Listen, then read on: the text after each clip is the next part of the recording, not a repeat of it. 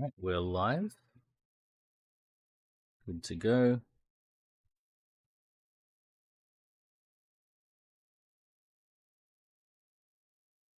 Time to get into it. Disconnect.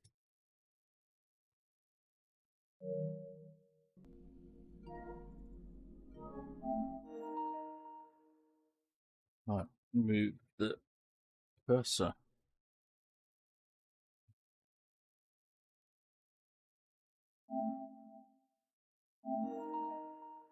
There we go. Oh, cancel and open. Okay, there we go. All right. Time trials to start off with.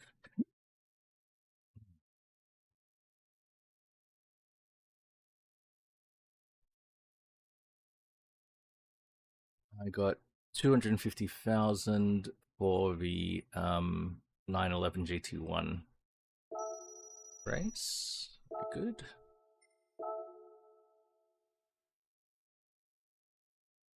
Still have my Group 4 WRX.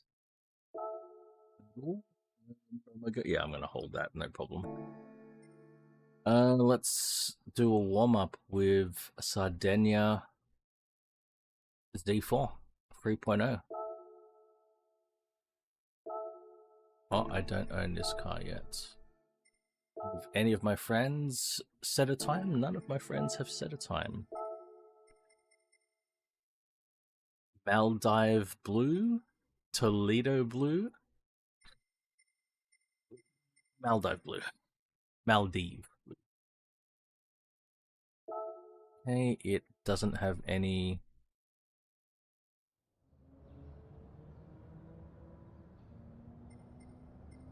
Hampering assist settings. We're going to turn that traction control right down.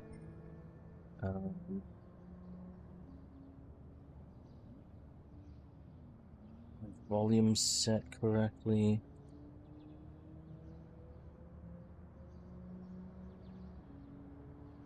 Alright, time to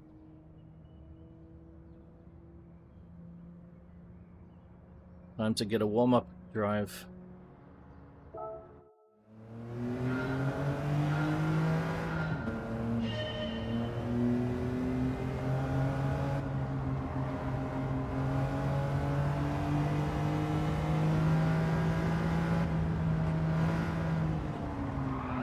Oh boy. That's a bit of a warm-up.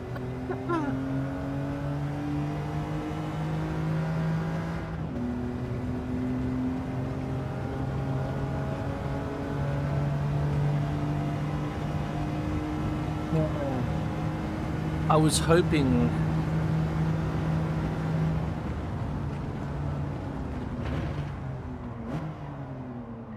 that the 3-liter inline 6-cylinder, the naturally aspirated 3-liter inline 6-cylinder in this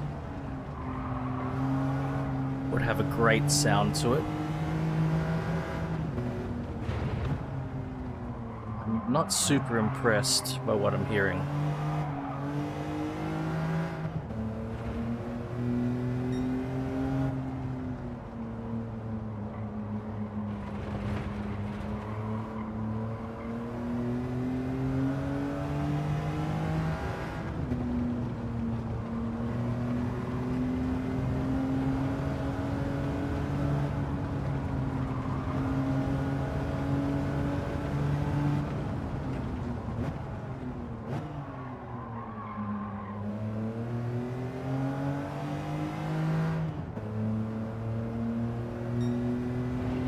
Sound is really buzzy.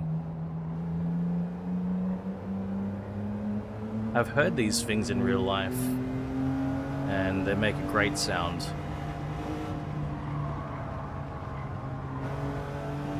Ah, and I've just realized I don't know what my target time is, so we'll do this first lap and we'll check to see what the target time is, if I've hit it, if I'm way off. Alright, let's have a look.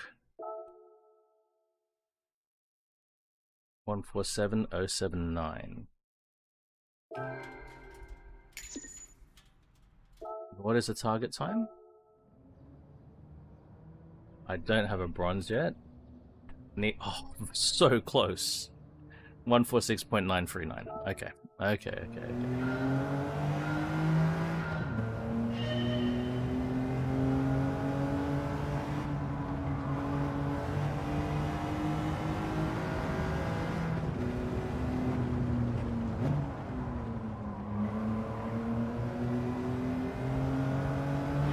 This is certainly not a track I'm intimately familiar with.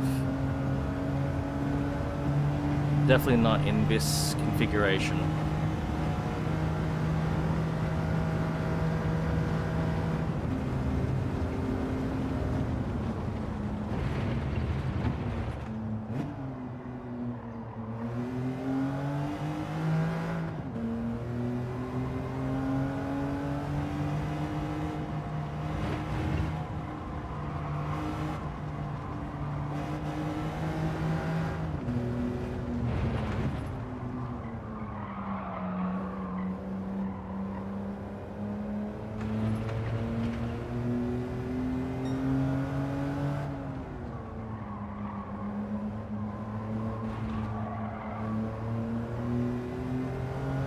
I like the track. I just don't think I've driven it very much.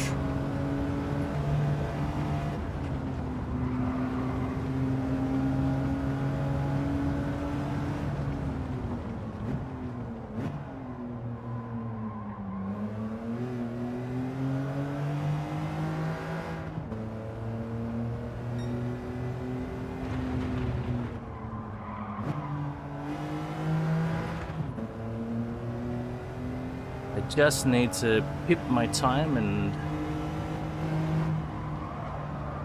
should be enough.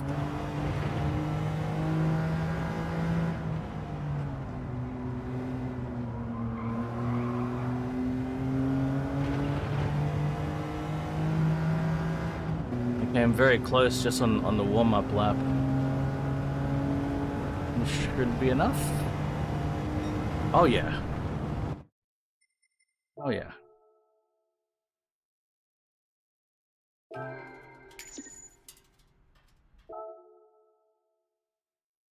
$44.9.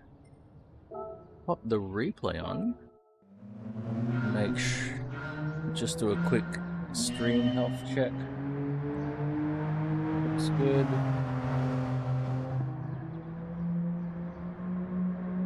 Good.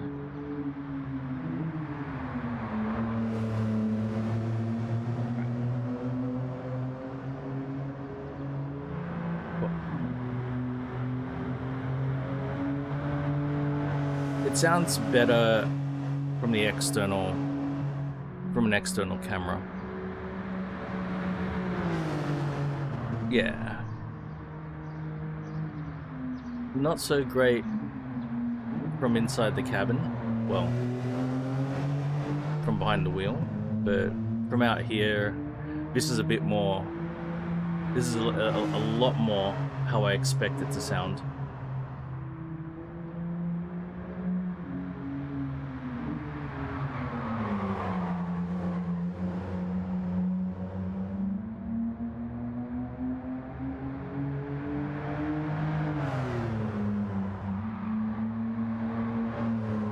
I see one of these on a regular basis. There's one that parks just a couple of streets away from where I live, so I drive past it parked all the time. I love the way these things look.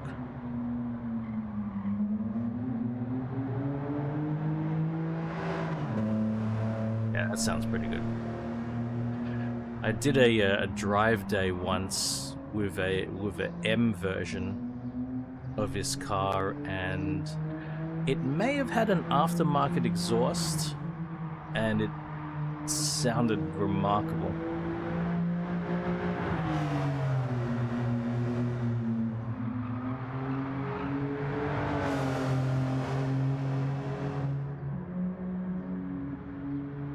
But by all accounts, the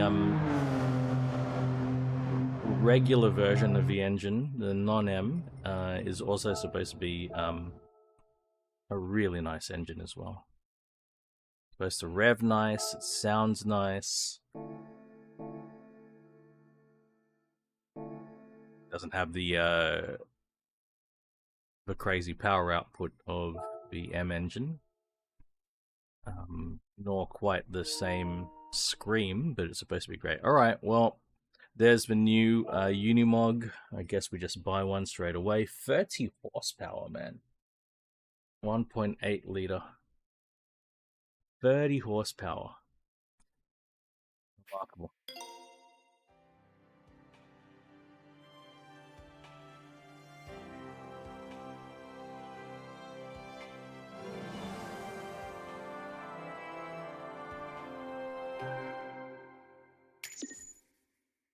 Goes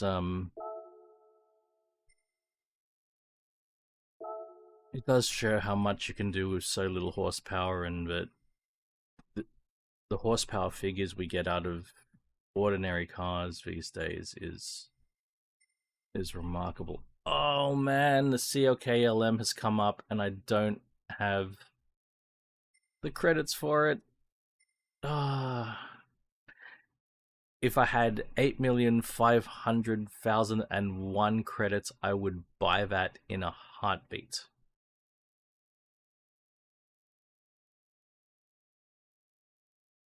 I won't be able to get this in time. I'll have to wait for it to come up for sale again.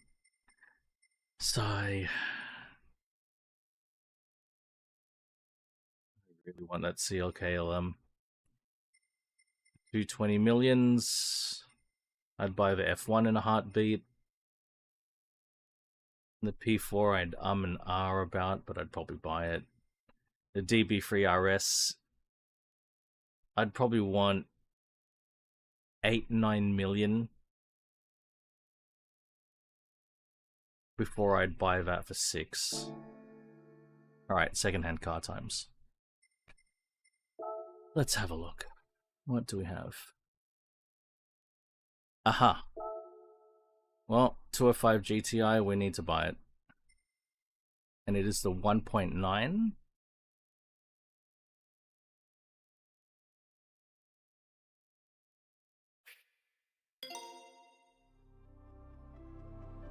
Pretty good in red. My least favored 205 color. There's a white Z4M.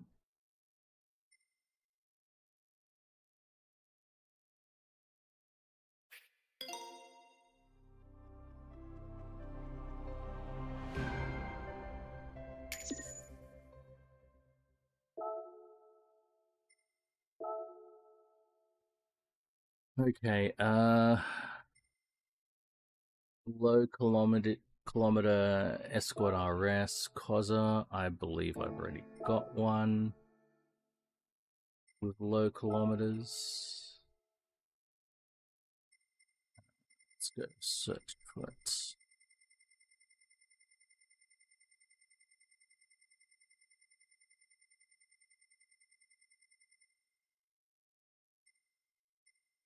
Yep. Oh no, that's Sierra.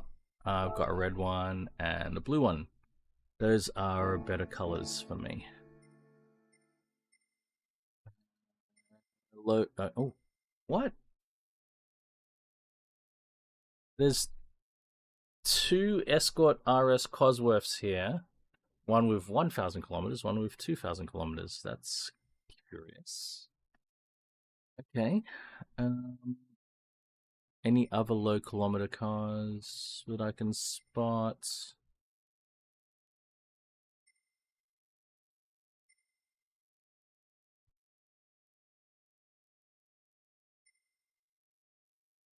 Some nice paints, but all these cars have high kilometers.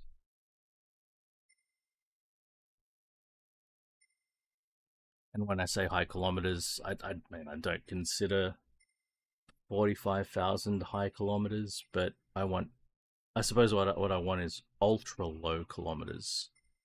like less than 20,000. We don't have anything. Time to race.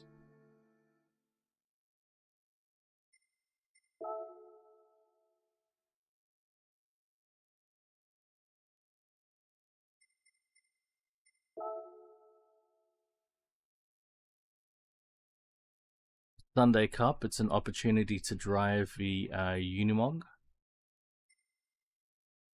American Sunday Cup, turbo sports cars, one make of the 205 GTI, and the final race is Rally. There are no loot boxes other than... well, there's no loot boxes, it's all credit tickets, so we'll only have the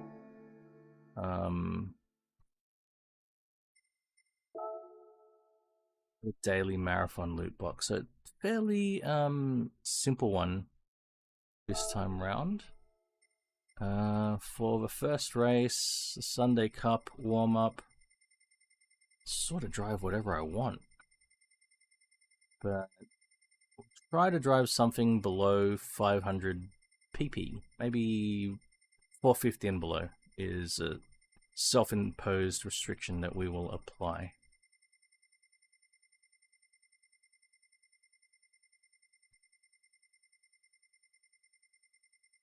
Okay, almost getting to that 450 mark. And here, all right. 2000 GT, Suzuki Swift, Stratos, a GTO Judge. Now, curious, I've got a Polo GTI there with 0 kilometers.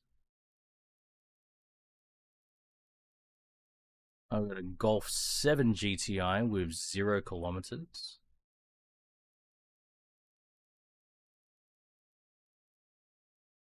What else looks interesting? E-Type Coupe. Dino, we've got some Civics, we've got the good old KPG C110.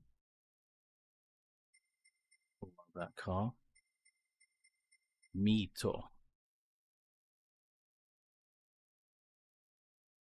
A110s, 3.0 CSL, Renault 5 Turbo, 78 Trans Ams.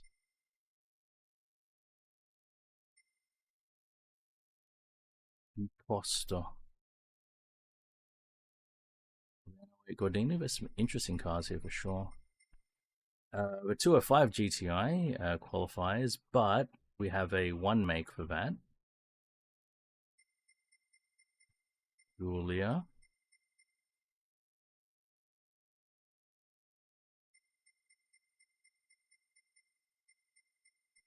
What grabs me here? Drive something a bit faster. Let's go for something with a bit of horsepower.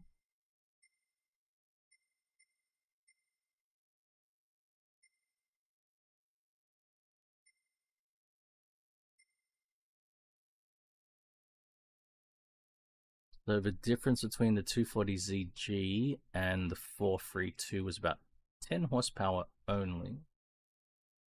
The 432 has an identical engine as the Skyline 2000 GTR. Oh, Briggs! Hey, man. Just getting started, buddy. I did the time trial. And now I'm just getting warmed up. I hope you're doing well, man. Trying to figure out what car I want to drive. Maybe something musical.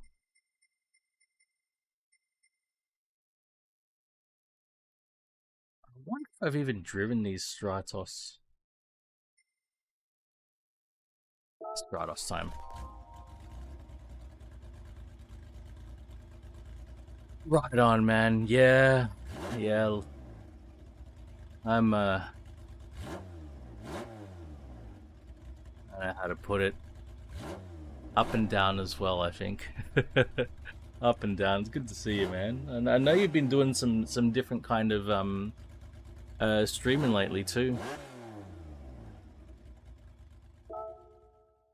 All right. Now, what's the PP on this thing? 450. We're just gonna drive this stock, completely stock, and then we'll just see what happens. Oh dear, famous last words.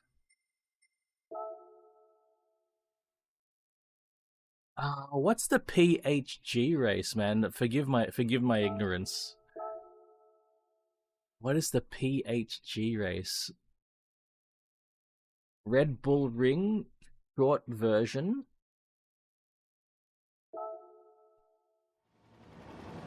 Me too, man. Me too. Plenty of games I like to play. No ABS, no traction control.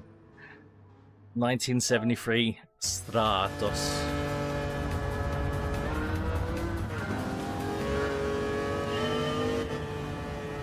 We need to turn that engine down. Oh, what a noise! I don't think we need to turn the engine down. Volume looks okay. Oh, those comfort tires.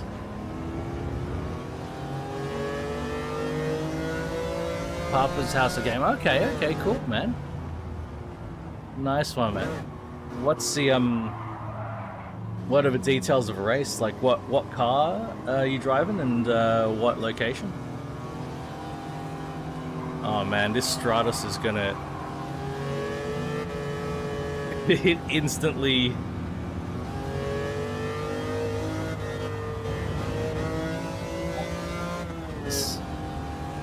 Oh, you're not driving. You're gonna. Okay. All right.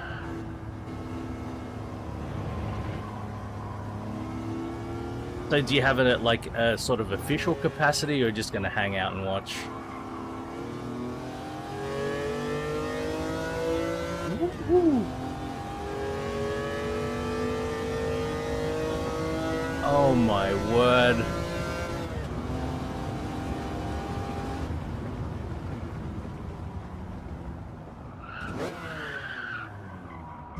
Oh, there goes the clean race bonus. Whoa, boy. Not that the clean race bonus is going to be massive for this, but money is good.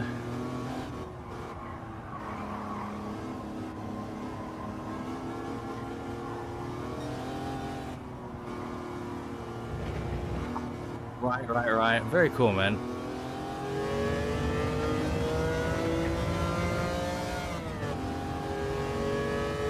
Very cool.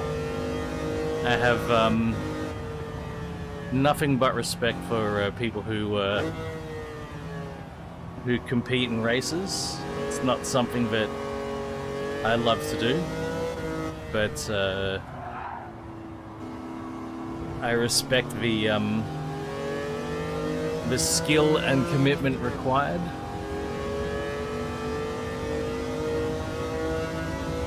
I'm lacking in both, so I leave it to the people who do have the skill and the commitment.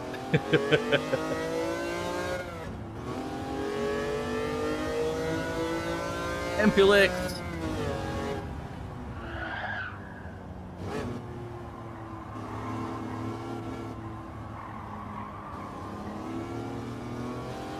Empulix, I'm okay. Yesterday, I spent a lot of time in the heat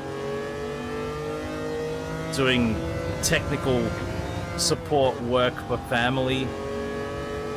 Oh boy.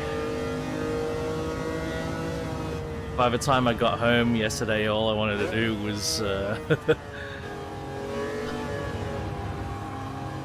was lie down with a fan. Oh my god.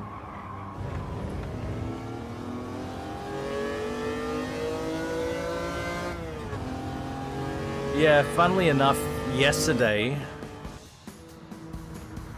was supposed to be the first day of autumn. Right? Friday was supposed to be last day of summer. goddamn warm, though. I think there's 1 or 2 warm days.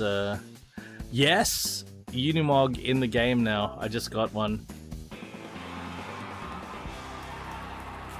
Wow! That's a lot of prize money. And I kept my clean race bonus. That's why it's a lot of prize money. It's a lot more money than I expected. Hey, thank you, Briggs. Oi, Titty Street, what up, man? Let's have a listen to this thing.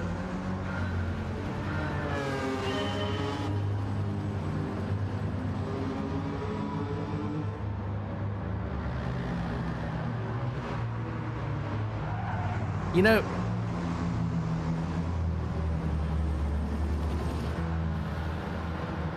I kind of feel like this could be one aspect that's not so great in the sound department with Dirt Rally 2.0 and EA Sports WRC. The noise of a Stratos may not be quite there where it should be. I don't think it's a bad noise in WRC Dirt Rally 2, but I think it could be a bit spicier.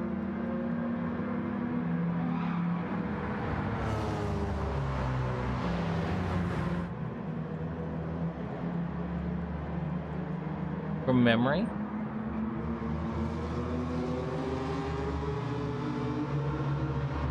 That, to me, this sounds a lot more like... Oh, yeah, this sounds a lot more like my own experiences listening to Stratos and Dino, and also what I've seen in YouTube. Yeah, more raspy, more in the upper register. I don't know if WRC or Dirt Rally 2 quite gets that, quite captures that and reproduces it.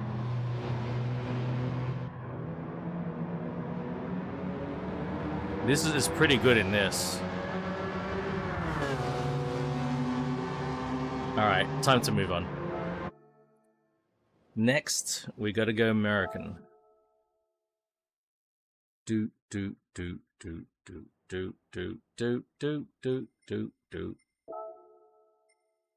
American 600 Grand Valley Highway reverse.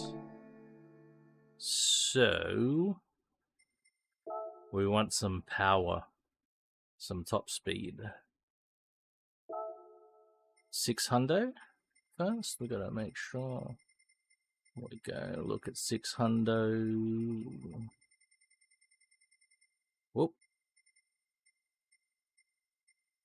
Too much.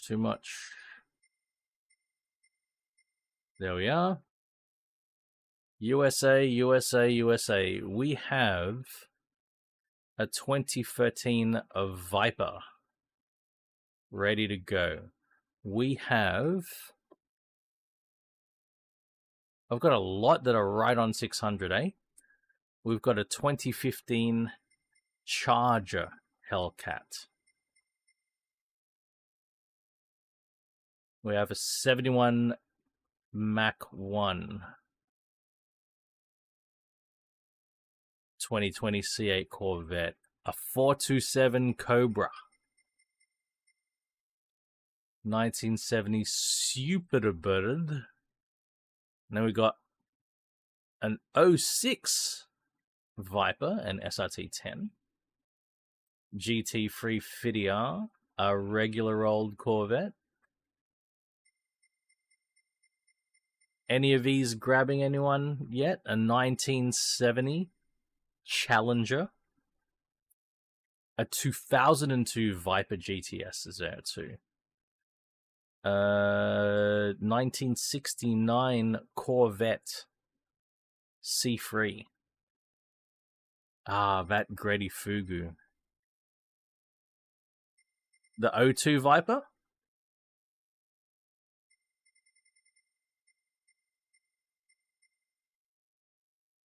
C2 Corvette, Boss 429, F-150. I got a Mustang GT all the way down here.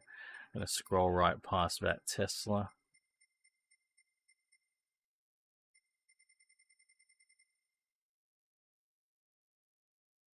Where's that? So the O2 Viper, Ampulix?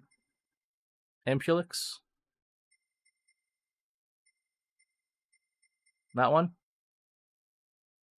Let me sort by manufacturer.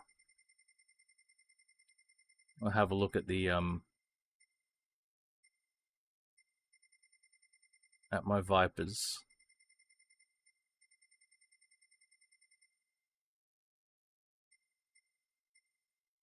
Ooh, I've got a heavily modified supercharged O2 Viper up here. God damn, look at that. 850 horsepower. I suppose this is the oldest Viper that we've got. Maybe what we'll do is we'll detune this thing down to 600 pp.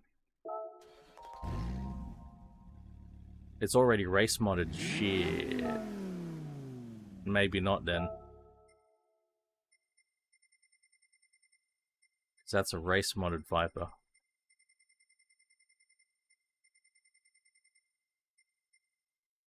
Let's just take...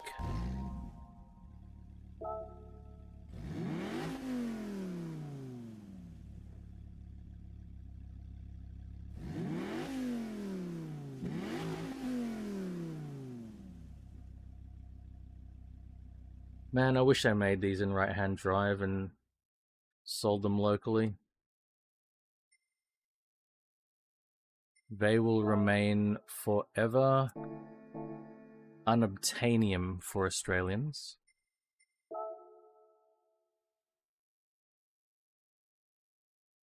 Right. We're not too far off 600 pp. In fact, tires alone could take it over the edge, so we may not do that. We may just put all the street stuff on it.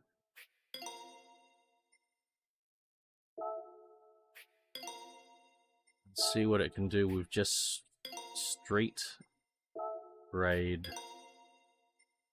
Or sports grade, sorry. Sports grade. Changes. Sports brakes. Sports clutch flywheel.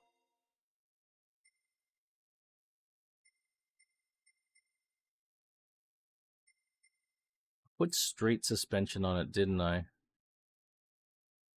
Did I add sports suspension? Yeah, okay. Other than that, we put on the fully customizable differential and the brake balance controller, and otherwise we will run it like that and see what it's like to drive. Out of curiosity, this is something I should do with every car I drive, actually. See if there's any engine swaps available for the car. In fact, I am curious about the first car we drove, so before we do anything, I'm gonna have a quick look at that launcher.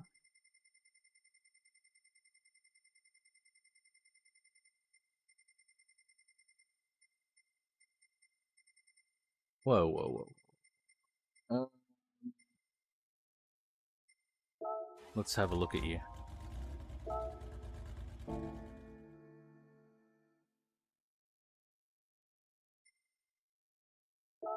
I would expect the police version would be a diesel. No Ferrari engine swaps for this. Okay. Curious. Let's get in that car again. Let's get back in to my Viper.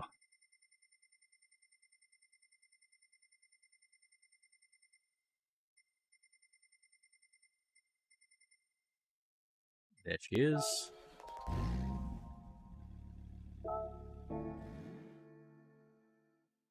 Any car that's got armor on it would be pretty damn heavy, I reckon, Amphelix.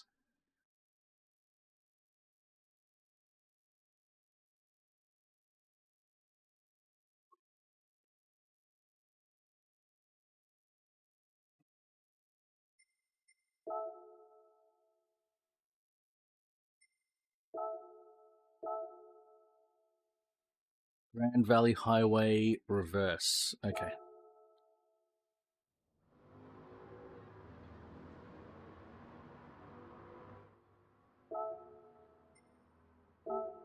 Now,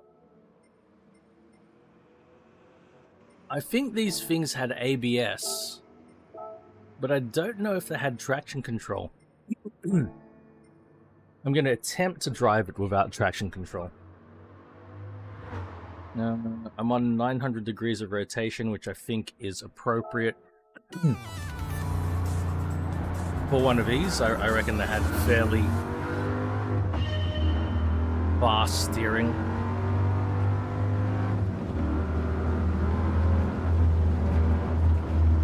Oh, okay.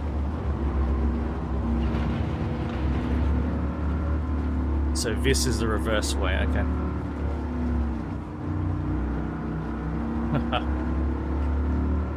Whoa, boy.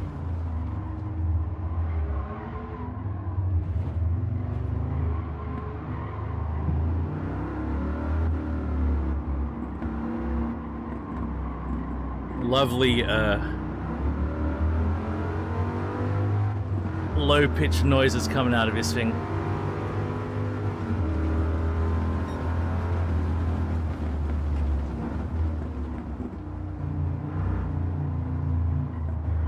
Oof.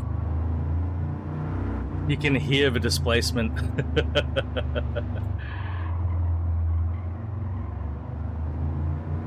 It's got so something I remember.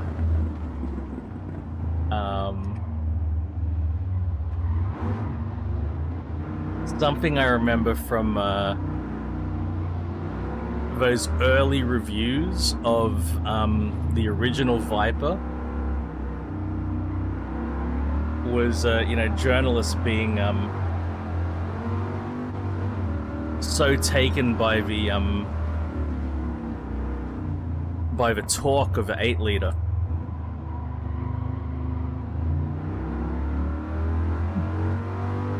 There was one, I think it was an Australian journalist, who said that with that 8-liter engine, you could treat this thing as a 1-speed. There was only one gear you really needed. And that was 4th gear. Because unless it was a bit of an incline, if your clutch work was good enough, you could take off from 4th gear. Not necessarily easily, you know, you had to be pretty good with a clutch, but once you got rolling in 4th gear,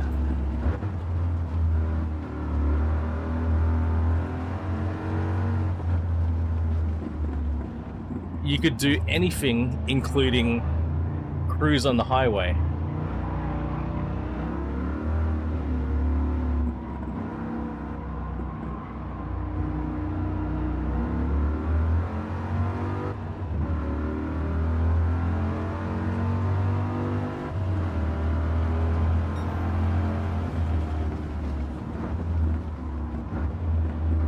Which of course means that if you weren't even going to go on the highway, if you were just... if you're just going around town, 3rd gear could do all your work for you. Cheers, Amphelix. Now, a race situation, of course, is a little bit different because you need to deploy the power available to you. So you want to be in the meat of a power band more rather than relying on low down torque.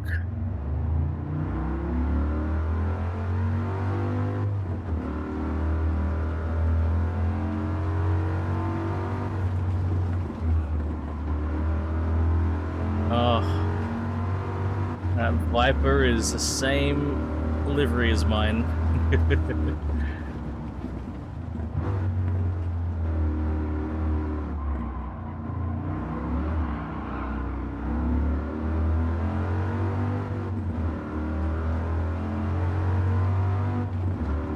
Three laps, okay.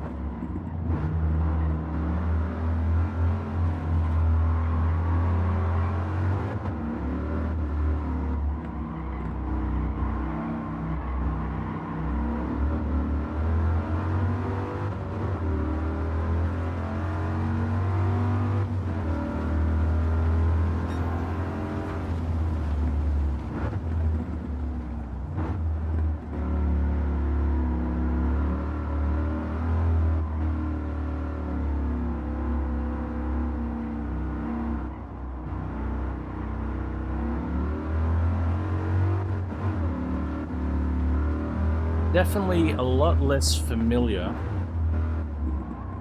with this course in this direction.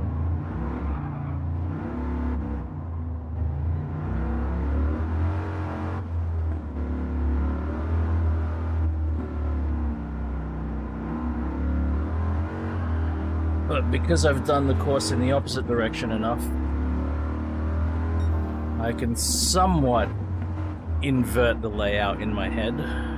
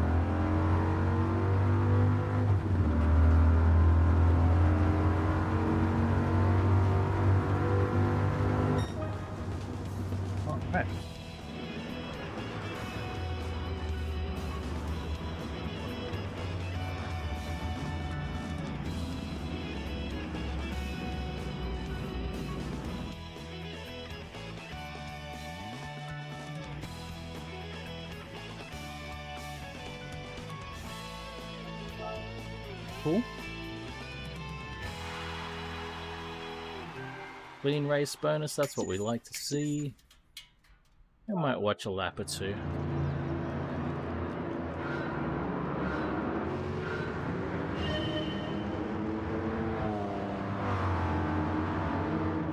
Sounds a lot less impactful.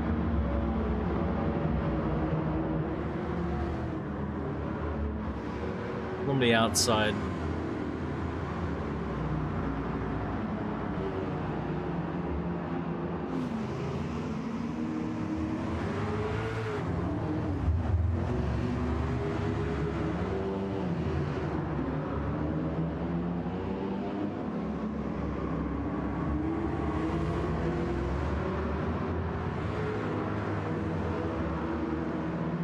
I think that GT350, or was it GT500? The old Shelby is a lot louder there.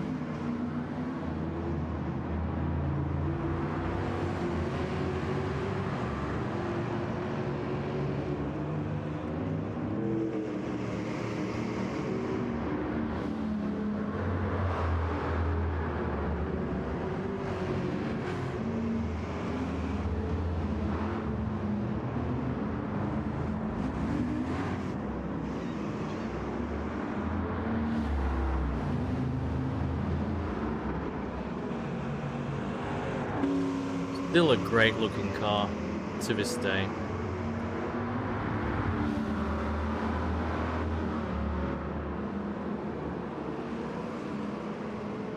In many ways, I can see how it is the successor to the Cobra, even in its styling.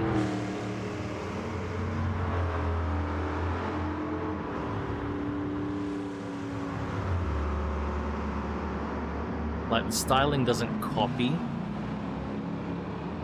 the old Cobra, but it has a lot of the same principles.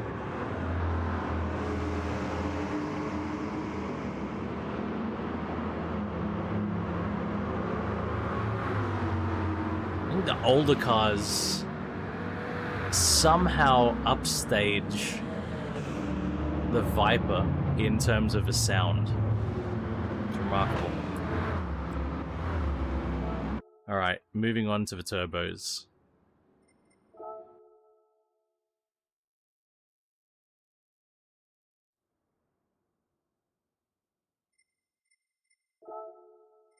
Race of turbo sports cars Interlagos. 700 or less turbocharged. Let's do it.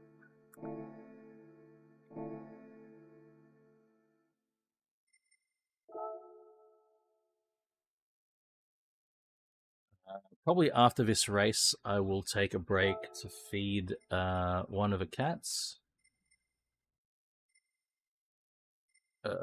700. So we'll do this race, pop the replay on. Alright, recent cars I've driven probably are that the R32 GTR I've got up there, the AMG GTS would be a turbo. I could modify the F8 Tributo. The A45 would qualify. Actually, yeah, that sort of qualifies even without modification, really. It looks like I've got some mild modifications on my Ferrari F8.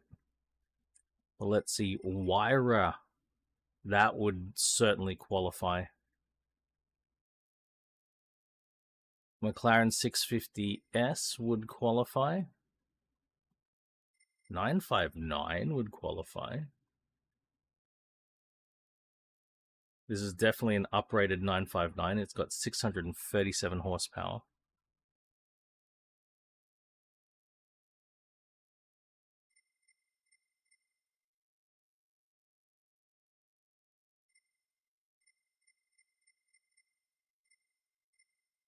MP4. This C60, you know what? Maybe, oh, well,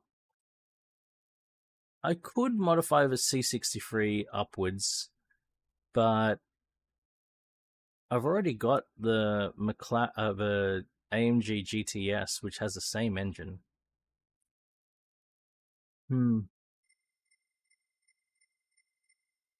911 turbo. Oh, we could take the MC20 for a spin.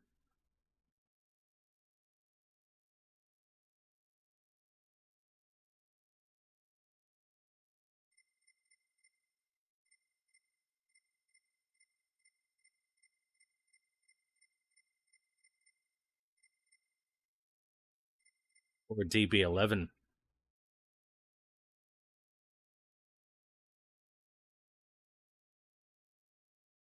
I'm feeling, yeah, I think a V12 might be fun. Twin turbo V12.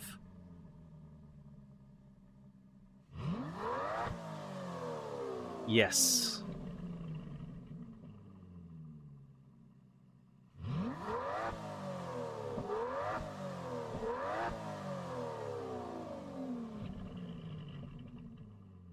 Hey, Daniel.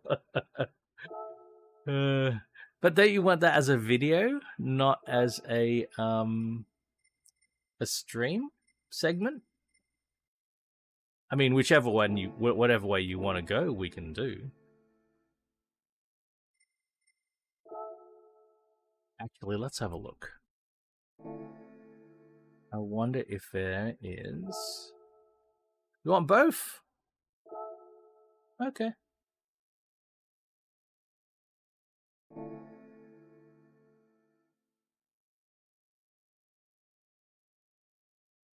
I mean, both is possible.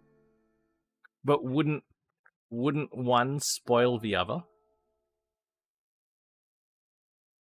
You know what I mean? You already got your satisfaction. Oh, I've already got sports softs.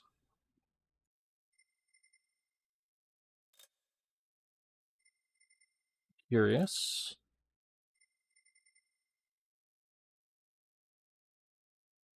Ideally, I'd put weight reduction on this thing.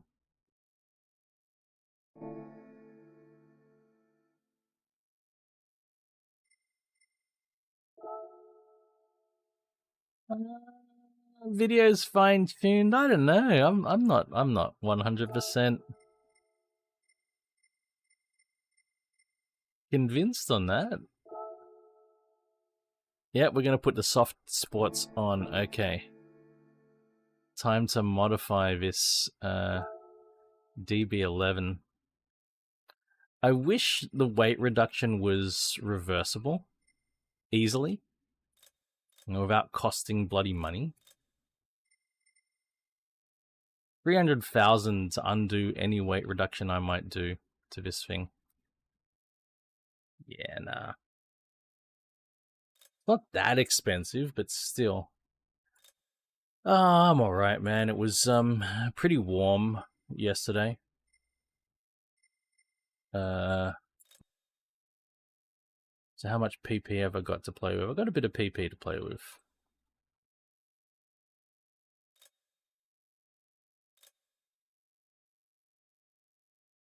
Let's go.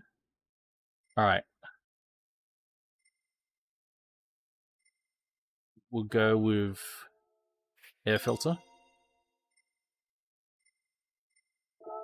Exhaust, manifold only. Brake pads. Slotted discs. How about yourself, Daniel? Brake balance.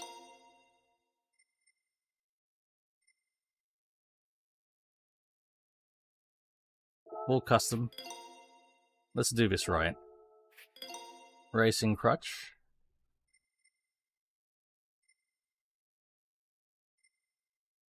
CRZ.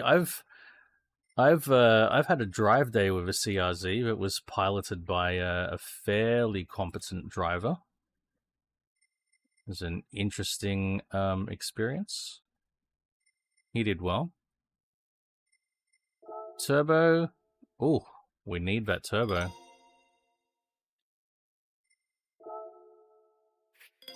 666.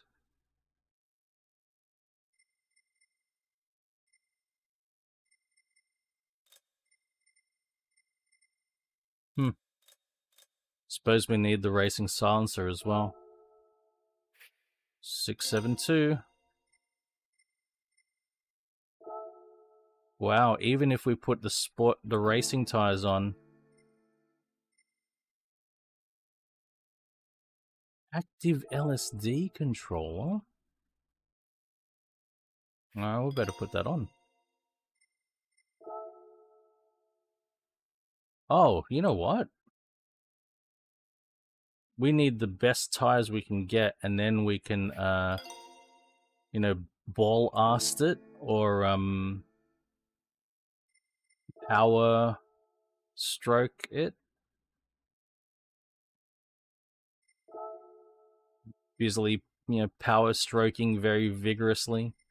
Active LSD. But what can I... How do I modify it? So I've got... Interesting. Okay. I would... How much power we got? 746 horsepower.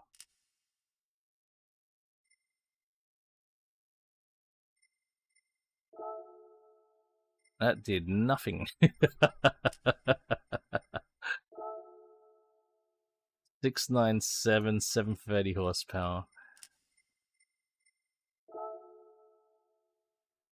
Ah, there we go. 699.1, that's pretty good. Yeah, it's a pretty nice blue. I normally don't like my Aston's blue. I wonder if this was, I don't know, was a gift car or what?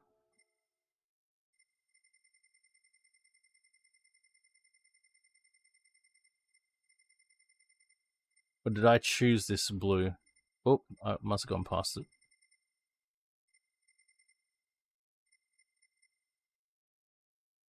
No, I must have bought this car and I selected the blue. Why did I select the blue? That's not like me.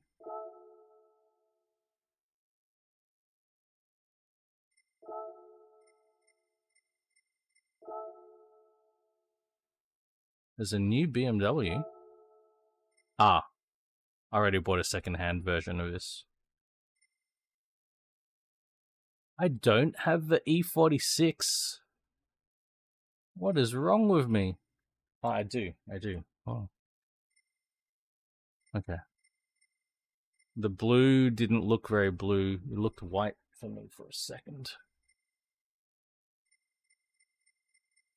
That's fine. That's fine. Ah, it still says new.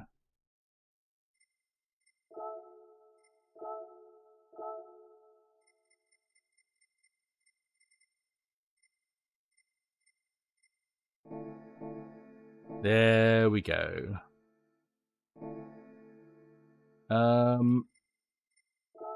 Let's have a look.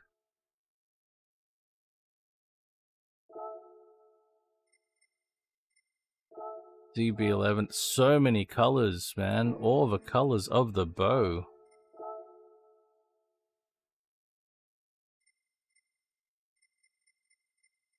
I would normally be inclined to like take a silver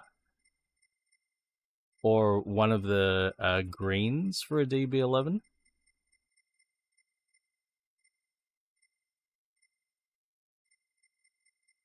Yeah, like that.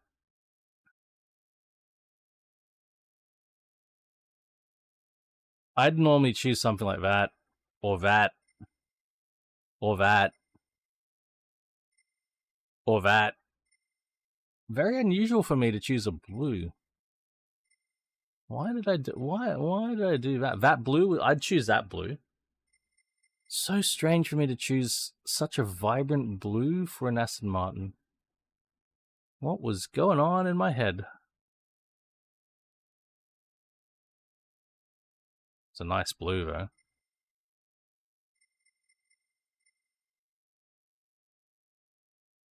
I don't know if I've ever owned a yellow Aston Martin. I've owned bronze Aston Martins.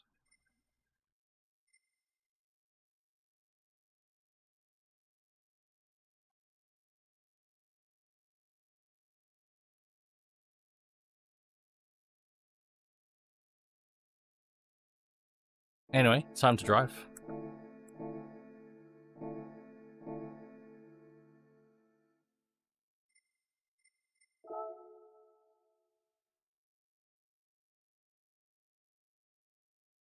I would agree with that.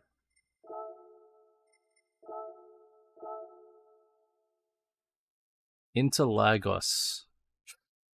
We've got a heavy car for Interlagos, right? We've got 5 laps to try to make something happen.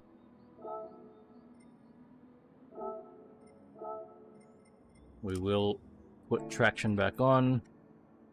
900 degrees of rotation. Shifting with the paddles on this run.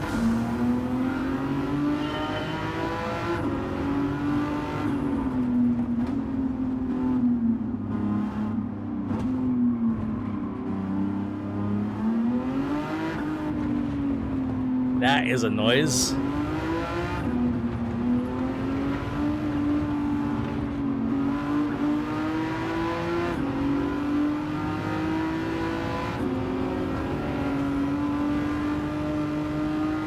clipped that Yaris.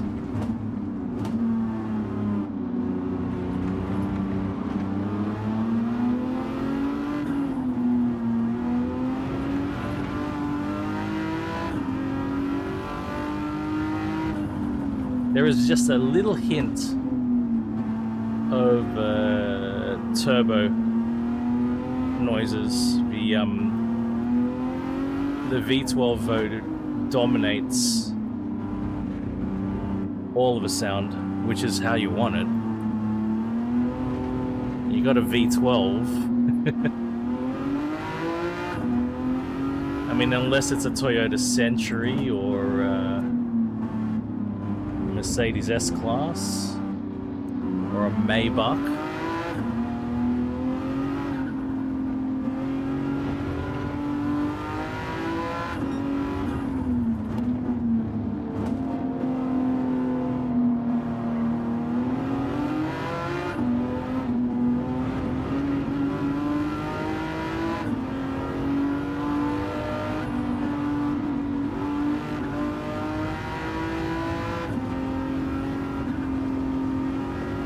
I believe so.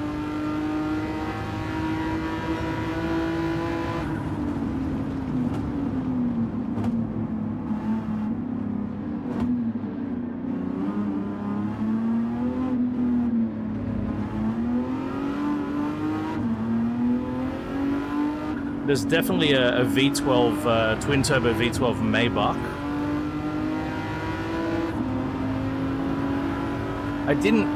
I don't think I caught news of Mercedes dropping V12s.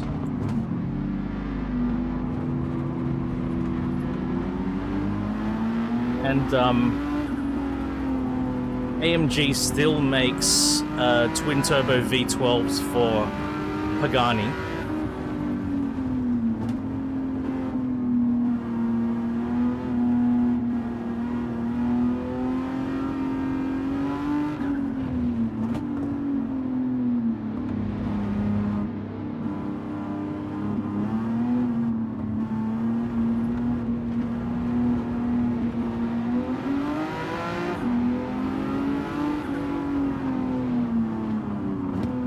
Wait a minute now.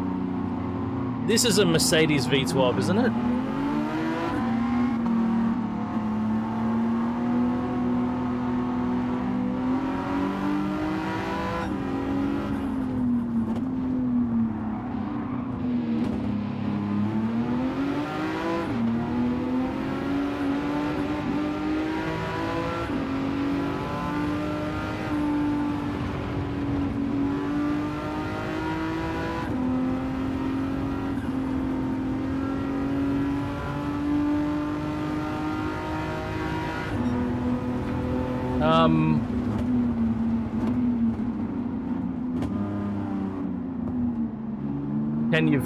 Can you verify if this engine is manufactured by Mercedes or not?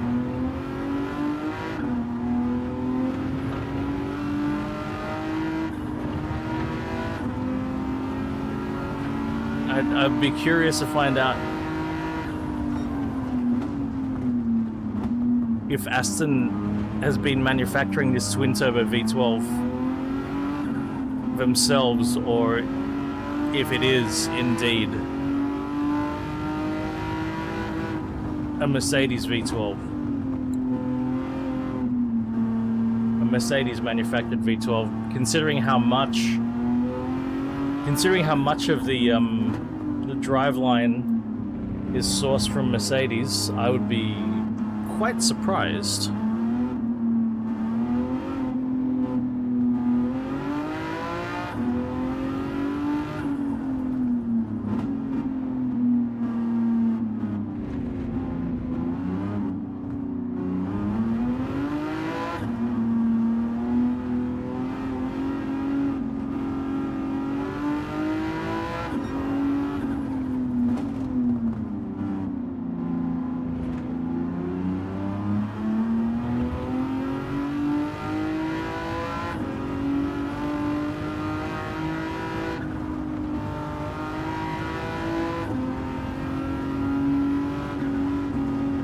It's a Merc engine, the V12.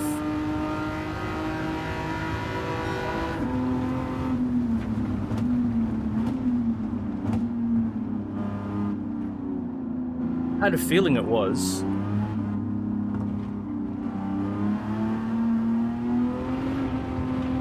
The V8 is. The V8 is definitely, but what about the V12?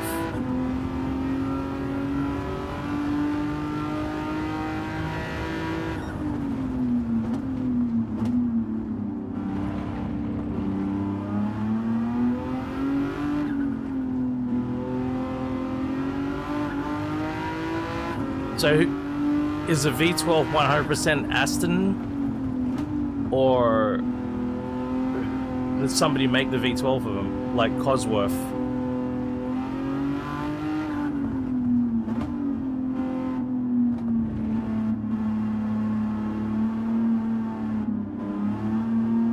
Because the thing is, like, all the electronics are Mercedes.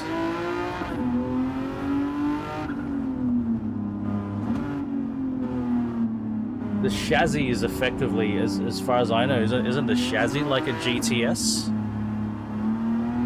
AMG GT chassis, basically.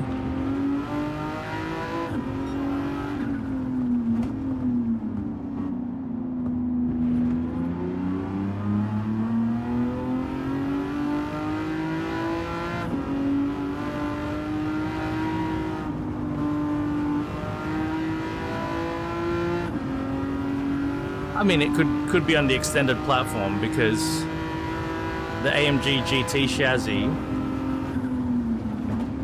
isn't just on the AMG GT. It would be on the SL. You know, they can lengthen and shorten the chassis. That's no problem.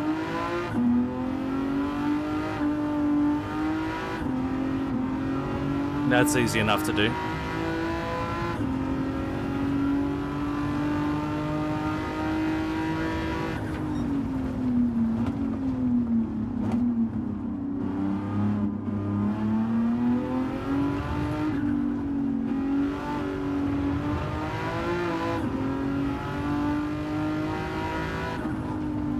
I like this engine though. Whoever manufactures it, I like it.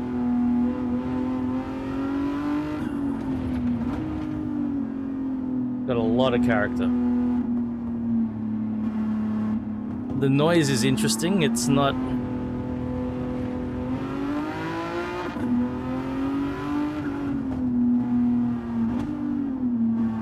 It's not a typical V12 noise.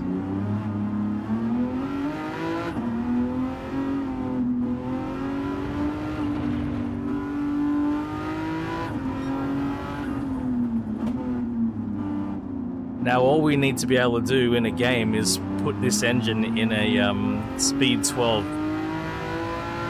body, or even a Cerbera body. Just a normal TVR Cerbera Speed 6 or a Speed 8. And then let us swap some engines into it. Woohoo! So Aston Martin make the V12? In England?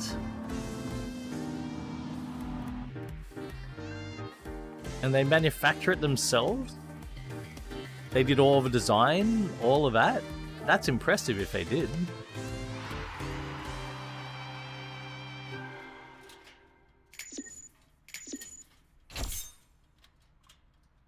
Alright, got my driving marathon. Let's have a listen to this from the external. While we're doing that, I will do my research too.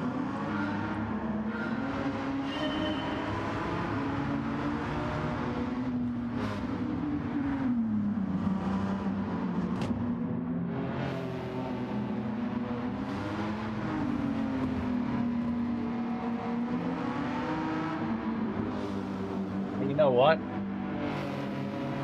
I should also feed the cat, the outdoor cat. Okay. Aston Martin AE31 twin turbocharged V12.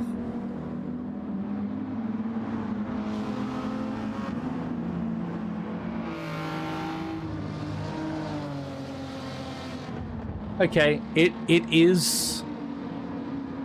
Hey, good morning, Brew. The V12 in this is a further evolution of the twin Duratec. It is. The AE31 had to... Okay, so yeah, it's AE31. So the Aston Martin engine had to be turbocharged to survive. Okay. It's not a new development. It is the continuation. It is the continuation. I do not have a wallpaper going.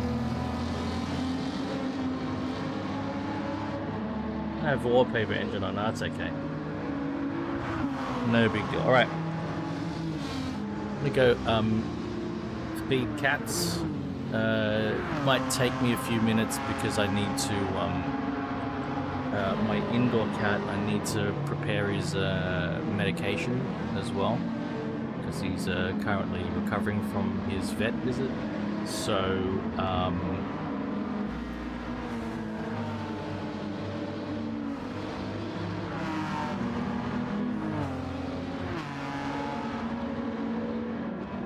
So yeah, I'll need a few minutes. Replay will go until I can get everything done. So I'll be right back.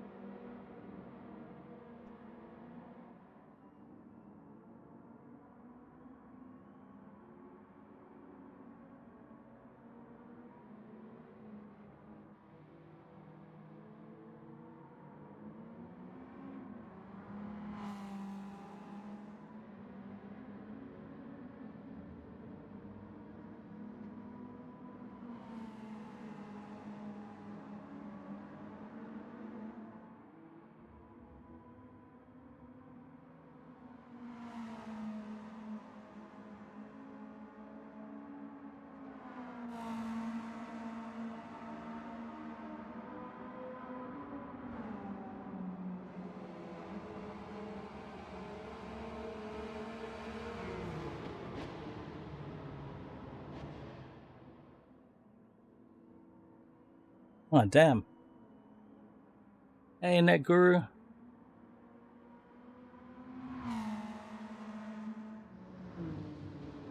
I didn't realize that I think that's the first time that I took longer on the break than the replay.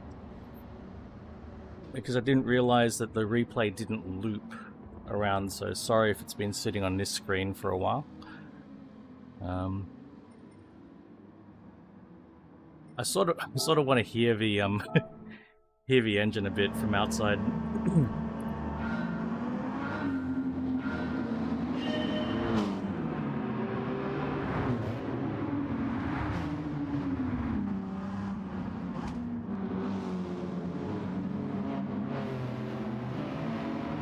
It's warm today.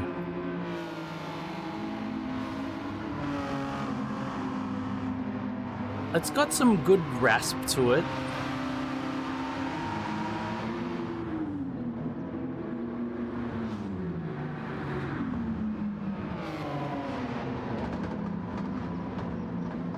I think I've even got the racing exhaust on it, and it's still fairly quiet.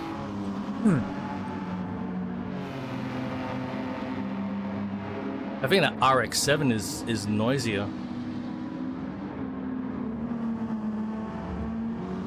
Yeah, you can hear that it's got, you know, multi-cylinders, like 12 cylinders maybe. But it isn't very loud.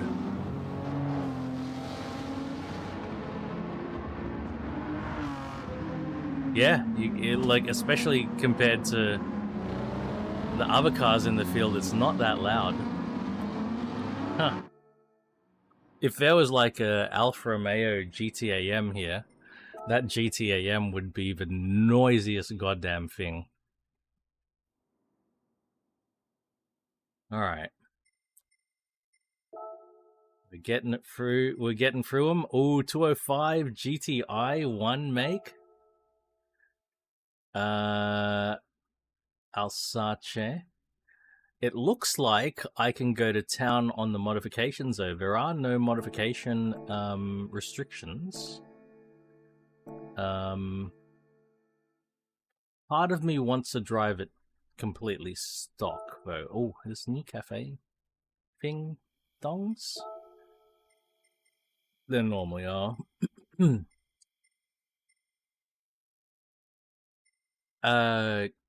Folks, how modified should I make my 205 GTI? Should it be fairly stock?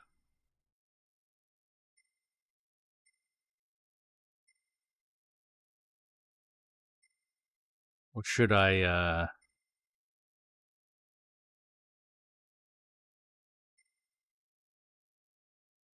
go for it a little bit? What's the there's a Persia. Okay, that's it. There's a Persia menu book now. Okay.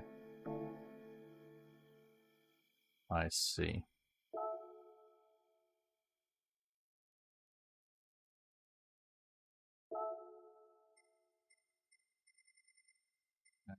Let's sort by manufacturer to make it easy to find the GTI.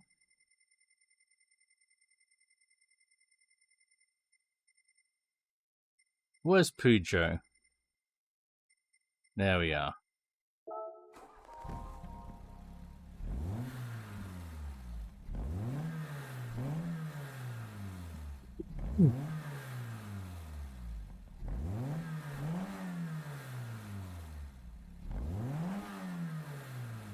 You know what?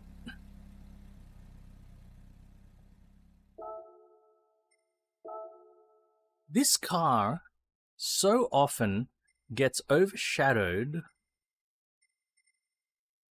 by the T16, right?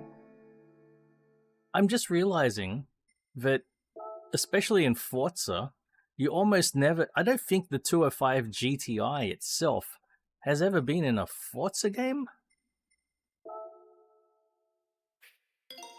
Okay, we're just putting sport soft tires on it. We'll put a one-way diff, and we'll put a brake bias controller. And that's it. Otherwise, it's standard. And we're just gonna chuck it in there, see how it goes. Yeah, we got the 105 rally, and that was a miracle. There's a chance that the 205 GTI was in previous Gran Turismos. But definitely, if it was, if a 205 GTI was in previous Gran Turismos, it would have been the 1.9. I don't think the 1.6 has ever been in a previous Gran Turismo. So, no traction control, no ABS. I mean, there's a slim chance it had ABS. I don't believe it did.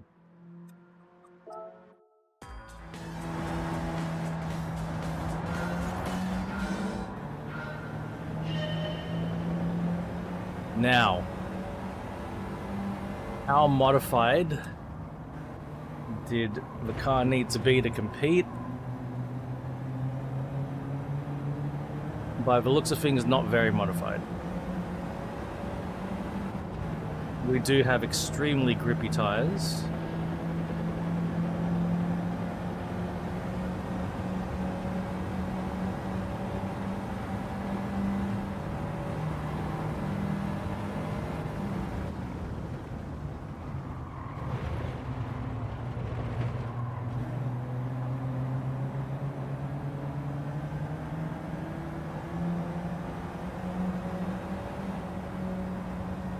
Well, sometimes one has it and the rival doesn't. That's a thing.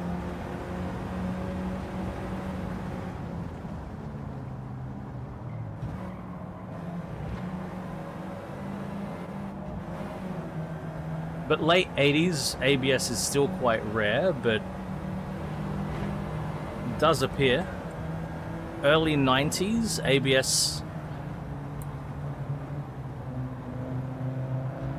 is definitely not standard, but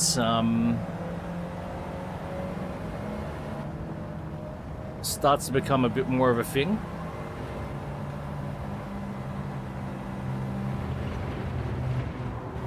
Oh my god, these tires. This chassis is 100% able to use the grip of these tires. Remarkable.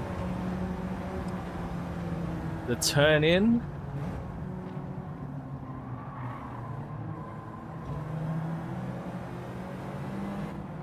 The turn in of this thing, wild.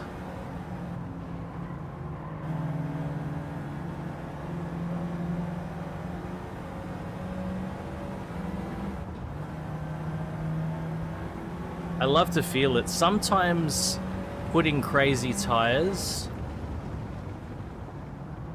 on a car makes the thing handle like hell, because the chassis and suspension cannot keep up with a level of grip.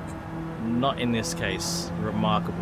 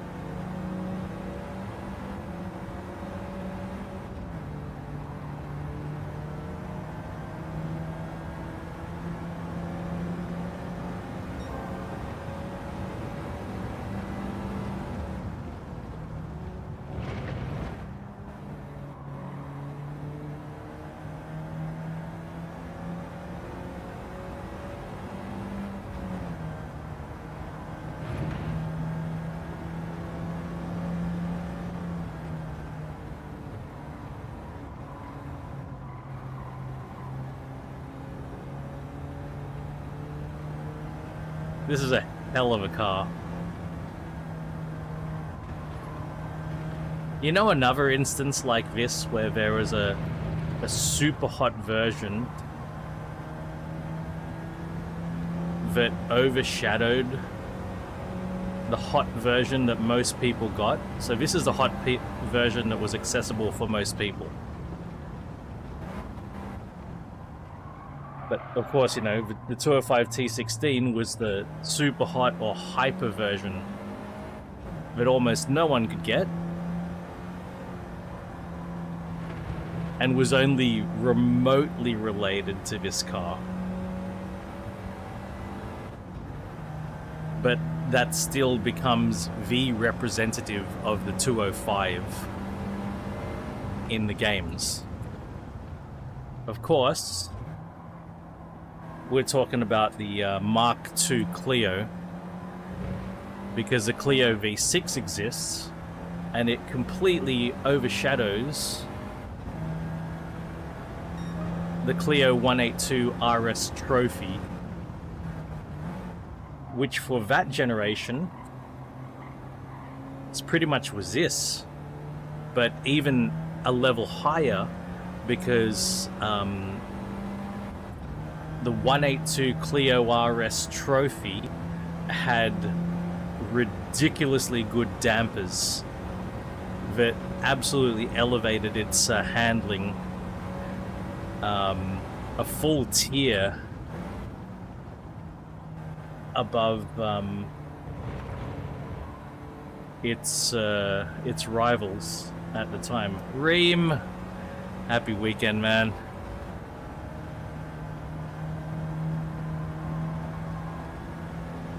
This is a special car, man. The way this car is set up now is perfect. This does not need anything more than that differential and the tires. This car's magical.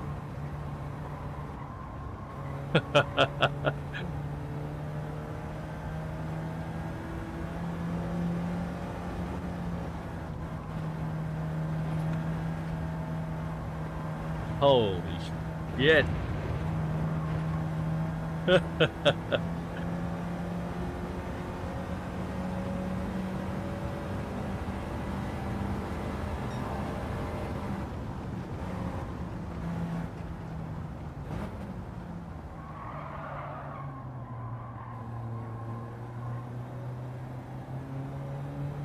Yeah, it's that kind of thing. This is ridiculous. Just ridiculous. I'm starting to understand, like, I've talked about this a few times, but there was a drive day that I went on with a huge amount of Renault Sports, and for once I decided to hang with the fast pack in the group, and there would have been about 30 to 40 Renault Sports, and I was in the first 6. I was in that pack.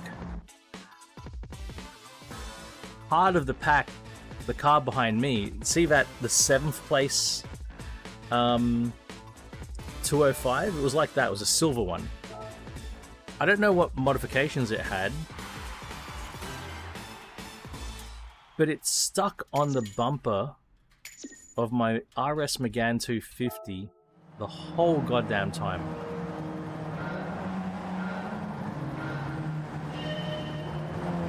These cars are so impressive. He probably had like Michelin Pilot Sport Cup 2s on. He probably had really good tires, better tires than I had. I might have had Kumo KU39 on at the time.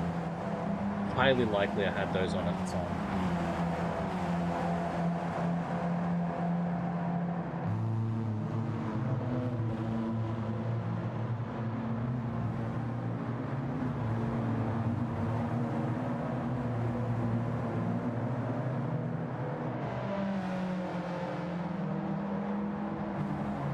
And the KU39s were pretty good. I think grip-wise, they weren't that much worse than a Pilot Supersport 4, which was the current at the time, Pilot Supersport 4. Not, you know, Pilot Sport Cup 2s are a semi-slick, basically.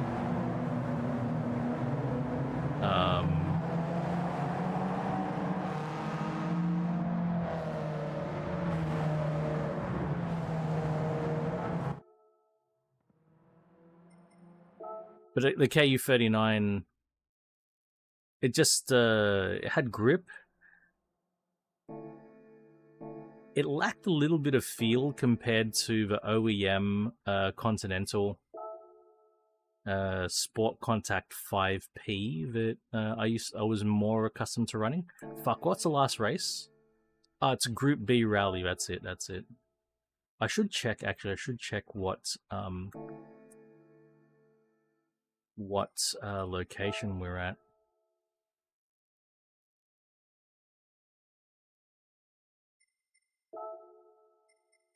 But yeah, I have the utmost respect for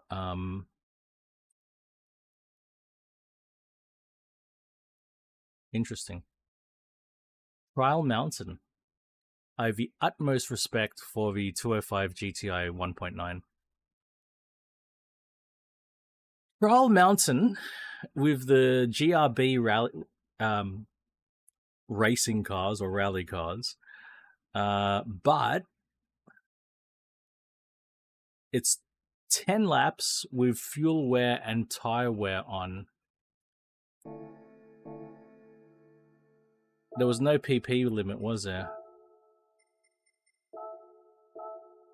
Wow. Tarmac racing with the rally cars. We might take the Mustang out, guys.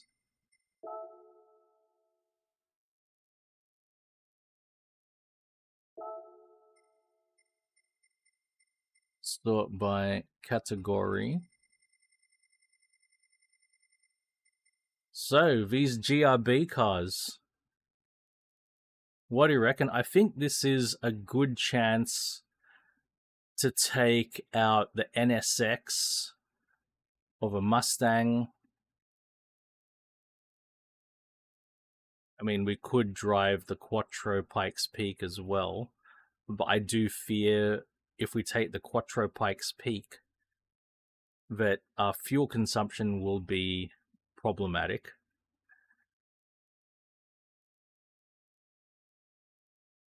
What do we reckon, guys? Any opinions? Take one of these GRB cars. The NSX definitely has not had a lot of driving. Any opinions, guys? Or do I just choose? V8?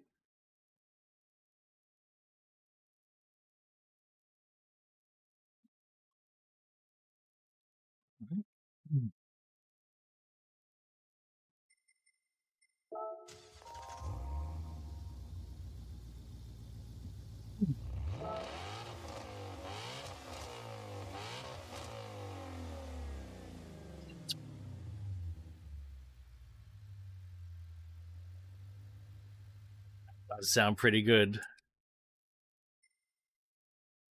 We'll run 810 degrees of rotation for this thing. Let's see what modifications are possible. No engine swaps. Okay.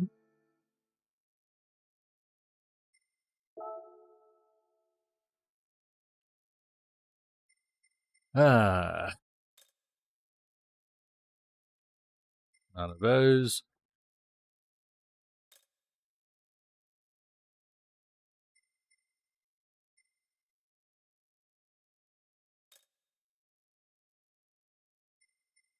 We could supercharge it.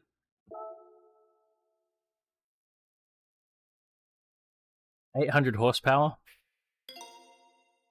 I think so.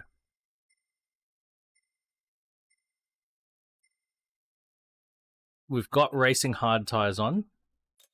They're not on, but we've got them. We should buy intermediates and wet tires.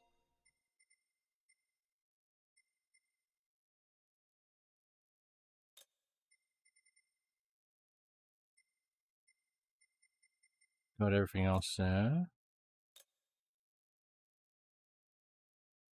I don't own any of these ultimate parts. That's as far as a car will go. Let's check the state of a tune of a car.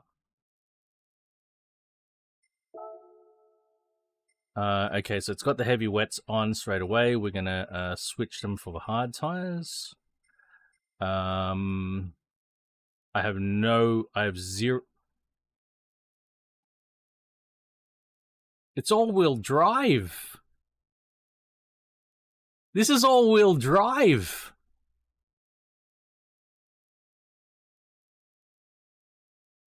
Yeah.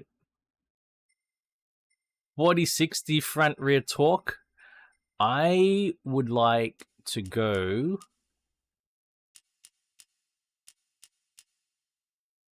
2080? 2575, right. Yeah.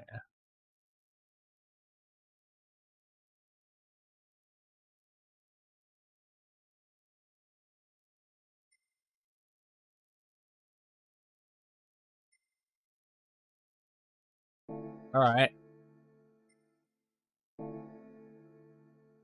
Time to take it for a spin. May God have mercy on us all.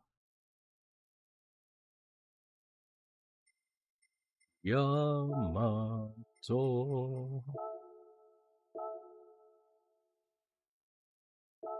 Trial Mountain. I immediately hear an NSX. Okay, so I am going to allow myself one spot of TCS. Weak ABS. That's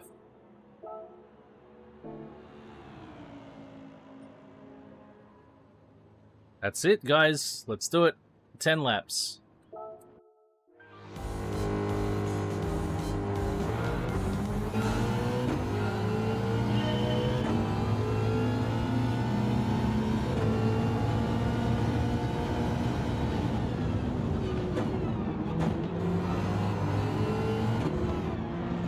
God damn it.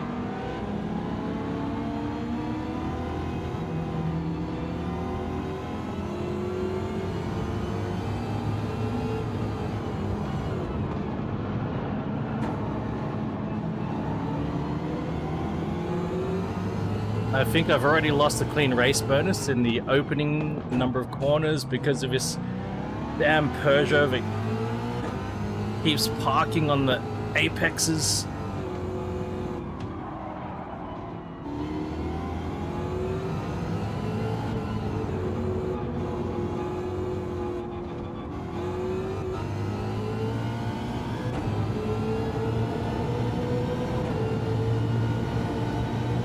GR86 rally, oh man.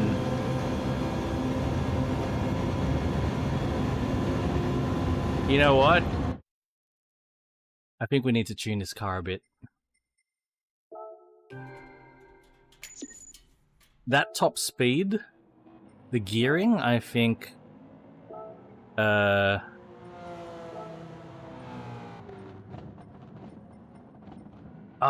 shit. Yeah, I'm gonna. Okay. They're gonna need to buy the gearbox to do a thing. The RCZ was actually quite a good performance car. There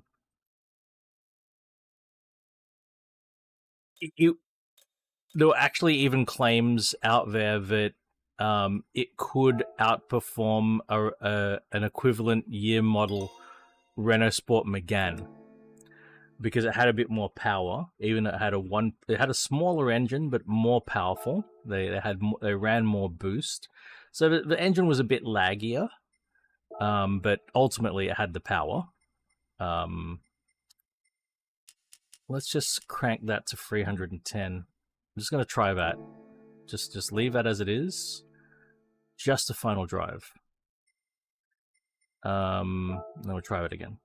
But it was expensive. It was a significantly more expensive than a Renault Sport Megane, and it was less practical. It was a proper sports car body, whereas of course the Megane was, you know, based on a hatchback, just 2 doors, really. So I thought about it a little bit, the RCZR.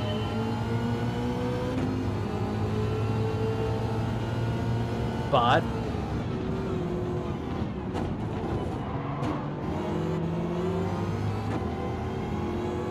it just didn't make sense. I was going to spend like $15,000 to $20,000 more to acquire one for only a little bit more performance and less practicality. They're interesting though, really good looking cars.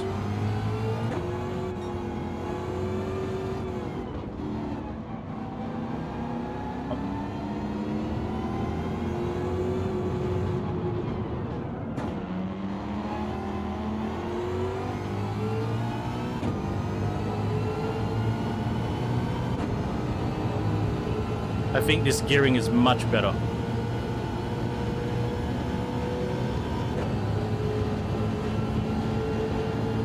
Much better.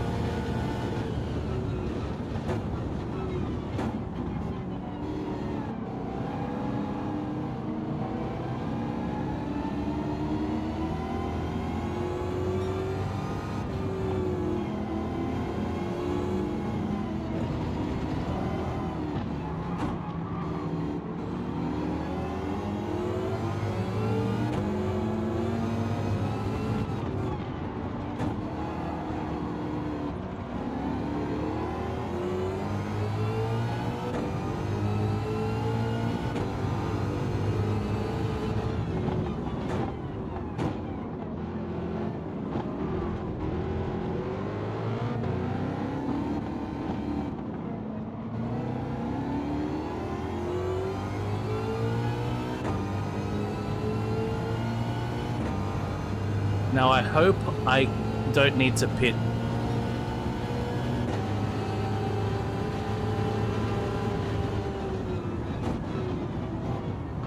Managing pretty well so far.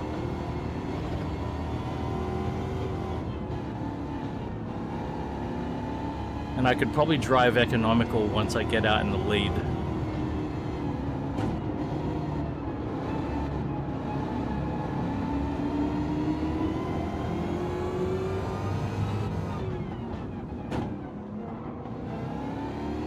Spot Quattro's in the lead. That's not super surprising.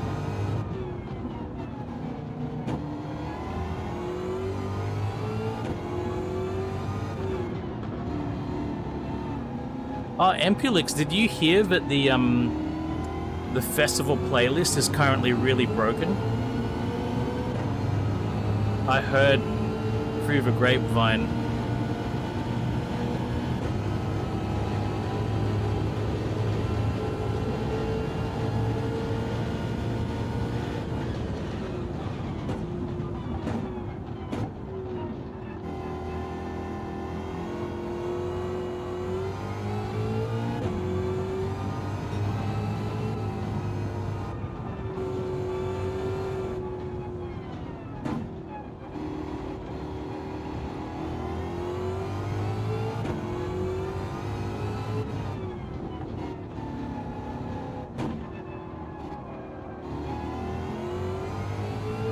Yeah, people are saying they can't complete the festival playlist.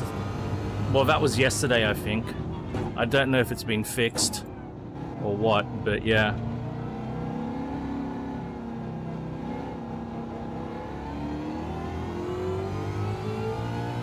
As long as it's fixed by tomorrow, I'm okay, whatever.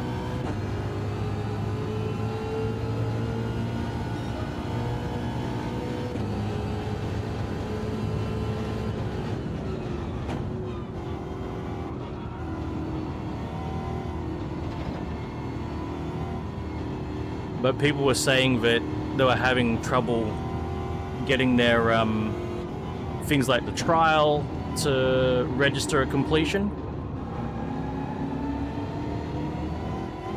And there was no response from Playground, no acknowledgement. Oh, actually, there was one tweet from support or something. But I don't know what the current scenario is.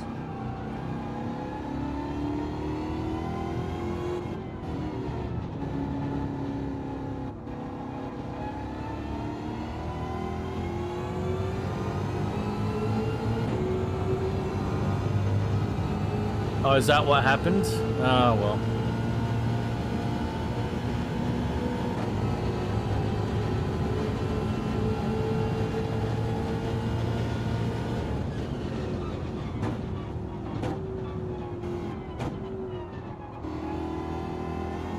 Well, it's not like it's a tragedy for any of us if we can't complete it this week, right? We should all be okay. Unless we get a new person joining who needs the cars.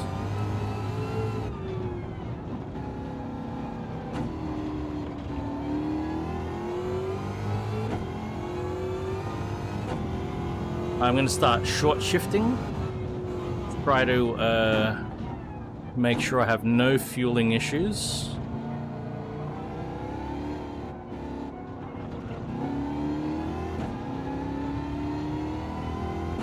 I am way in the lead.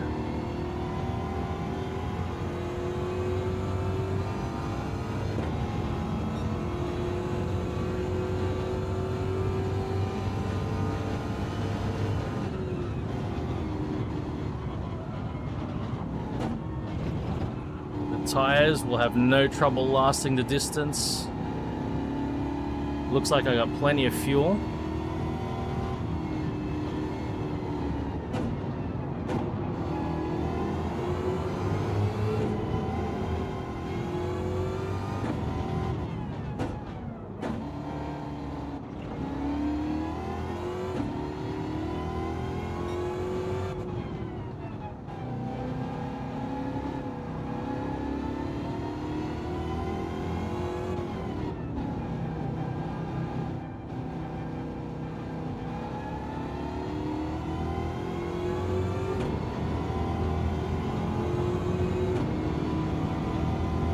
Even short shifting on this straight.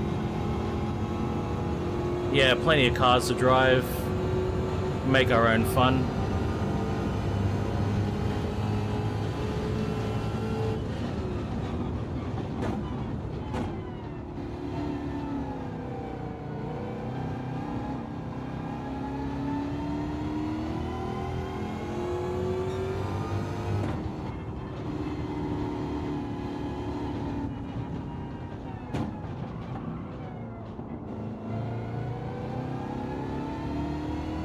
Trial Mountain, you mean, Ampulix?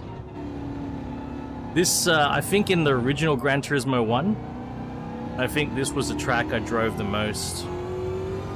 Trial Mountain and Deep Forest, those two. But probably more Trial Mountain.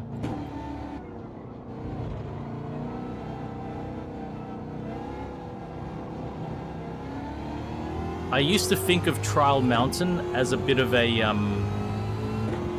substitute for Bathurst.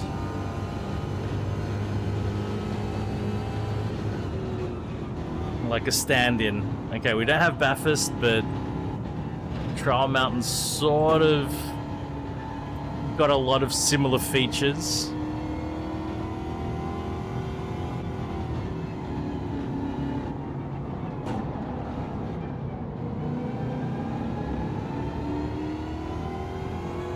And similarly,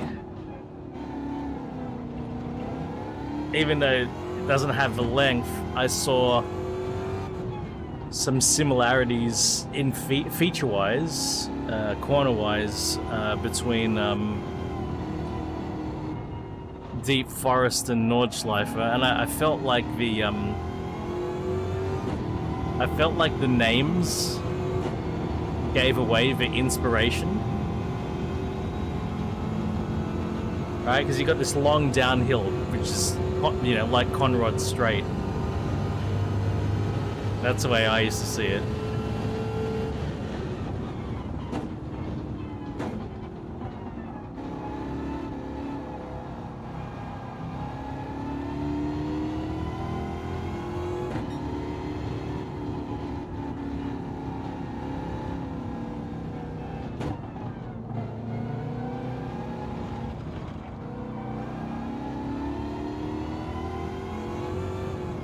There is a chicane at the bottom of a hill, but it's not, you know, not quite straight forward. Right back to the pits. There's the pits. See, there's the pits. The pit entry is after the chicane, after the long downhill straight. Right. That's the way I used to see it anyway.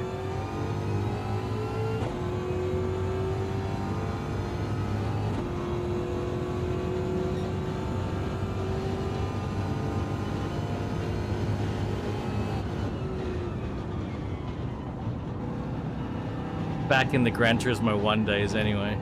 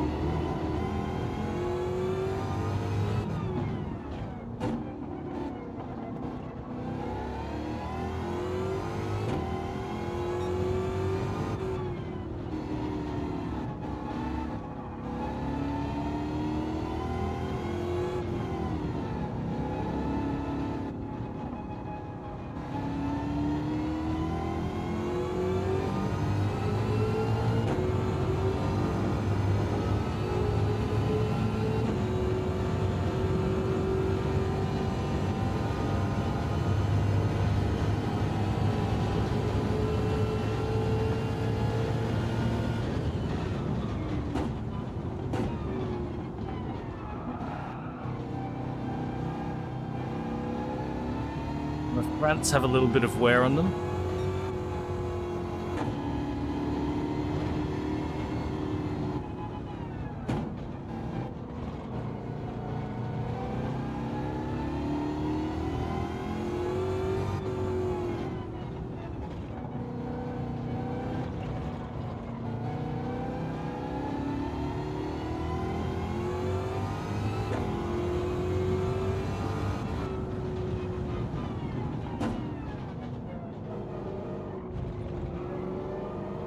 We've got a lot of fuel, so I've just upped the fuel map. I've gone to a more aggressive fuel map. Needs to be careful, the front tires are wearing a little bit, and we have 4 laps to go.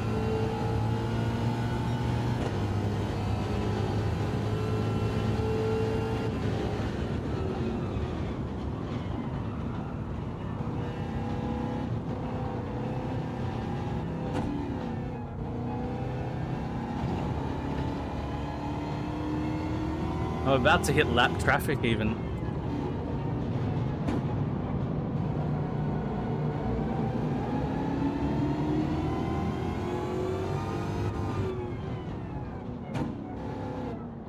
What is that I'm about to lap?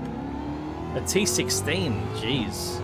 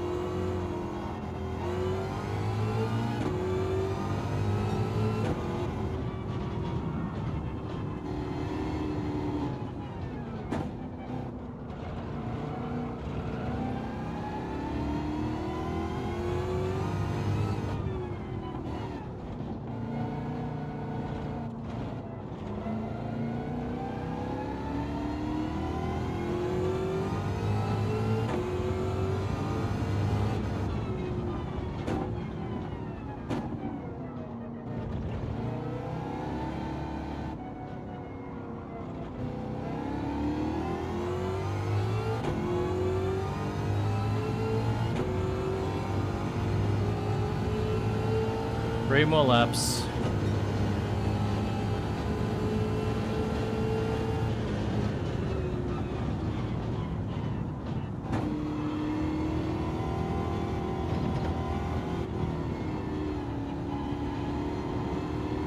More lap traffic.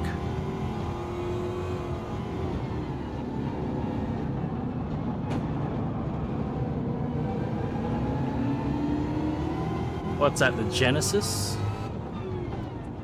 Nope. GR86.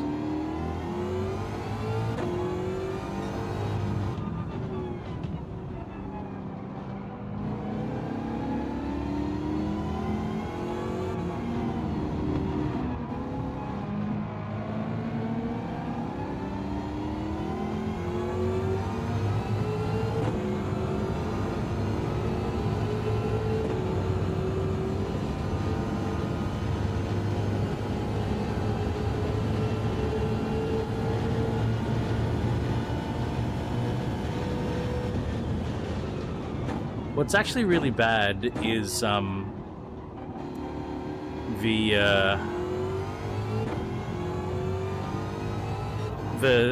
semicircle arc indicator of where your position switch is for your fuel map. The same applies for ABS strength and traction control. It actually goes in the opposite direction that you turn the wheel on the steering wheel. So if I want to go to more aggressive, if I want to go to lean, instead of turning right, I need to turn left.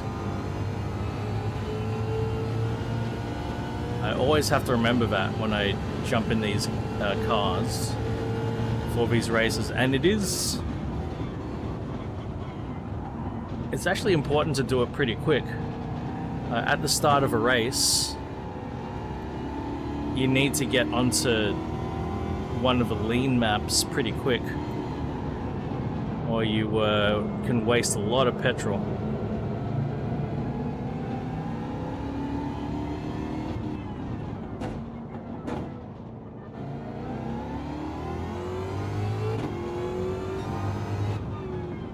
And even deep into the race, if you realize that you're going to run out of fuel and you need to shift to a less aggressive fuel map, you can easily turn it in the wrong direction because it's the opposite.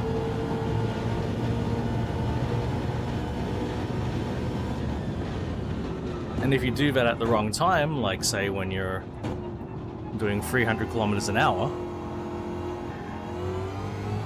that wrong bump can be very, very expensive in terms of how much fuel gets used.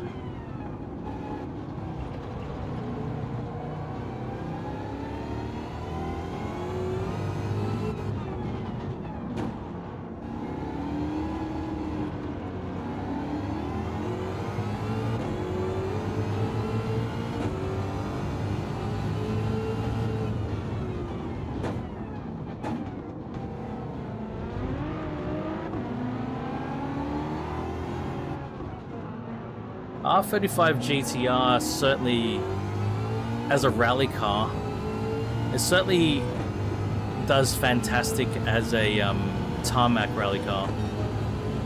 I don't know if I'd want to take one onto an unsealed surface. Wow, that got a bit sideways there. Tires are a bit worn.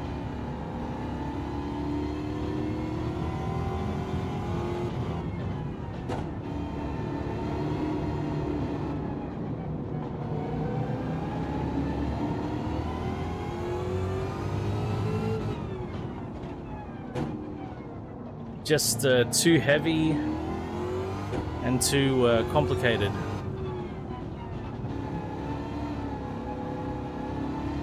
To put on an unsealed surface, in my opinion.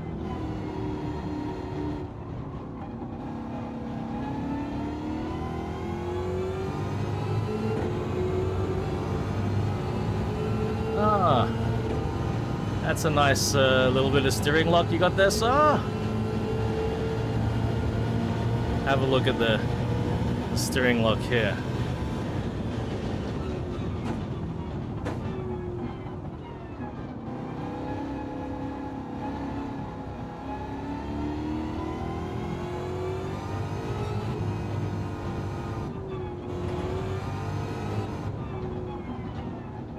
Ah, yes. I see you know you're drifting well. Good one.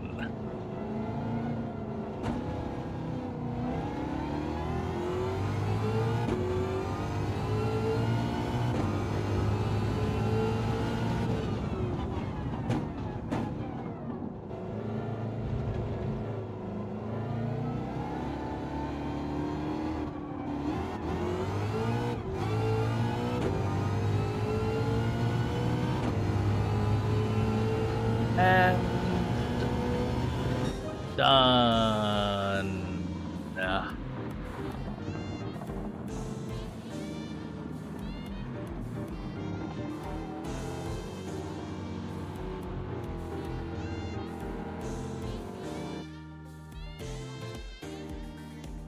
So the Quattro and the NSX were up there. Interesting.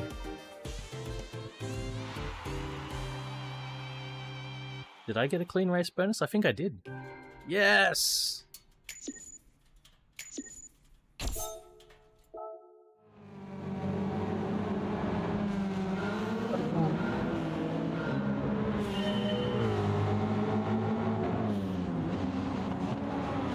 I reckon the Mustang GT would make a sensational. I mean, they're in the NR, the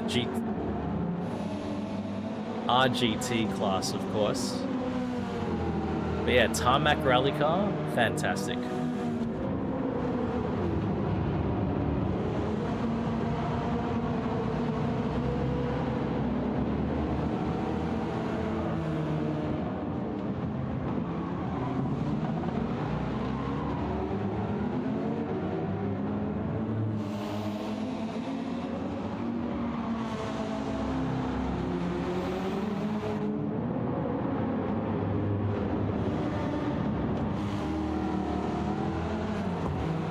Good sound.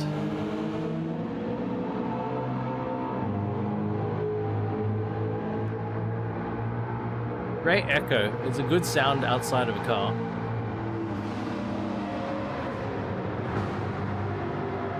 Oh, yesterday I was out and about a lot yesterday. Quite a lot. I was driving all over Sydney yesterday.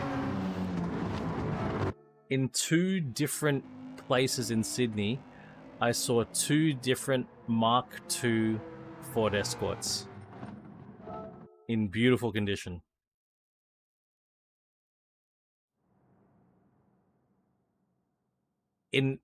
One in a car park and another at a petrol station. I took a photo of one of them. I managed to take a photo of one of them. The one I took a photo of, I think, was in the more original condition.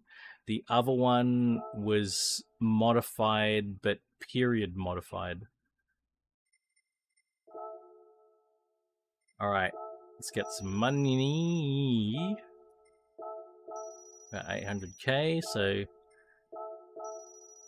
my balance goes back up. I spent a lot last session. All right. So loot box time. What are we going to get? Here we go. Here we go. Open the loot box. And I'm going to guess the single stack of money or the invite. Oh, I got the big stack. 50 grand, 30 grand, 30 grand.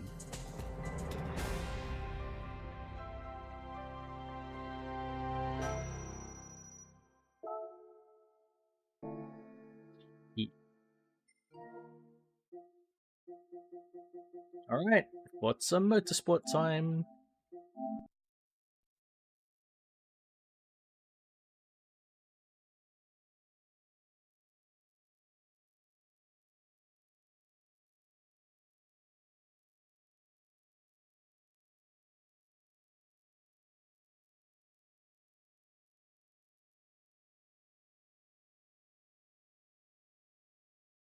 Right, I am doing the thing with the displays. I'm gonna boop it now.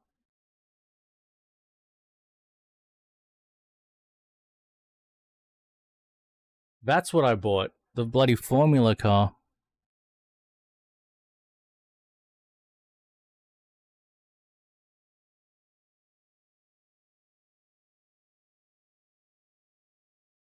That's where all my bloody money went.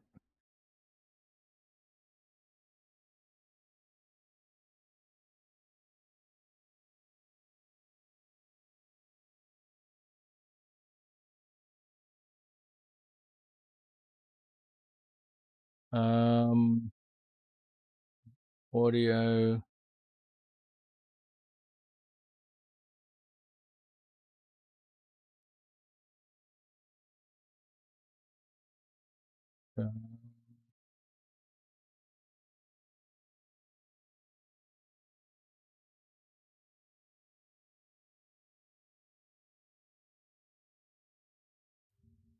Oh, while we're here, I can probably show the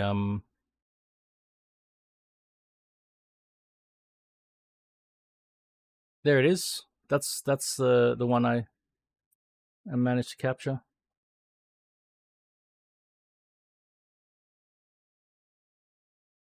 2.0. Pretty original condition. The wheels are aftermarket, but so neat, so clean. Such a beauty. Such a beauty.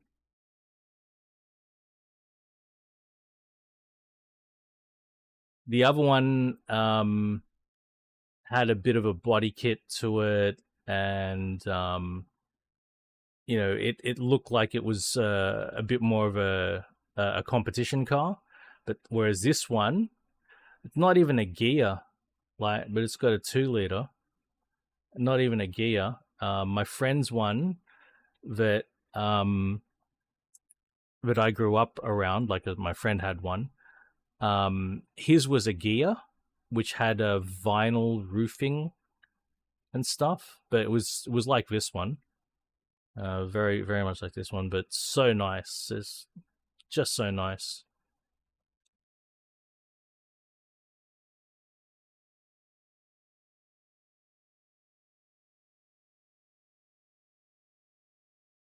Okay, chat window can go up here. Um,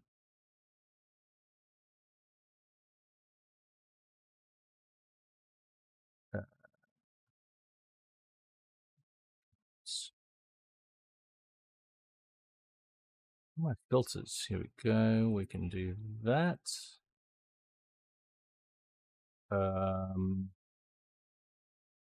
What else do I need to do? I need to move this window up here.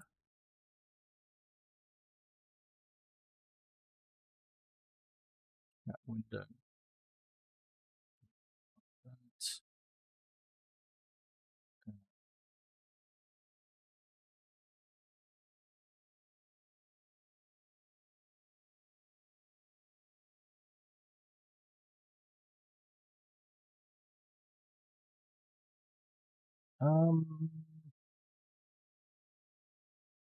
Minimize, minimize, minimize. Where's Steam? Okay, I need to load Steam.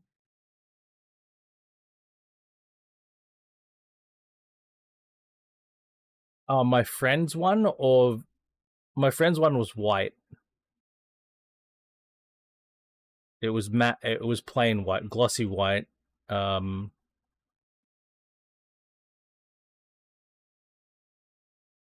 With a black vinyl roof.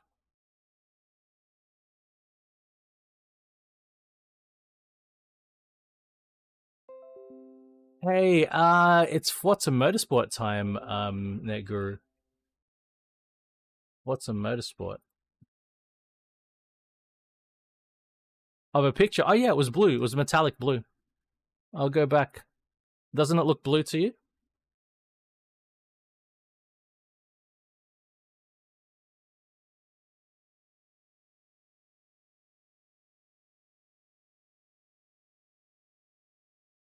The light metallic blue?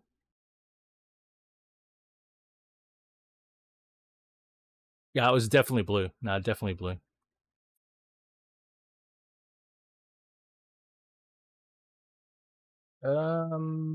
Yes, I need to do this.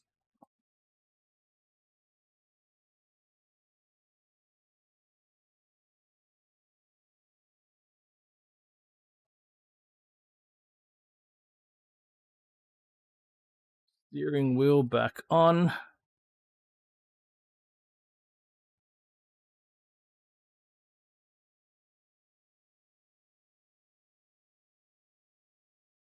And Fanatic.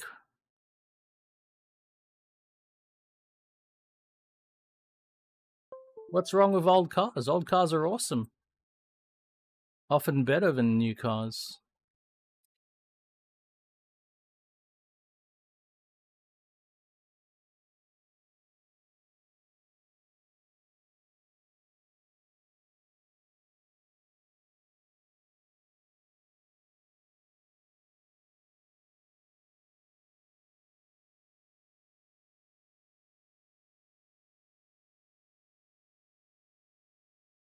In May, nice one.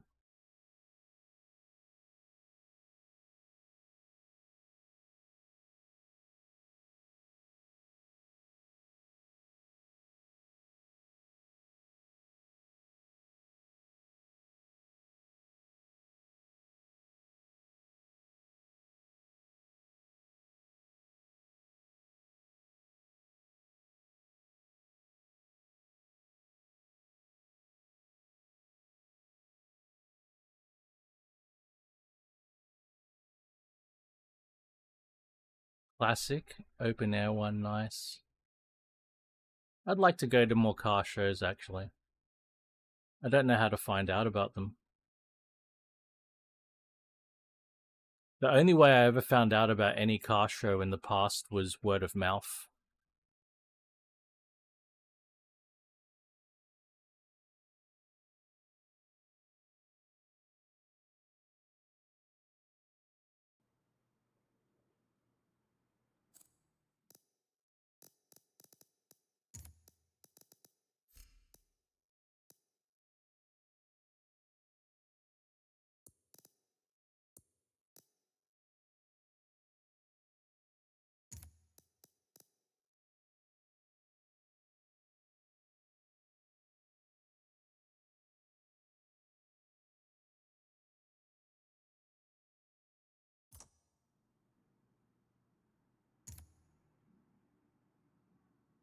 I don't know where to find them online. You know what I mean? I don't know. I wouldn't know where to look for them.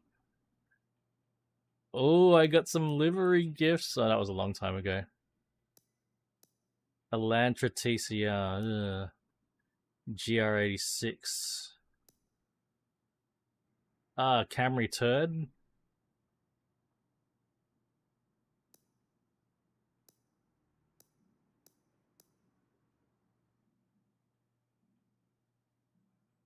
A Bath 124 Spider. Very cool.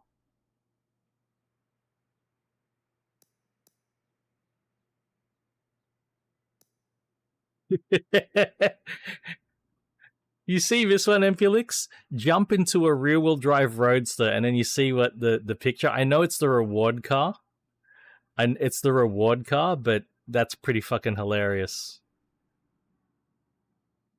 It's the reward car. That's all it is, but it's still funny to see it like that.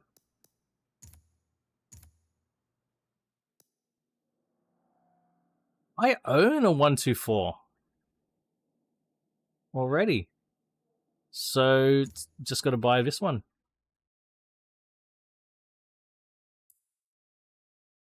It's the 2-liter. Okay.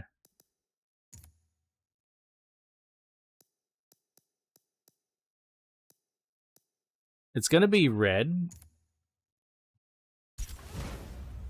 I don't think they do too good a job at capturing the actual Mazda red, because it is remarkable.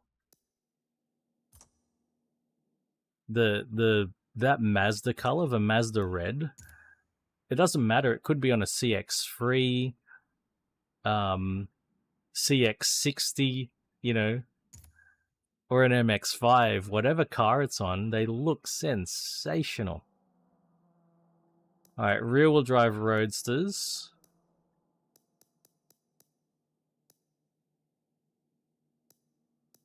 BASR. We've got to do these. We're gonna do these. So maybe we do the Roadster race. Yeah.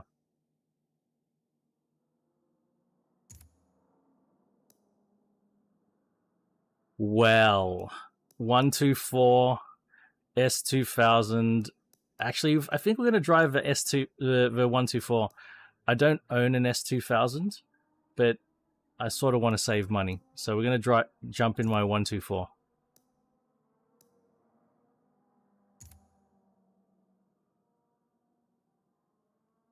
And I love the engine in the 124 so much. It's such a fizzy little thing.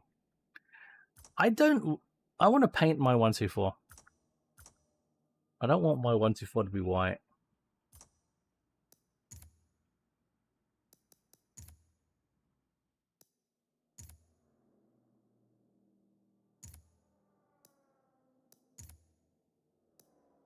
I love the blue. We don't have the blue. That's ridiculous. That's why it's white. God damn. Oh well. Let's just race it.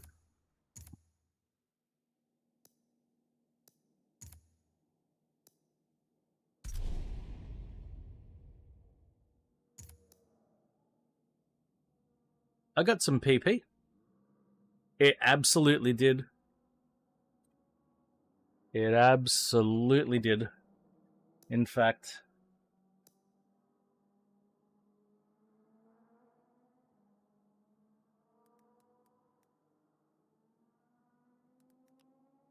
let's take a peek.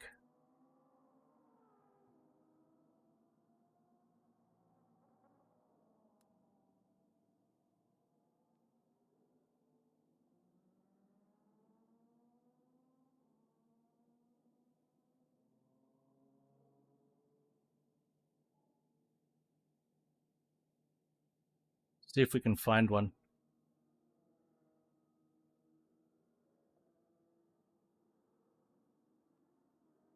Wow.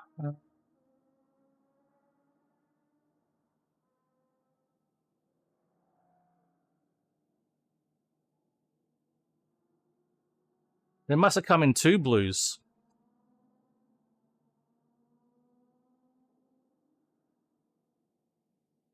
There was a dark blue and a lighter blue. Or is that black, just blue reflection? I think that's black, just blue reflection. It looks like a dark blue.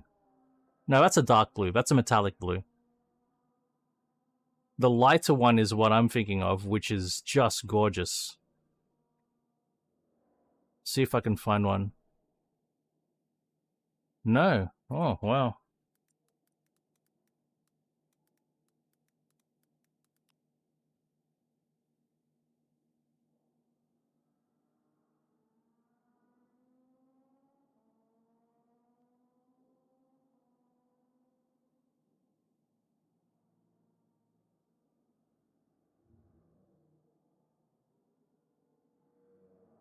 That one. Just beautiful. That's the color I'd have my 124.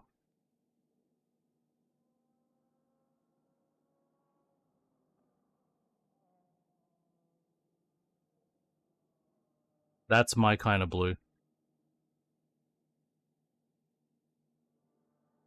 In the sun, they are... This color is unbelievable.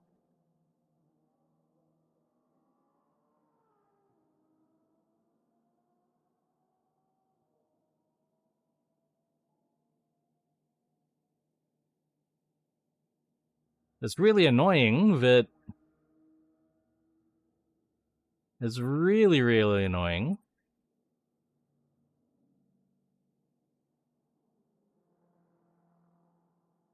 G'day, RJ. Hope your weekend's going well. It's really annoying that Why is it missing? Why is it goddamn missing here?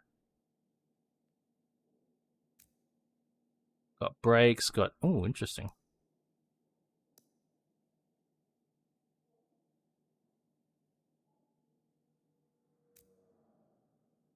Got sport... Oh, this has got some modifications to it already. I'm gonna remove that clutch.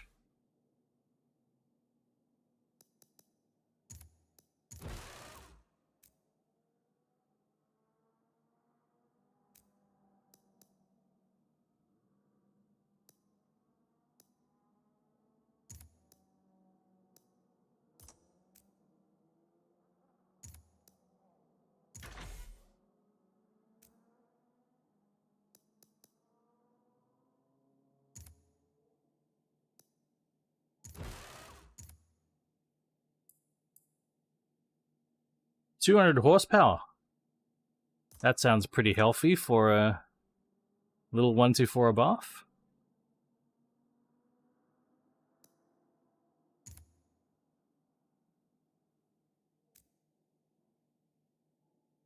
Gearing looks okay. First is a bit short. Second is just right. Third is okay. Fourth is okay. Hey, RJ, you know, we've spoken about gearing a bit. Games like this give you a good idea. Like if you look at a car like this one, it's actually quite well set up. The gearing is already set up quite well. That's pretty good spacing, actually. I would want first gear a little bit taller. I'd like first gear to go a little bit above 60. Second gear, that's about spot on to 100. Maybe 105 is okay. Third gear, that's fine. Fourth gear's fine. Fifth gear's fine. All fine. We've got race suspension on this. So let's dial in a little bit of that. Ah, wrong way.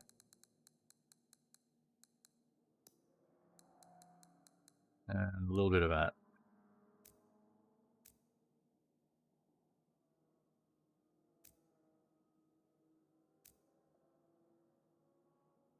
Actually, I want to have a look at the anti-roll bars again. Okay.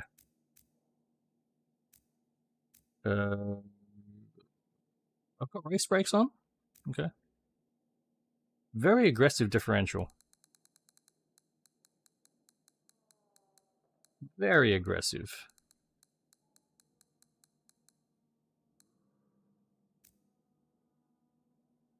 Let's knock it back to 900 degrees.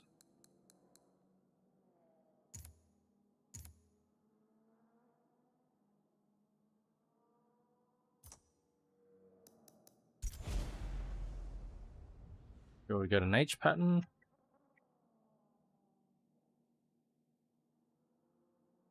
Where are we? Grand Oak. I don't super well know this one, but I know it. It's okay. I know it. I know it enough. I'm really hungry.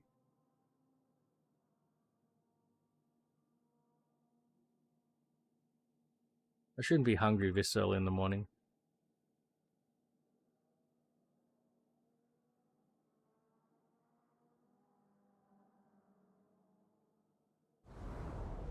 Really? So they dropped it in 2017. Oh, wow.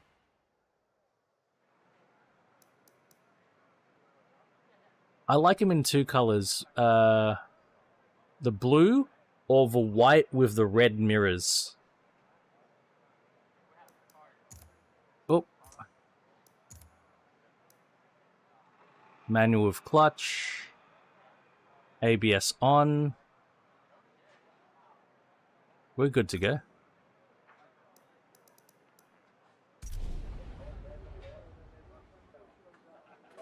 Oh, motion platform.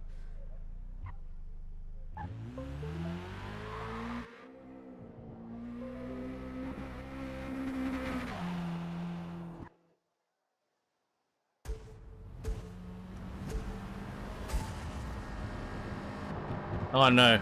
Oh shit. That's alright. Pressing the wrong buttons. Motion platform, where are you?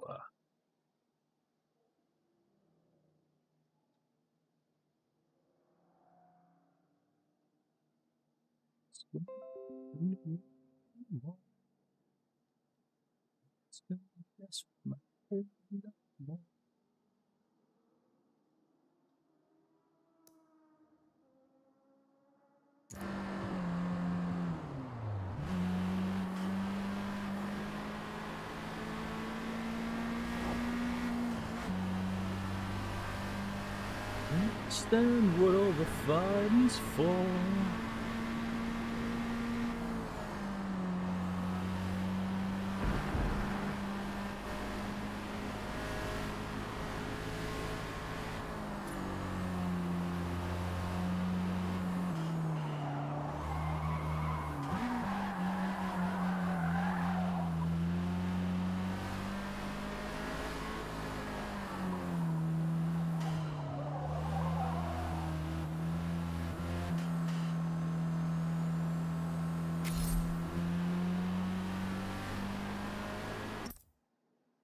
Feel like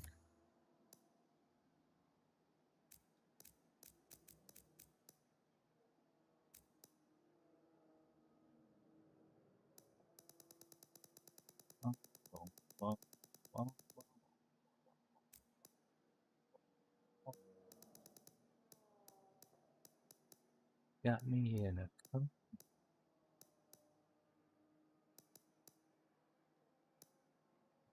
fucking hell, that's full force feedback. Really? I'm on 15 Newton meters. Force feedback scale 100. What's pissing you off about the turbo noise?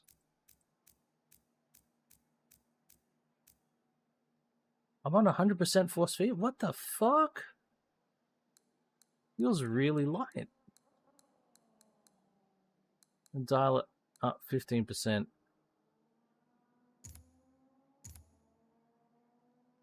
I think it's air intake, not turbo. But let's have a listen.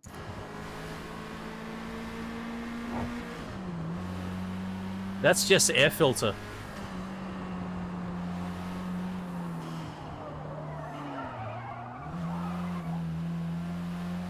That's literally air filter.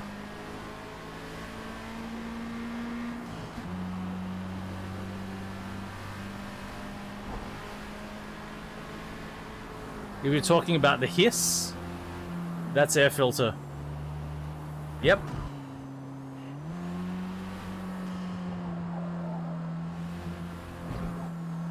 That is air filter.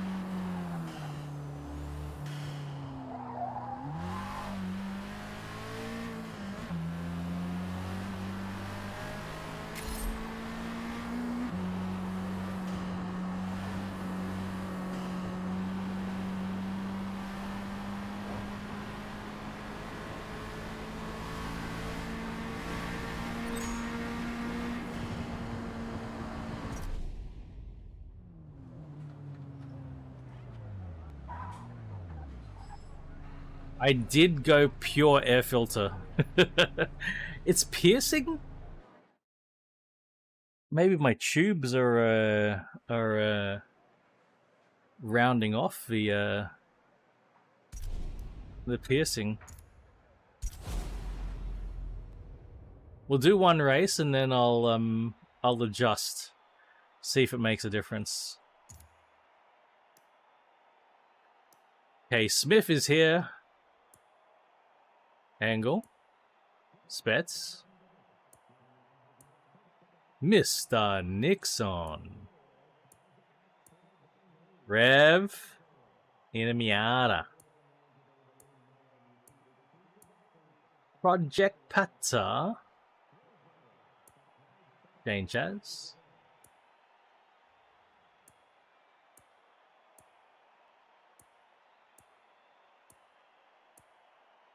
Pinkham in an S2000. And charging. Alright, let's go.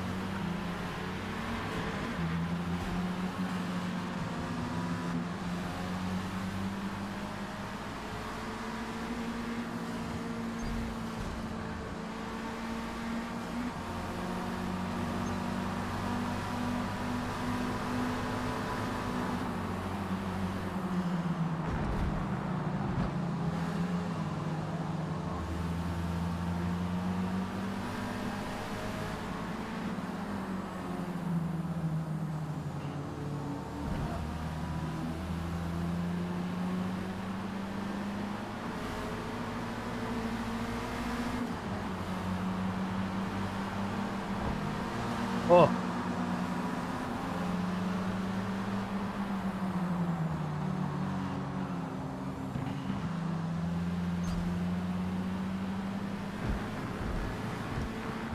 These are great cars to drive.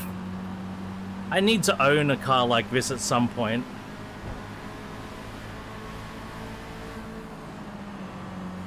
I definitely need to own a light rear-wheel drive roadster of some description.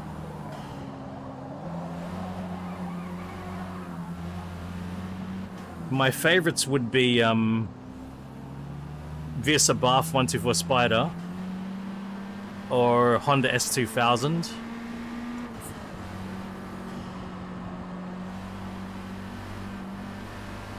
Or something mid-engined like an MR2 or a Lotus Elise.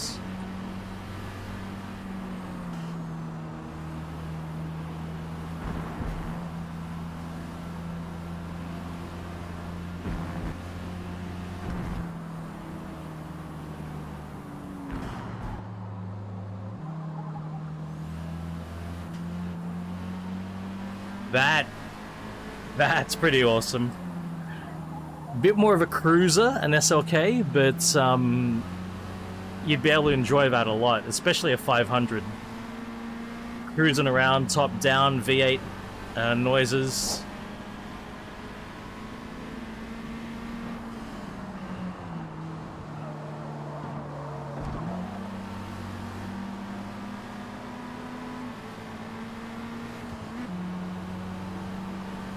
I could dig a convertible V8 cruiser, big time.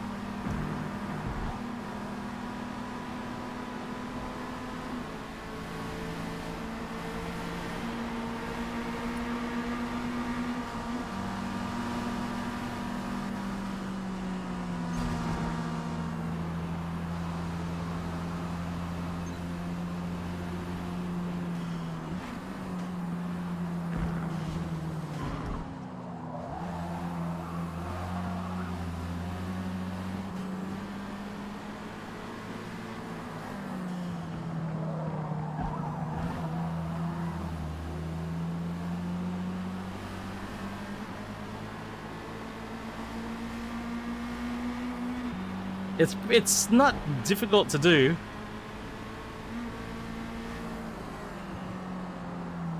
The chassis is so nicely balanced, it's easy to weight transfer wherever you want it.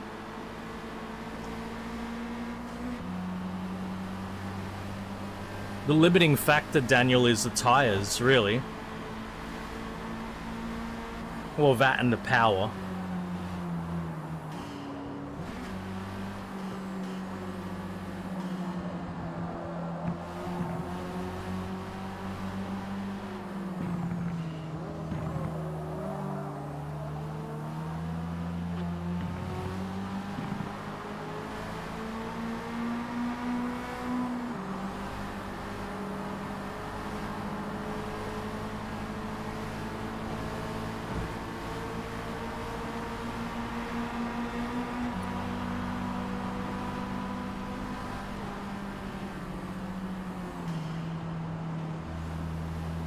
So have you guys heard about the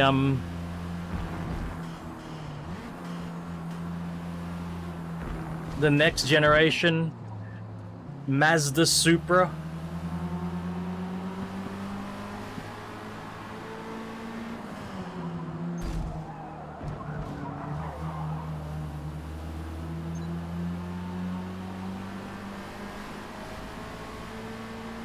So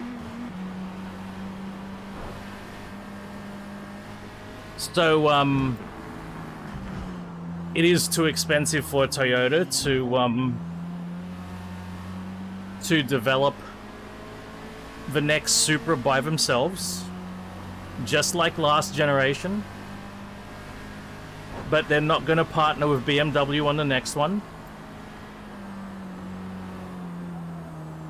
They're going to partner with Mazda.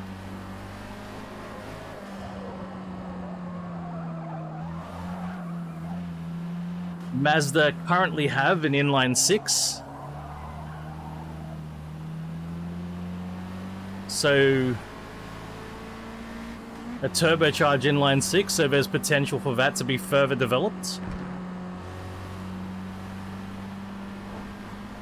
No, inline 6 still.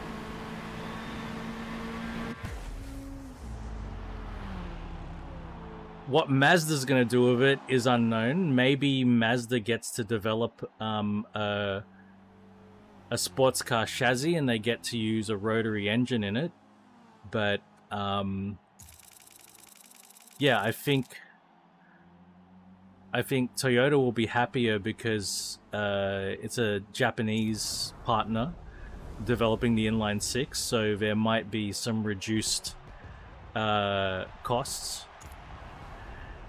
Yeah, so Mazda could do the sports car development with Toyota, and instead of using their inline 6 in the engine, they could maybe use a rotary. But then again, all right, we're going to take that air filter off. So we had the race filter on here, Daniel. So we're going to drop it down to a sports filter, and maybe we'll just bump the turbo up. Actually, you know what? Take the air filter off entirely. Just the turbo. And we'll see if it has the same... yeah, supply lines might be better for them.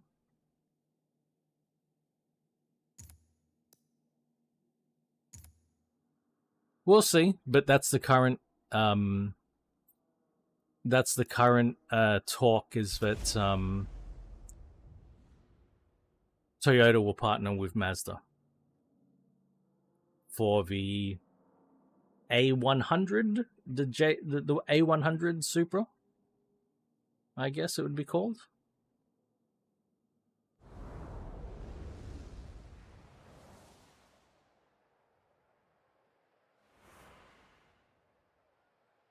The Celica is sounding interesting as well.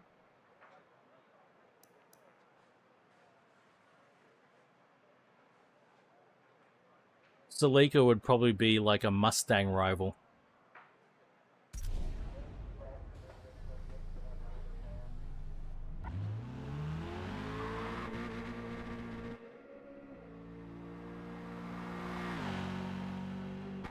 The yeah, Celica would be a Mustang and Z rival.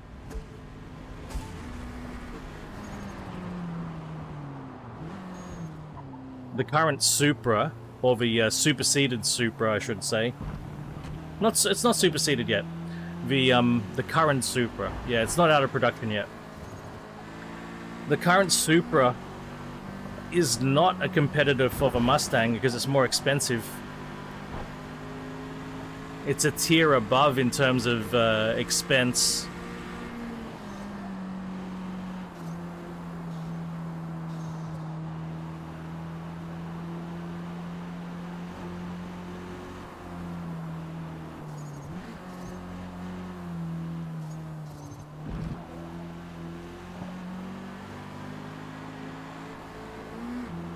Maybe it's actually a competitor for the Dark Horse edition of the Mustang, not the Mustang GT.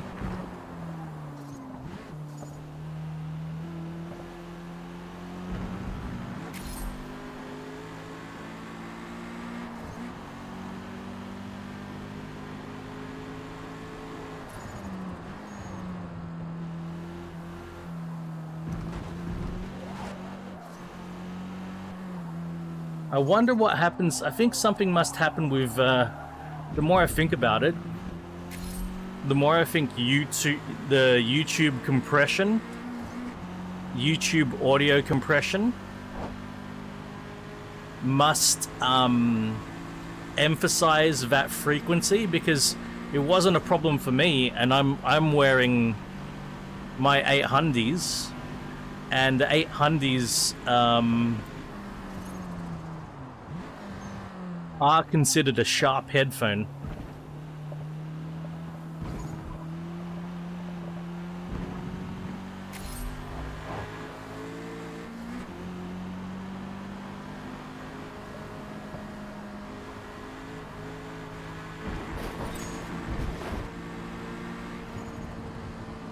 Well, consider my audio gear, Empulix. I should be able to detect it.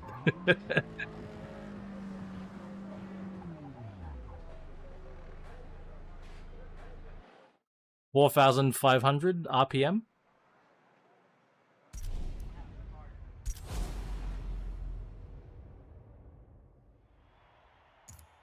$4,500 RPM, Empulix.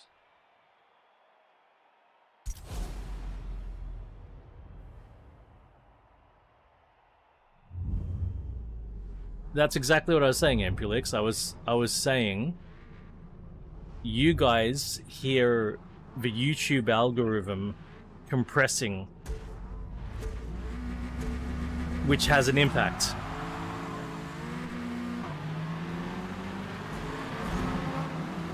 It could cause that specific frequency to become more pronounced.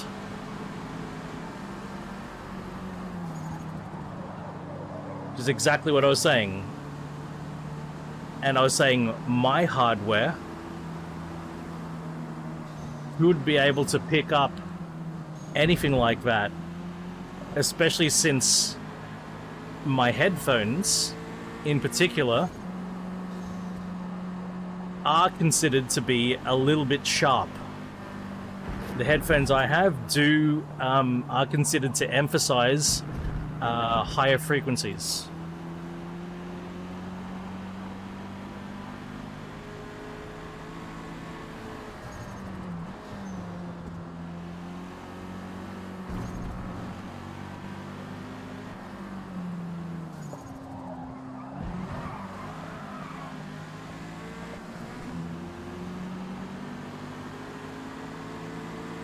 So there are actually a couple of things. Number one, OBS.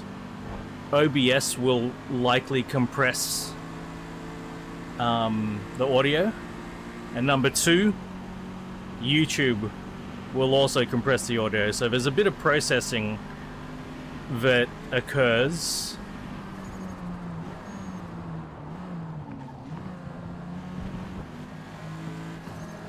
I'll have to listen to it back after the stream.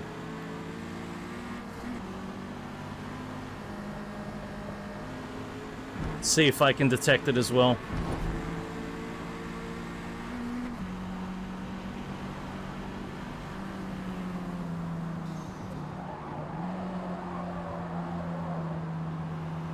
Wow.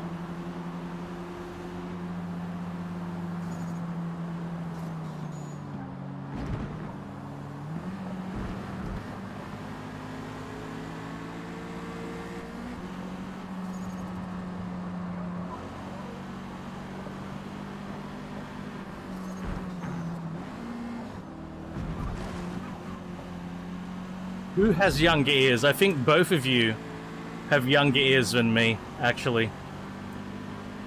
That could be another thing. But I'm still able to pick up fairly high frequencies with my ears.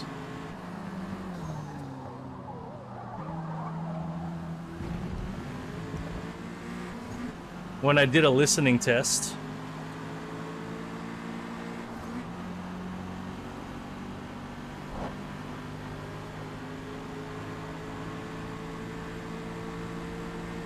Not super high frequencies, but fairly high.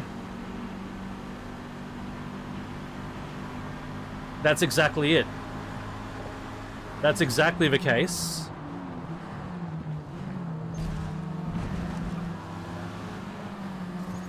And my ears are older than both of yours, for sure. But what I'm also saying is,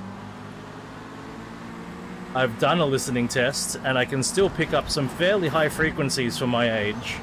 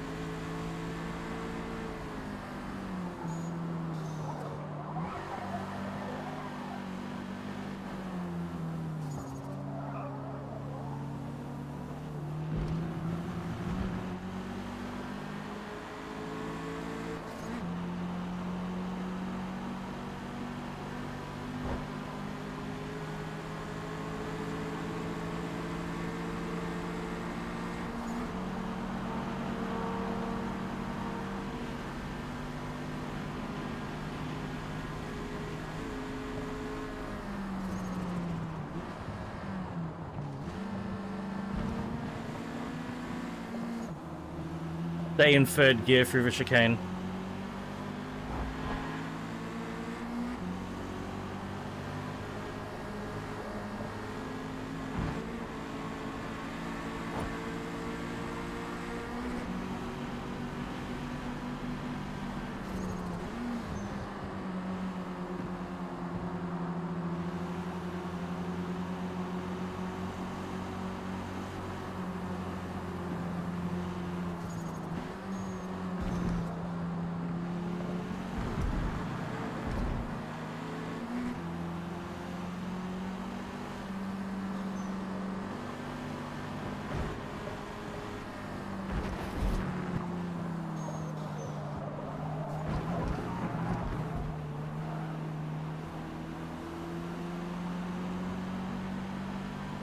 I agree.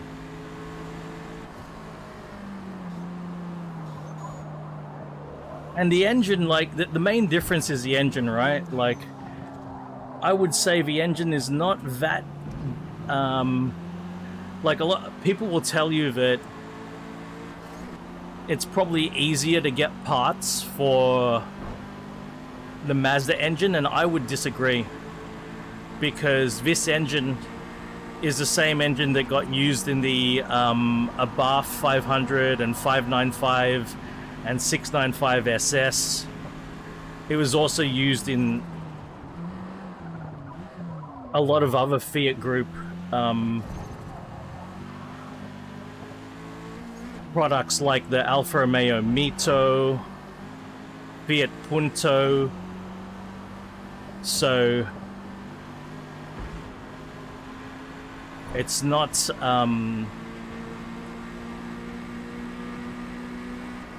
it's not that bad actually in terms of being able to find parts for this engine as well.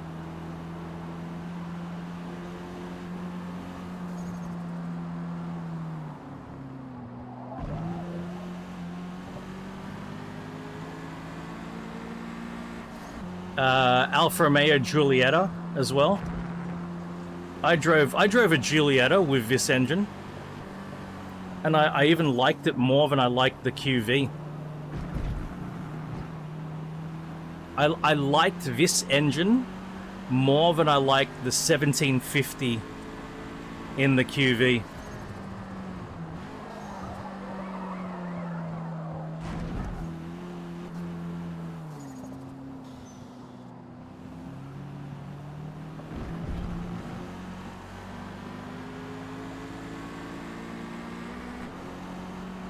Very different car, Net Guru. Very, very different car. These ones are convertible rear-wheel drive. The Yaris will be the prize car for completing this series.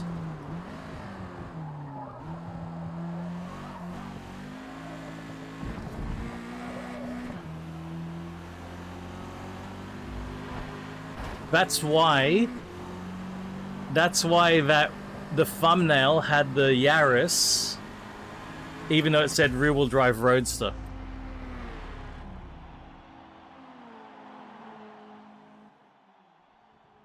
I'm taking wins, even though it doesn't expect me to win. This is a great car. This is a really good car.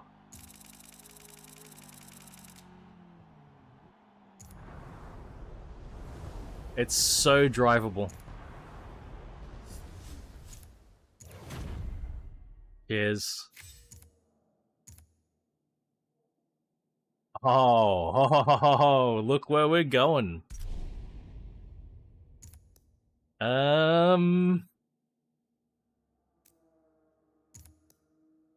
Oof. We can't do much without the PP just soars. The PP gets so massive.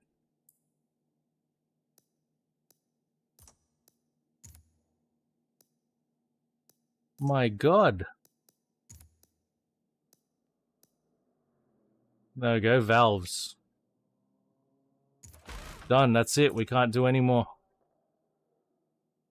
We cannot do any more. But we need power at Bathurst.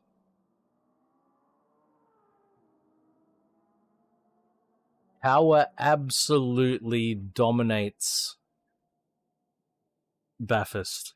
If you're doing a race at Bathurst and you want to be in the most competitive car, choose a car with the most power / top speed, because it is, in terms of the weighting of how successful you might be, it's probably right up there. Because you've got two massive straights at Bathurst. Mountain Straight, Conrad Straight. You need to get your speed right up there.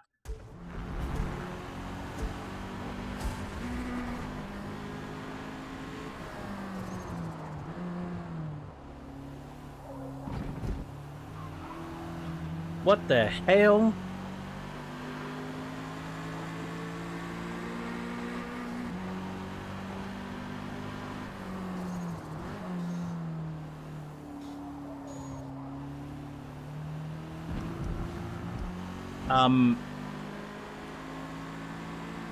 Speed and power are literally the reason that the Sierra and the R32 GTR were so dominant at Bathurst.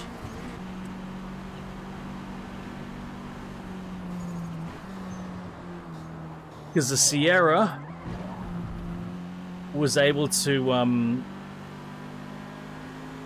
put out a lot of power via increasing the boost of that Ford engine. And then Nissan came along and basically had the same thing, but with the RB26.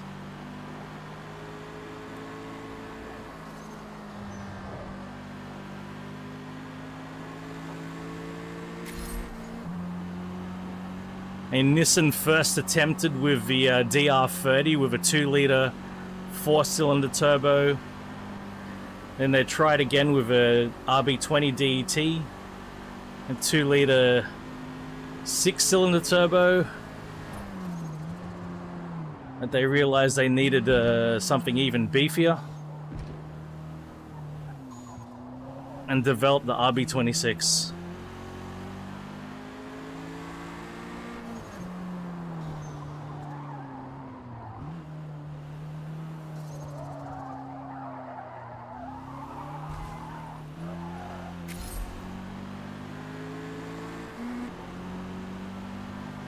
Yep. As long as you can do a good enough job at the top of a mountain, you don't have to be the fastest at the top of the mountain.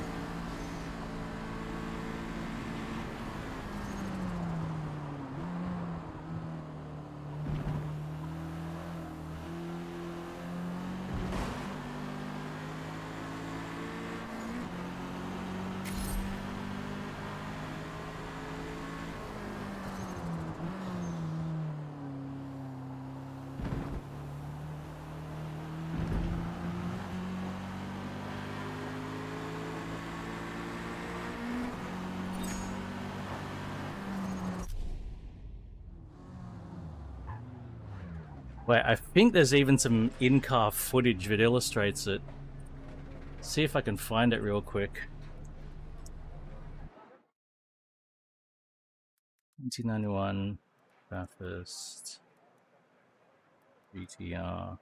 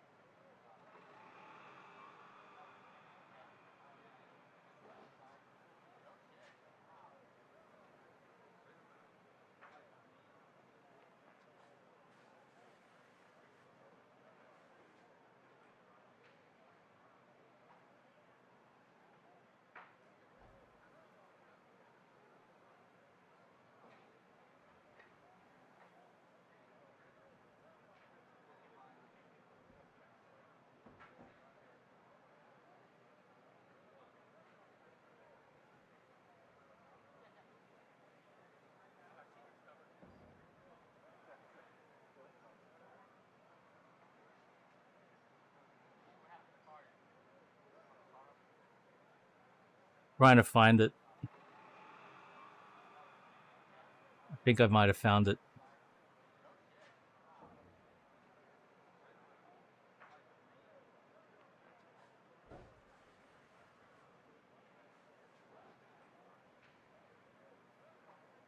I think this is it. To run in a conservative fuck. mode.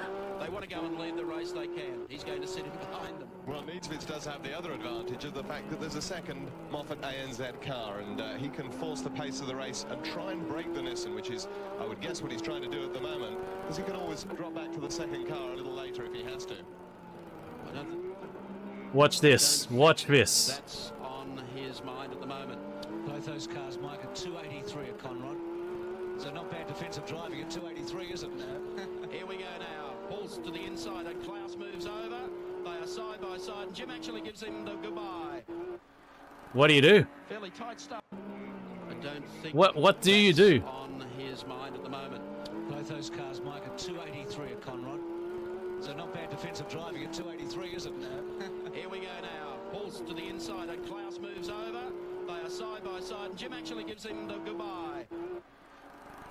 Fairly tight stuff, that. But Klaus, as they That's go now, and it's like that Conrod Straight, Mountain Straight, Conrad Straight, Mountain Straight. All you need to do is use all your power, stick with the cars, next straight, you're past, because the straights are just so long and you've got two of them. That's Bathurst. So if you're ever racing Bathurst, go for power. Just go for power if you have the choice.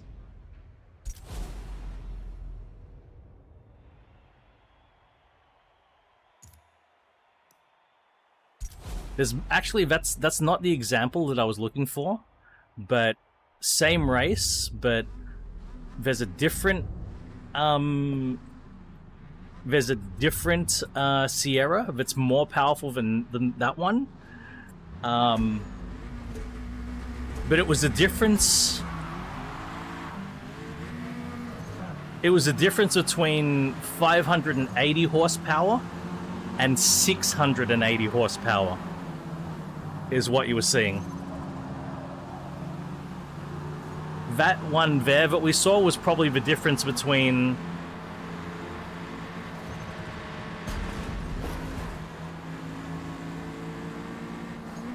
like 650 horsepower and 500.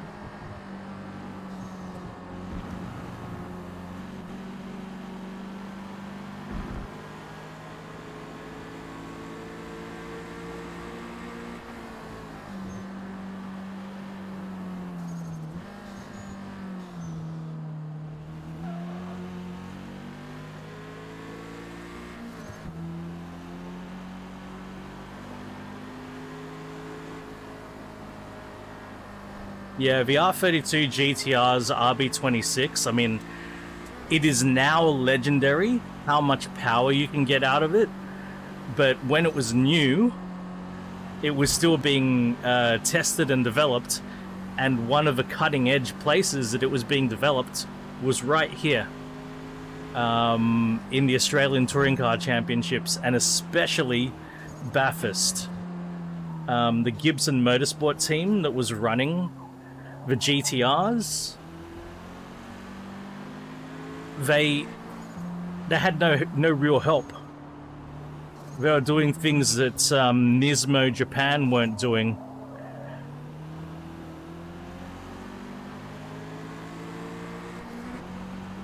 So that early burst of knowledge came from here. I mean, there were things happening in the tuner scene in Japan, of course, but they were happening at the same time.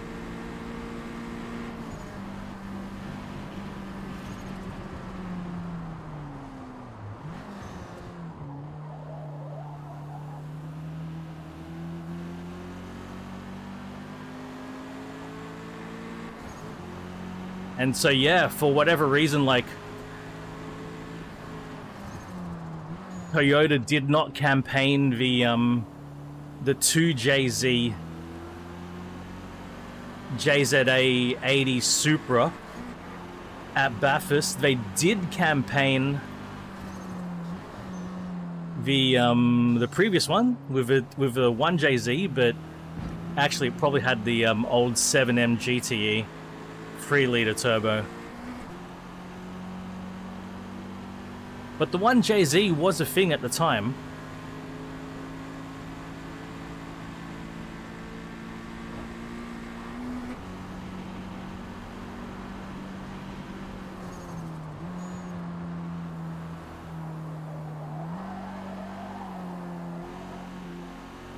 Actually, it did take Toyota a couple of years to catch up to the RB26. That is actually true.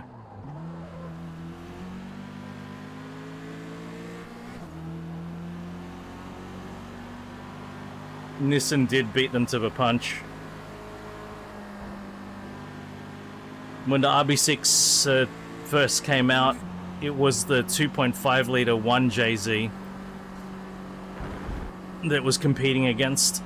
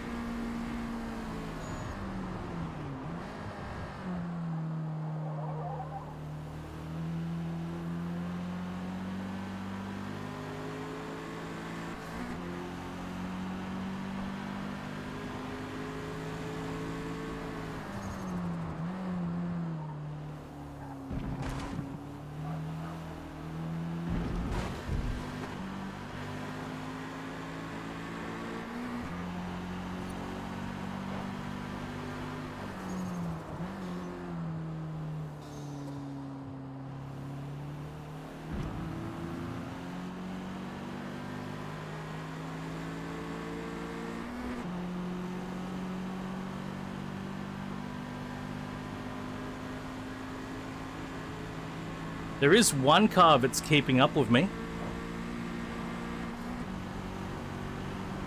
I can't relax.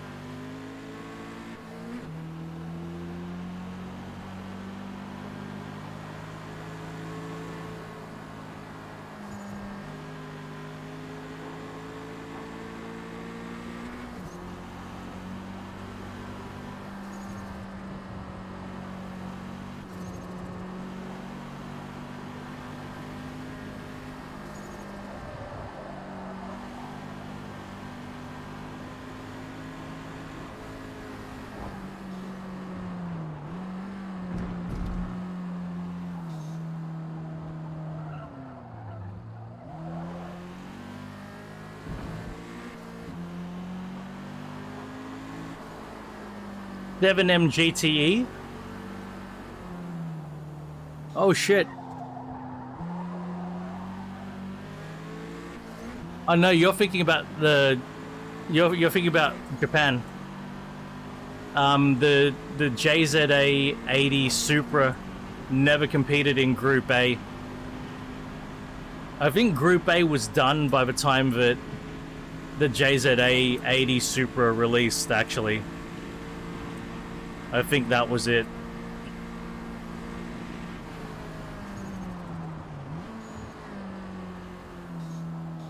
But the JZA, the A70 Supra had three different can you believe that? 3 different inline-6 family engines. It had the 1G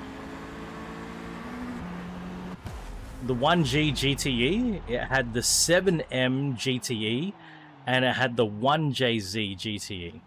It's ridiculous. Ridiculous that it had so many inline 6s. Awesome, but ridiculous. So you could get a 2-liter twin-turbo inline 6. You get a 2-liter. You could get a 3-liter single-turbo, or you could get a 2.5-liter twin-turbo. Crazy. That was the 1G. But you could get a 7M GTE 3-liter as well. Oh, why did it have to be VIR? Ugh, VIR. God damn it.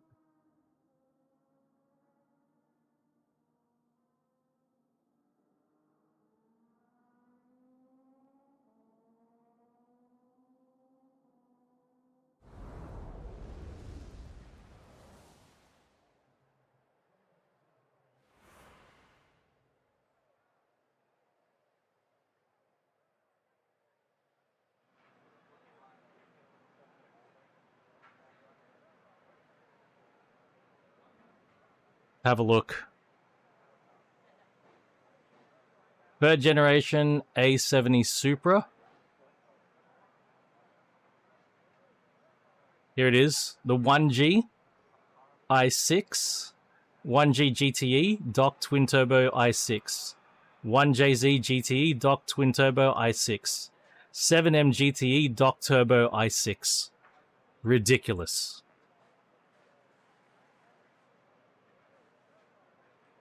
So many variants. Here we are. Look, there's a group. There's a Bathurst.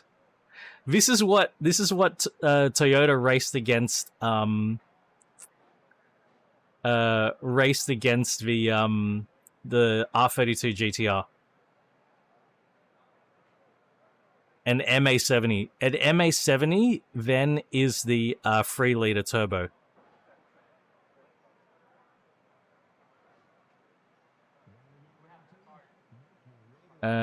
Here we are. Group A MA70, 3-liter turbo. Actually, JTCC. They ran it in JTCC.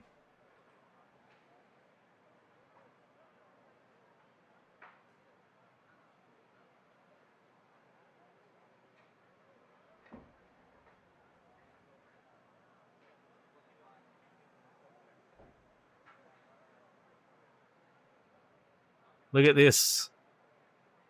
Toyota switched to 11 in lower tier divisions.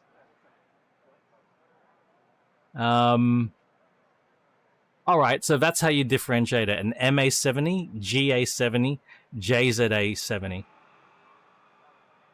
And yeah, JZA was considerably more powerful, of course, from 1990. Well, look, 1990. They could have run it.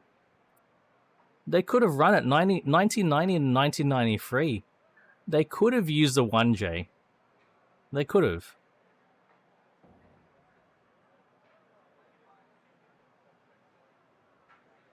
'86 to '92. The 7M was available for the entire production run, '86 to '93. Pretty much available the entire time.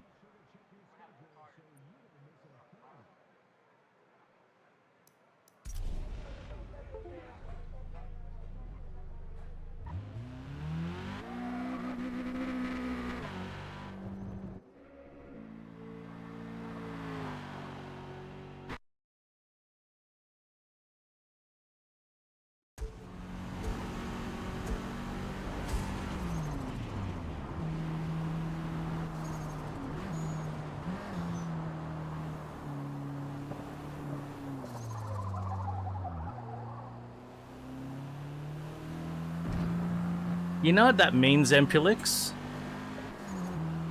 It means the 1G. I think the 1G would have been a lower spec. So the Supra that's modeled in Forza Horizon is a lower spec than the 7M and or the 1J.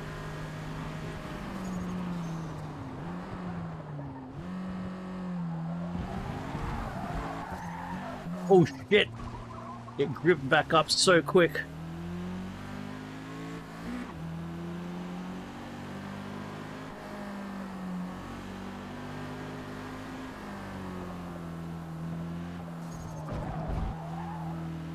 I mean,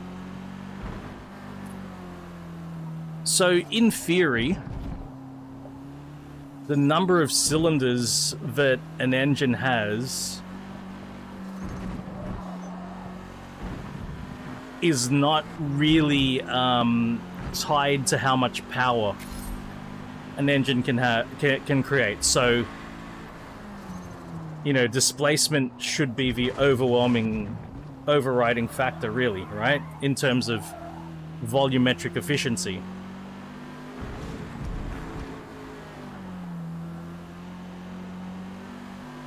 Like, if you have a volumetric efficient 3-liter 4-cylinder and a an equally volumetric efficient 3-liter 8-cylinder, you would expect that their power output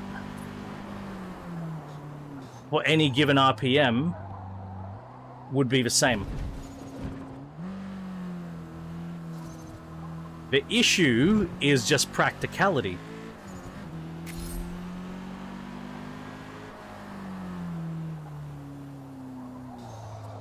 And physical limitations. So the big issue is that a larger displacement engine of a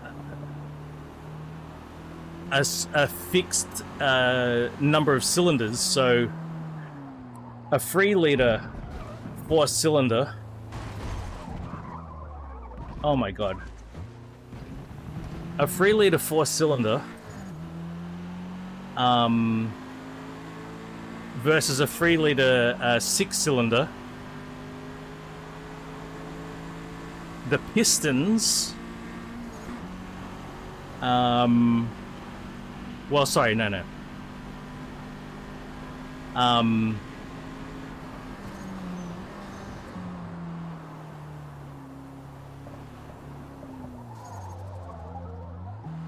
Either the diameter of the piston, because of a bore, or the distance that the piston has to travel because of a stroke, as you increase the displacement, one or both of those things has to increase.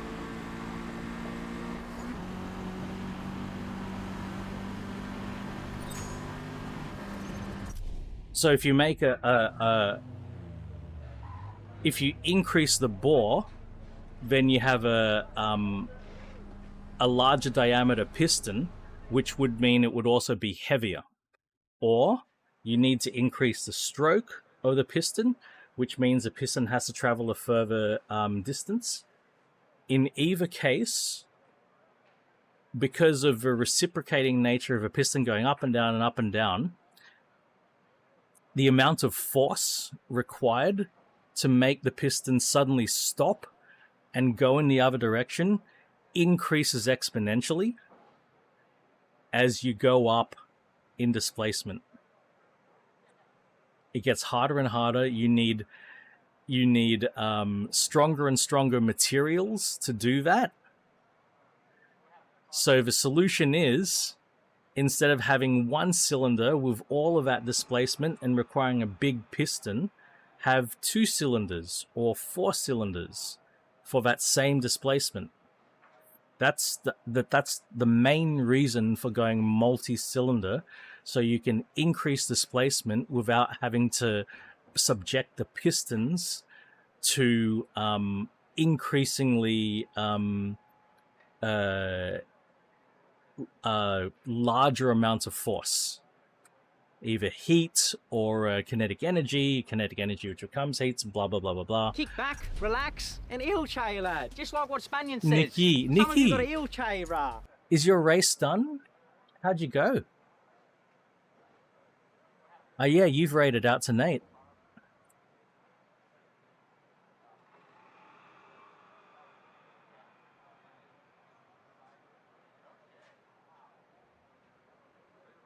Gotta fix up all my lurks. Oop. Oh, we're Ojin. Though I don't know how well I ode on this track. Virginia International Raceway. But this is the final race. Hey.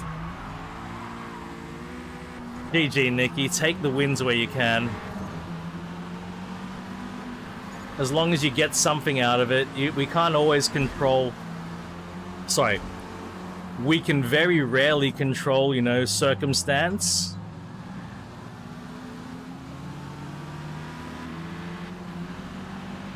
But we can always try to make the most out of, the hand that gets dealt to us, right?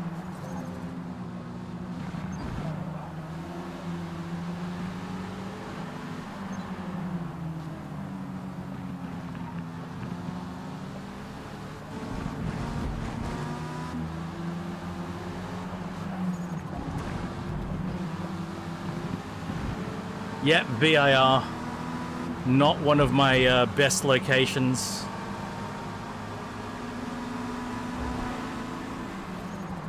The main issue I have with VIR is how many layouts it has. And then I come up to a corner and I forget which bloody layout I'm racing.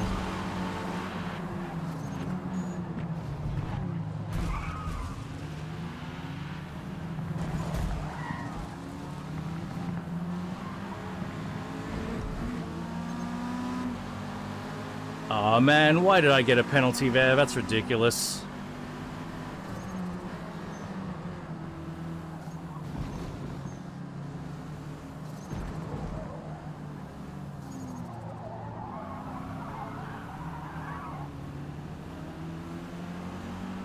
Absolutely, Ampulix. But at least there's elevation changes. I can work with blind corners that have elevation changes.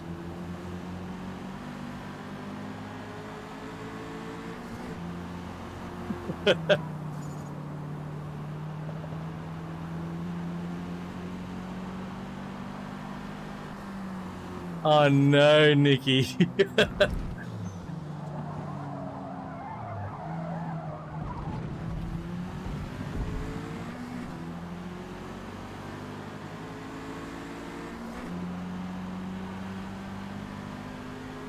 This car is awesome though. That's it, Daniel.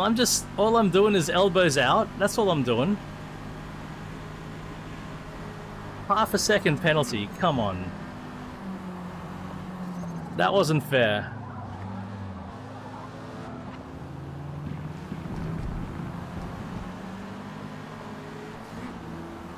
Compared to what they do to me, and then they don't get penalized.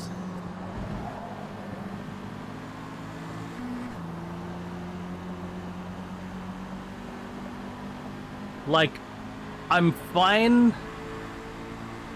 The first sector or so of VIR, I'm fine, right? Because it's always the same. It's what happens after that first sector. It's like, geez, where are we going again?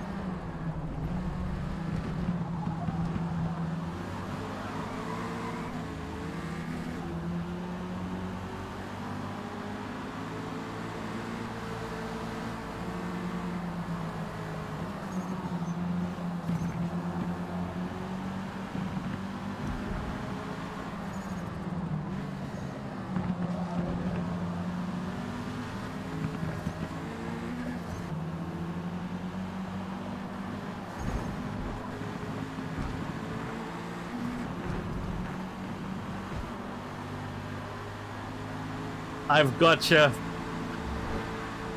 Nikki. My friend's sister's name was Regina. And anytime we heard somebody pronounce it Regina, oh my word. Of course, we always knew pronounce it Regina. We knew the pronunciation. Regina. But every now and then we would hear somebody say Regina, and oh dear.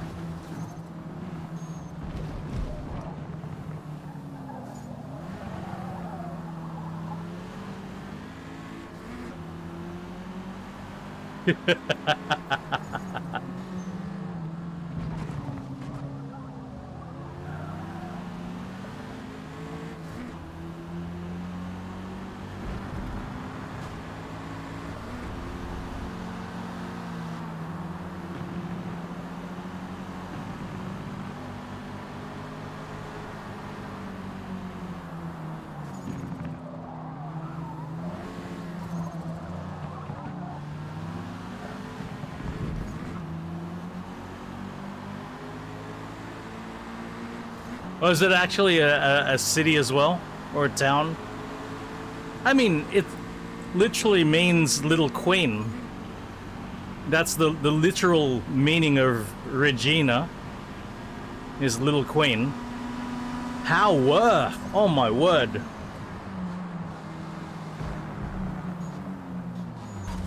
Oh my god, why do you have to go so wide? I was already there. Why did you go wide?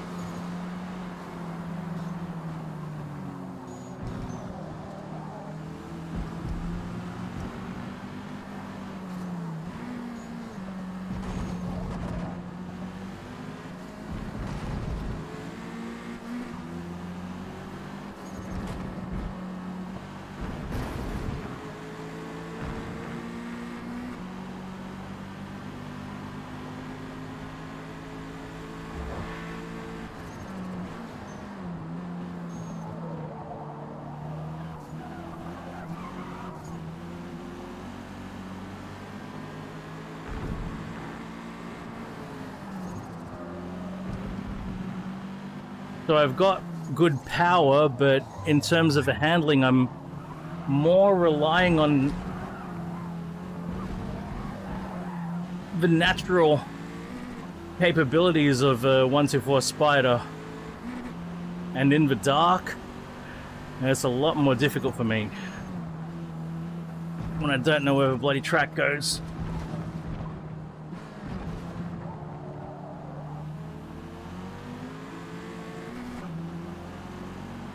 Come on, need power.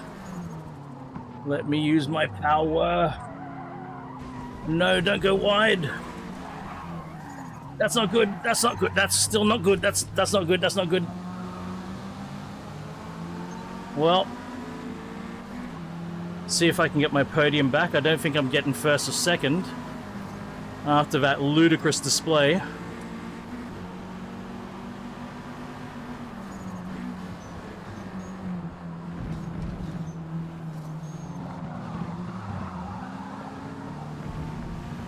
Okay, come on. Straight. Here's my chance. Here's a chance. Come on. Come on.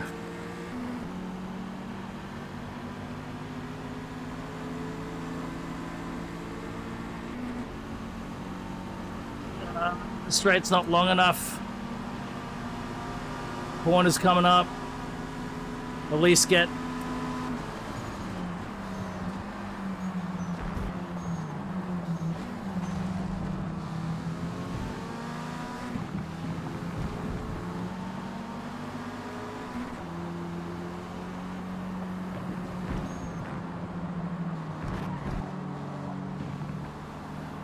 No. No, come on. No. No. Come on.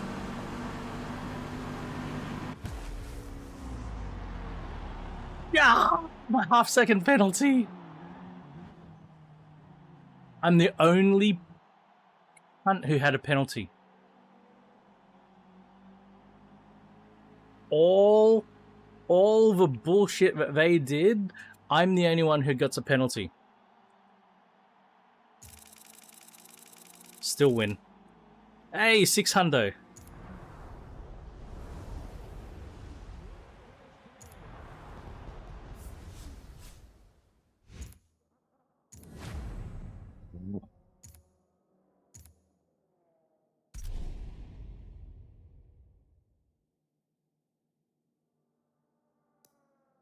All right. Battle of Sedans is next week. I have time to do one more race. We are going to do the B-class race. Wait. B-class, sorry. Yeah. Now, what have we got? Mini JCW. I saw an Amira the other day, a bright red one. I didn't like it in red. Though I have to admit, in red it did look more like a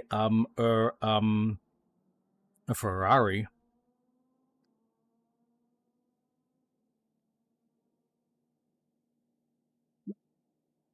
Yeah, I really didn't like it in red. In red, it wasn't. It didn't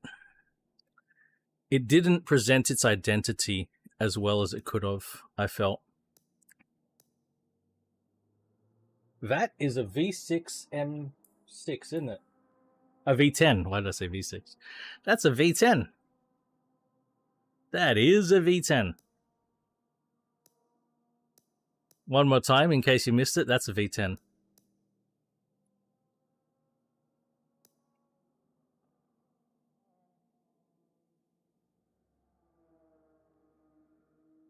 Oh, so I can come back and drive the M6 then? Because I was gonna, like, buy another car just then. I was hovering over another car that I was about to buy. I'll drive the V10. I'll drive it, yeah? Yeah? Really? You find it acceptable? To go back and get the V10? I'll go get the V10, yeah?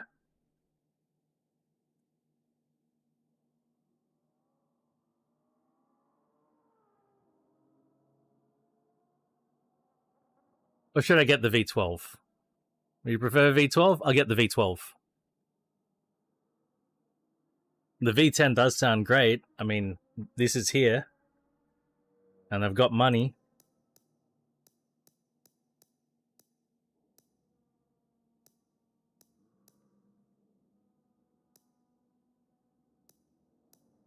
Wow. Okay, then.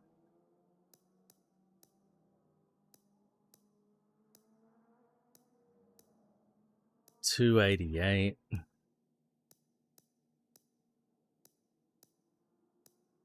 I'm just seeing what else is around.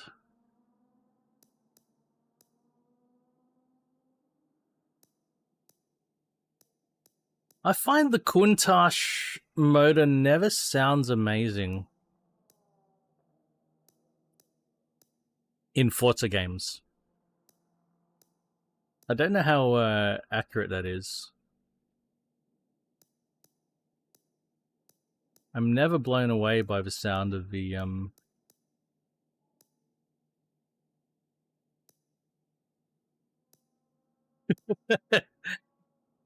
It's, well, I mean, your call, man. Like, it's, oh my god.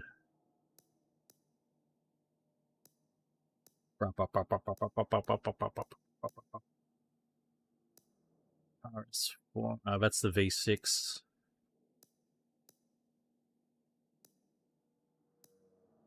Okay.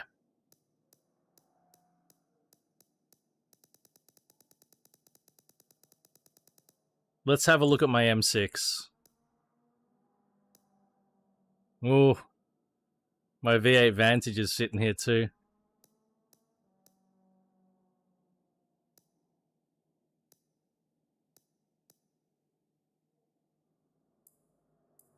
I have not driven this yet at all. I have not driven it in this game. That one I have driven. Interesting. What the hell? Look at the texture. Have a look at the textures here.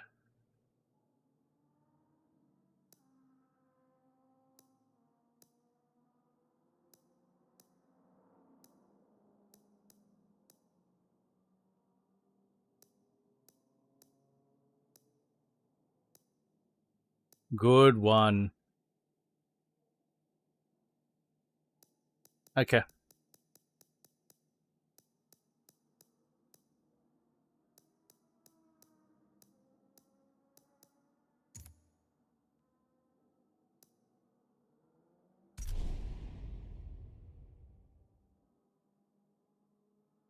Mate, there's almost nothing I can do to this car, hey? Yeah, I'll put an air filter on it.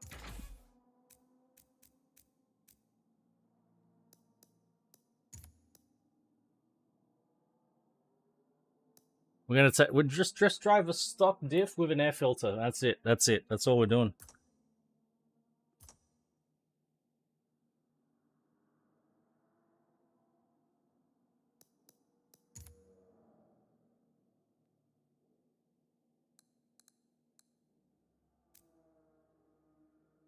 First gear goes to 74k an hour. This is close ratio.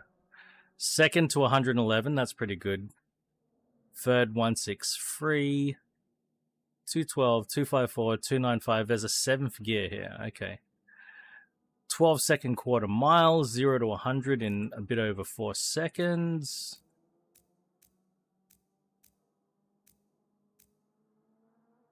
We're going to run 900 degrees of rotation again. Actually, we're going to run 810. 810 degrees. There we go.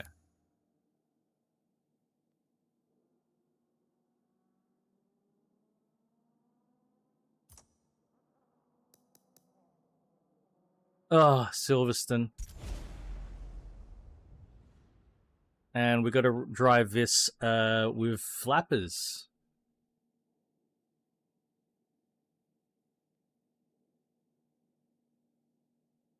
Paddle du flap.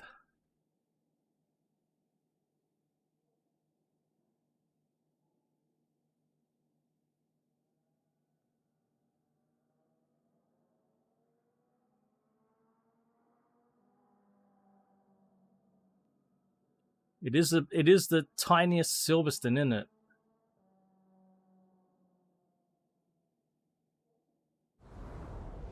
Didn't it?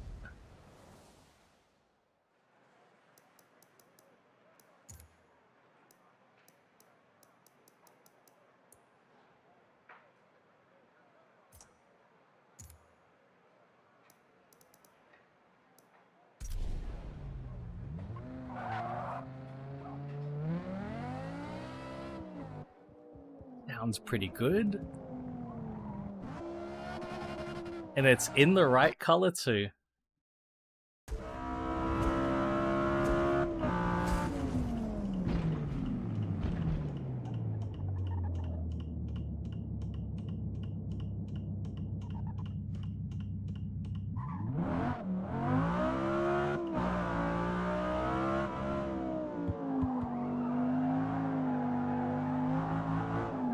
Fuck, that's loud.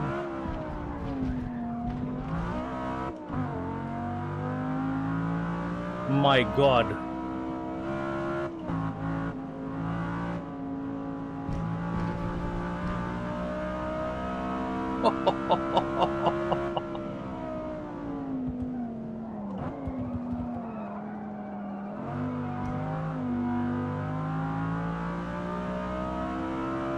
These have always been my favorite in Forza games.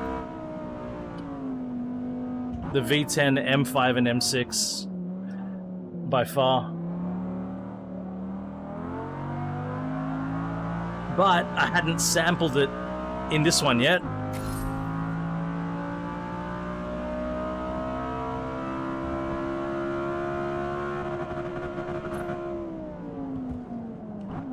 I was just listening to the engine. I didn't care about the drive.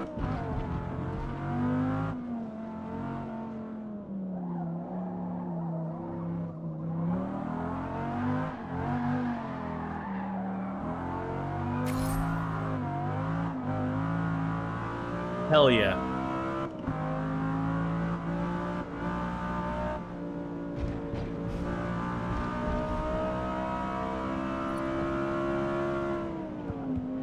It needs tires. It needs tires so badly.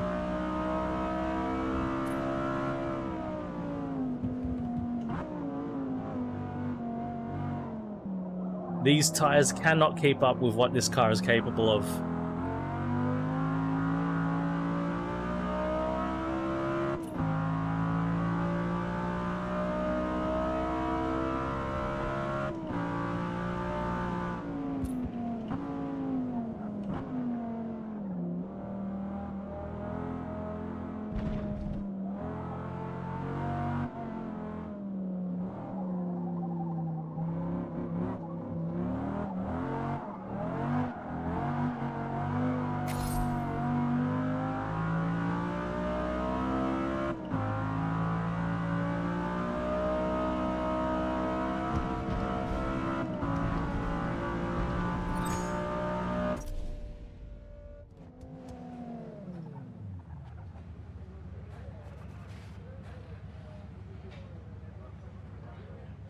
I miss the M6. So the M6 has long been a favorite of mine in motorsport, and I always miss it when it's not in Horizon. They often will put the M5 in Horizon, but the M6, for whatever reason, typically stays in motorsport.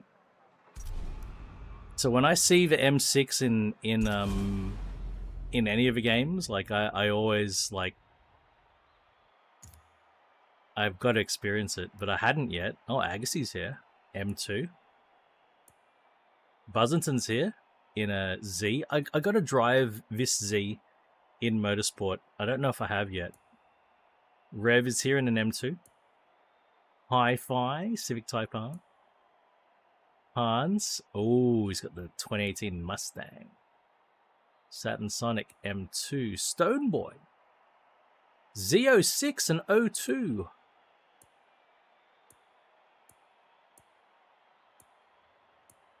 Hodges, Mustang GT. Hodges will like being in a Mustang GT. I'm sure. Lone Wolf, M2 Comp, Audiocron, my man, Civic Type R. Shane Chaz, hey, that's 2 races Shane Chaz has been in. Alright. Alright, final series of races, guys.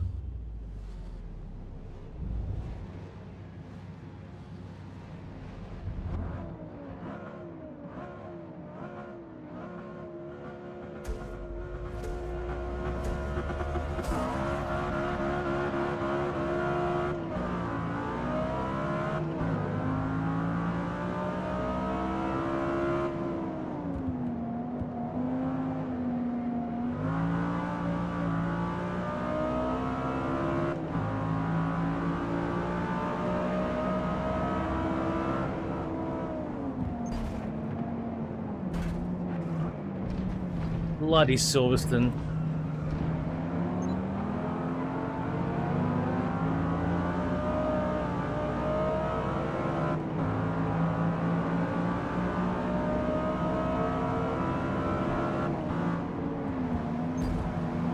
Fuck a duck.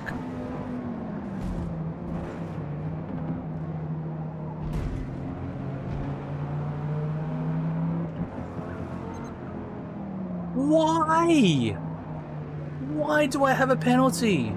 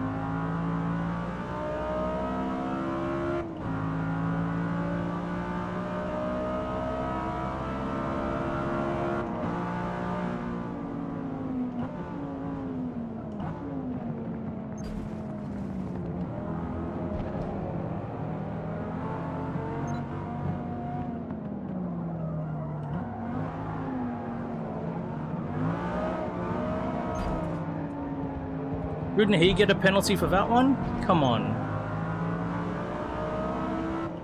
If that was me, I would get a penalty there.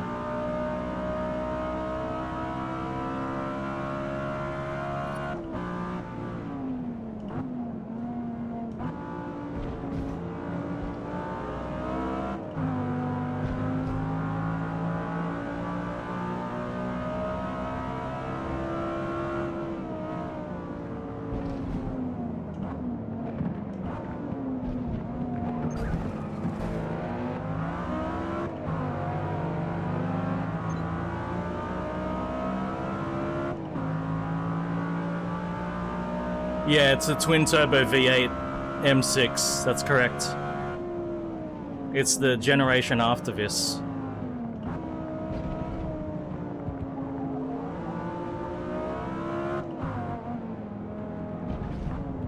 Which I find very annoying.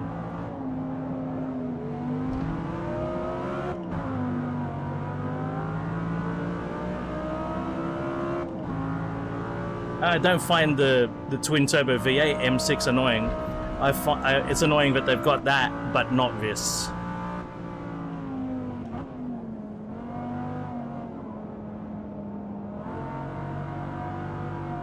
Oh, I saw an M8 Grand Coupe yesterday, and it took me a while to identify it. It was completely debadged. So I couldn't identify it immediately. I'm like, what the hell am I looking at? Not an M3. Not an M4. Not an M5. I knew it was an M car. I'm like, what the fuck is this thing? What? What?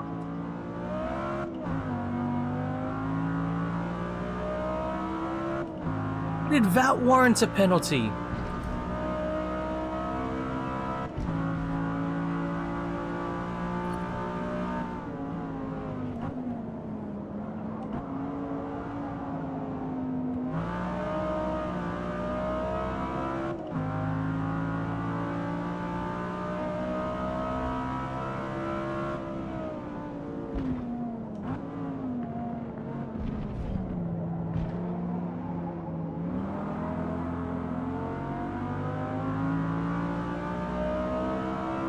It really does.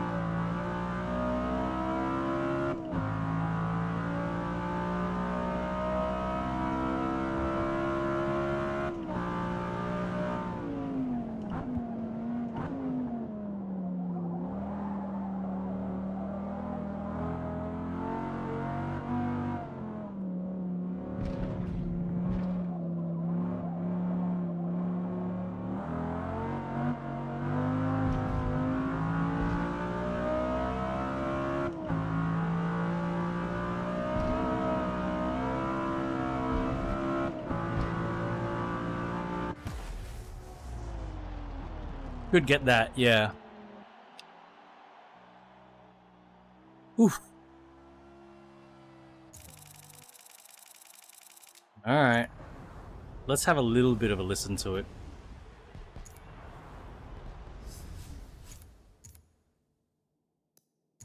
Brands Hatch next, eh?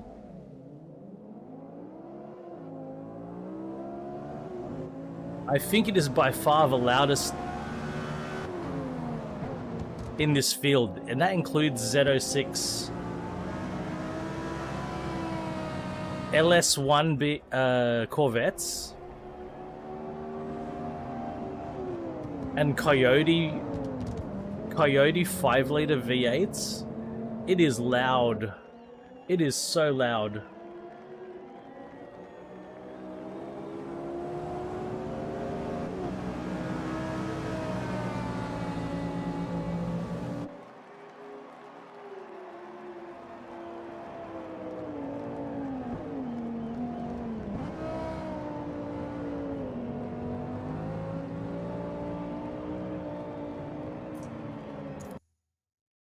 Oh, loud.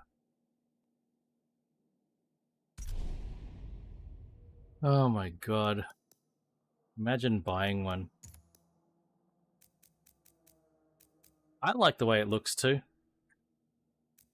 It's was extremely controversial in its time.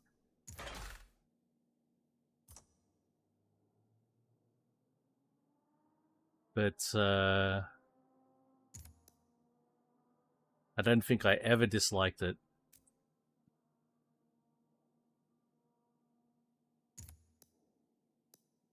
Most people feel the other way, Ampulix. Most people think the M5 is the better looking car.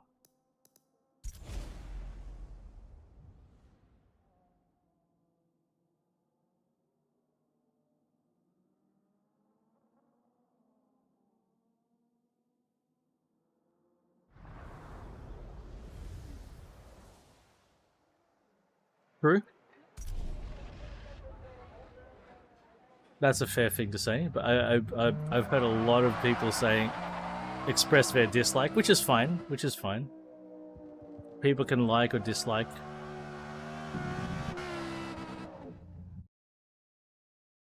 I like the 5.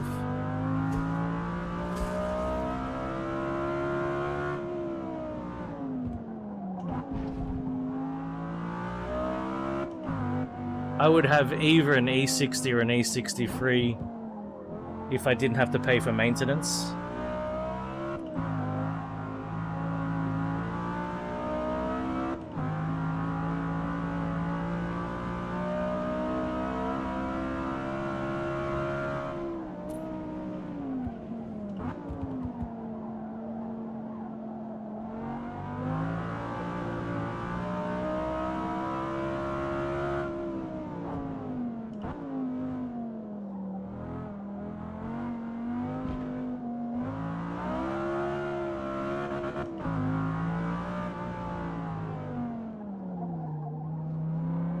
I think they look fine.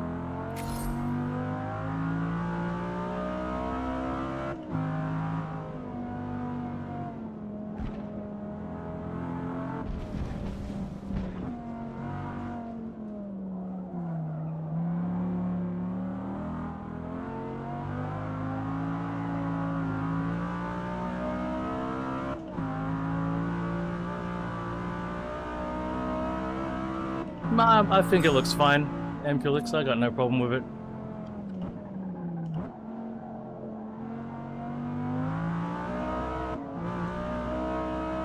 There are plenty of BMWs I don't like the look of. There are plenty of BMWs I like a lot less than the M5, the E60. I like the E60 quite a lot.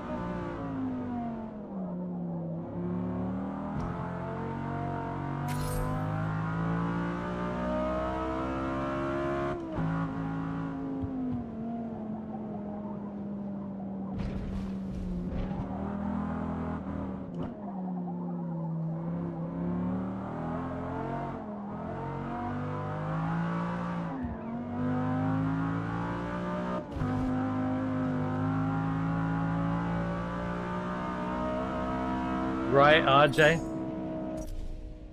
I'm with you, RJ. And the worst thing is, you know, the more desirable the car, the scarier the maintenance. Like, for me, the V10s are the most desirable of a lot.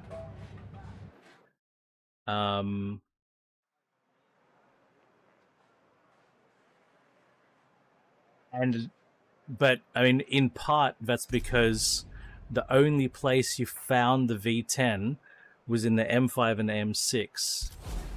Later M5s and M6 have the twin turbo V8, which is also found in the X5, the X6, the 8 series. You know, so there are more of those. So in a way, the maintenance might be a little bit better. Yeah, that's it. The upkeep is a killer.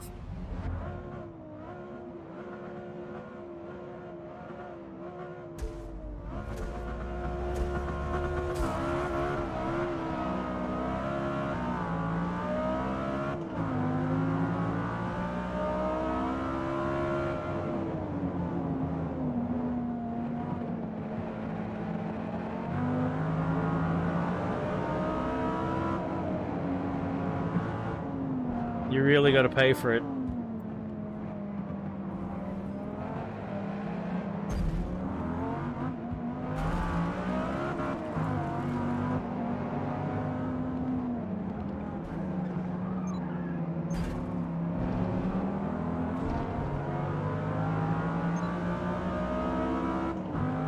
You know, that is always pretty wild to me. That prospect of winter comes and you pack your car away.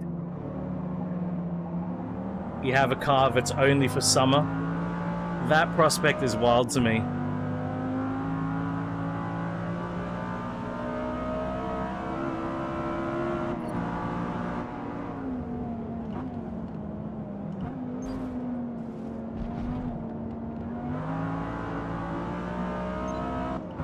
Yep.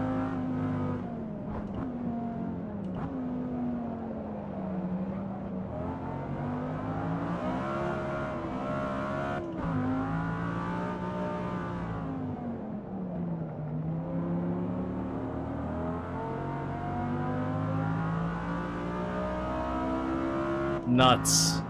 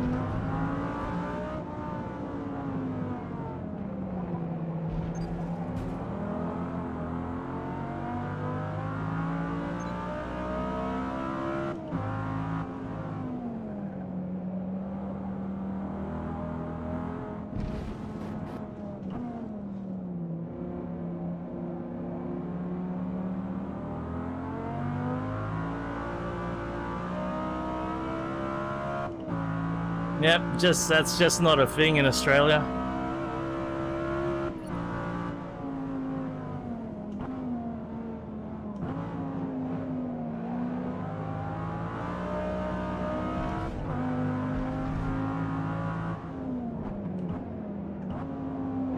Even in the area that it snows, it only snows up in the mountains, so... Well, actually, I suppose there are some people who live up there, but it's so remote.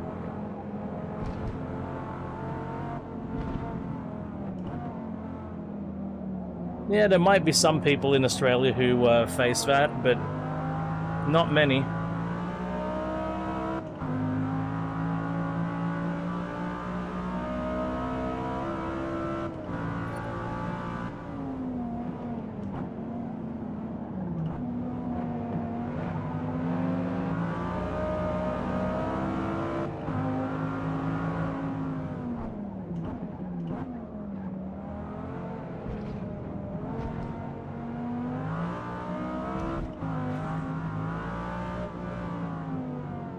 Yeah, here in Sydney, we take it for granted that we have our car the whole year. It's just 100% taken for granted. No matter what car you buy, you'll be able to use it all year, no problem.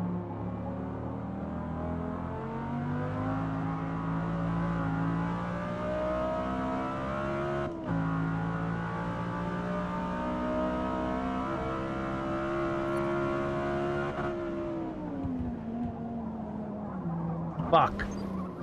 Overcooked it. That's not good. Man, why am I having so much trouble with this race? Fuck.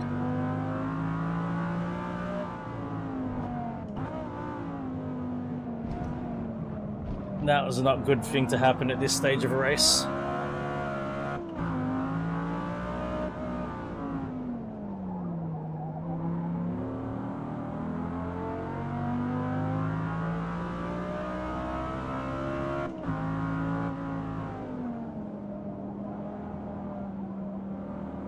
It's the tires, man.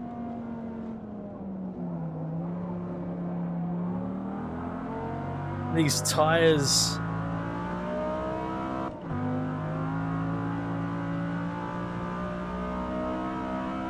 Really need to upgrade the tires on this car.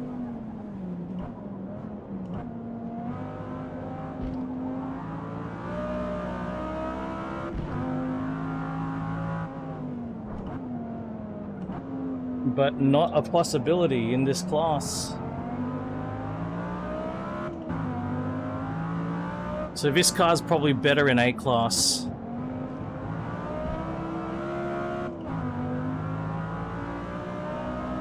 Yeah, stock tires.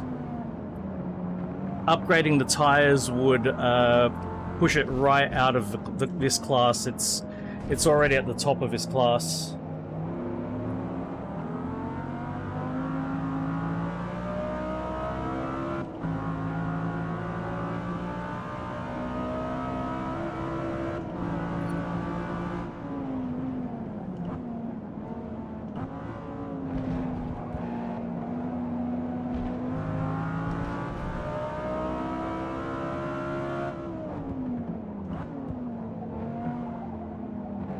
So if you miss a braking point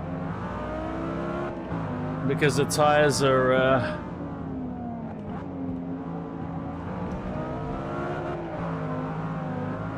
not great,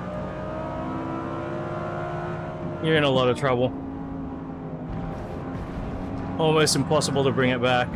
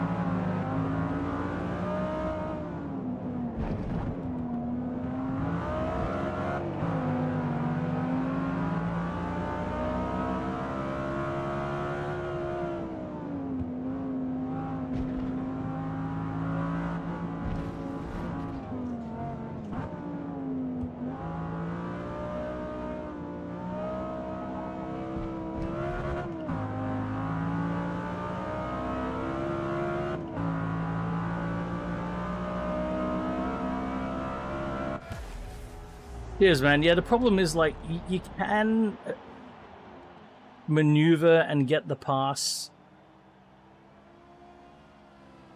you know, when you work on it. The problem is you just don't have enough time to, you know, go to the next opponent and make a good pass and go to the next opponent and set up a good pass. You just don't have the time. You just pressured into get past because the race is going to fucking end so quick. And so you just got to, you know, it's just elbows up and just fucking charge away. It's a bit frustrating. Yes, Mariner. Okay, fine. All right, we'll final race in B class series. We'll also need to make this. The Mustang got a penalty. Thank God for that. This will need to be a final race of the stream as well. We're already maxed. Let's just go. Oh.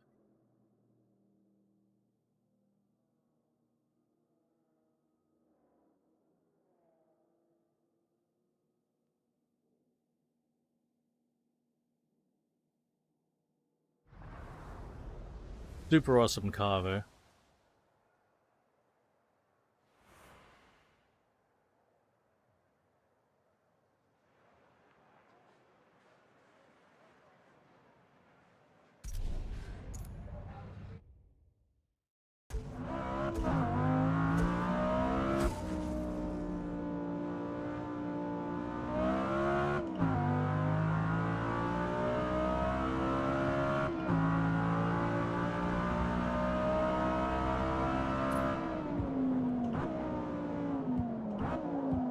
Fucking tires.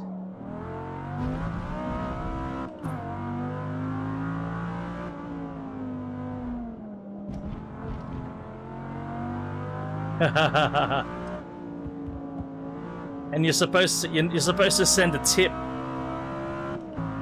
If you're gonna type shit like that, you got a tip as well, or at least show me your tip.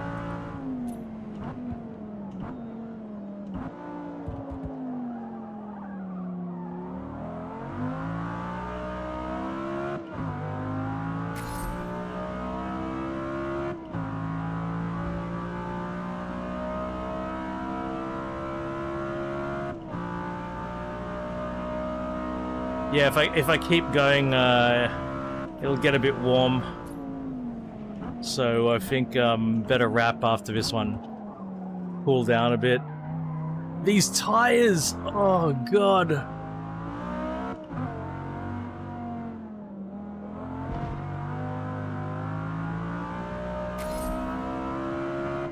These tires, not great.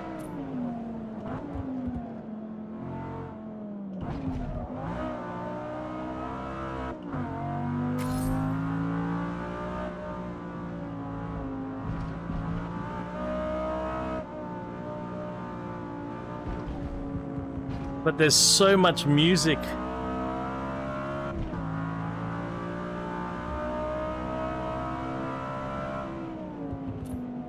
You know, there's some science behind why humans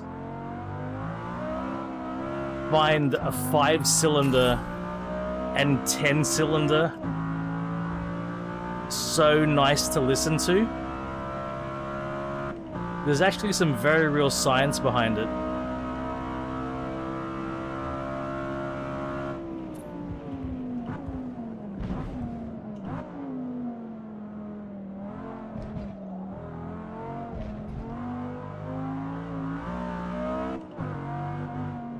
I suppose a W15 would also sound great. Imagine that, a W15. That's what Audi needs to do at some point. A proper W15 where there's a V, like a 120-degree V10 with another row of 5 cylinders in the middle. That's what they need to do.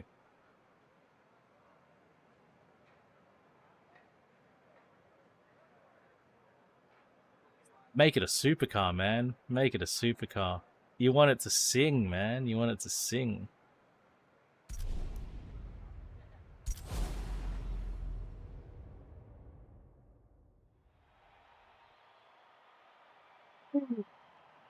Have another coffee, too. Oi, Pinkham. Pinkham, I think you're in here, man. Good morning, Pinkham. You in this race? Maybe it was the last... Oh, Hodges is here. I think maybe it was the last race. Hodges is here. I think you're in the last race, Pinkham. Nah, last race. Sorry. You're in the last one. You having lunch? Hell yeah, man. What's for lunch? But I'm feeling like it's brunch time for me too, man. I've been feeling hungry since the morning. Exactly, RJ. Sound waves, mate. And the syncopation as well between all the cylinders.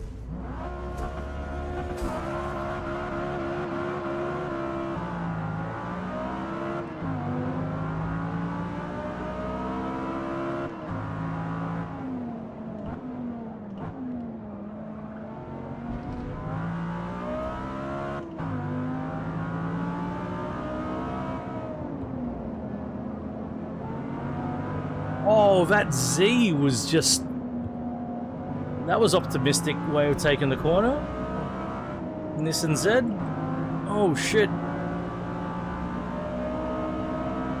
Nah, this is the V10, Pinkham. This is the 5-litre V10, mate.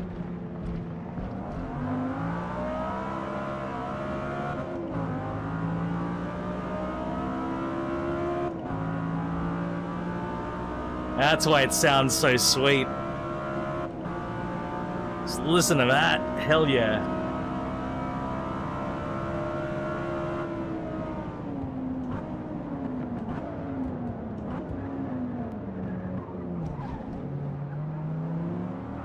Oh, there's a... Yes, same one. This is an E63 M6. E63.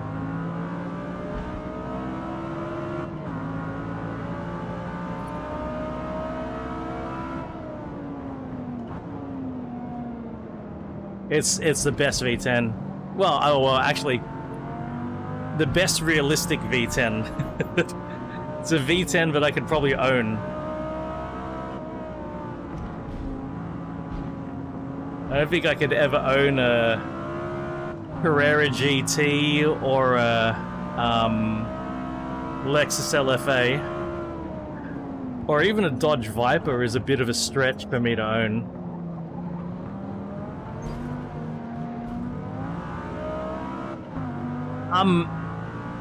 There's a dude in New Zealand who picked up an abandoned M5 and is currently on a project to bring it back to life. I saw it on YouTube just like 2 nights ago. That's a diesel, man. That's a diesel. Diesels don't count, no matter how many cylinders they got.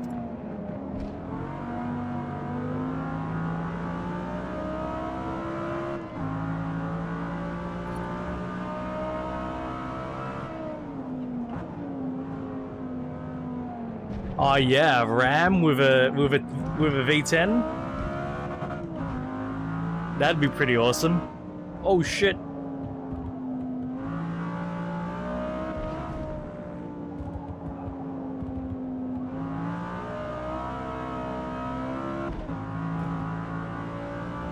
I would love to drive a Viper.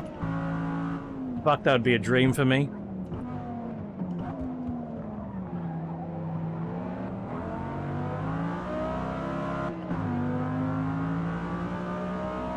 Well, the Viper engine originally came from a Dodge truck, from memory.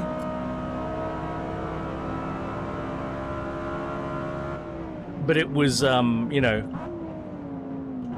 it got the motorsport treatment, basically. But it was initially a truck engine. You know what's really curious? There's a Ford Coyote V10 that gets no attention.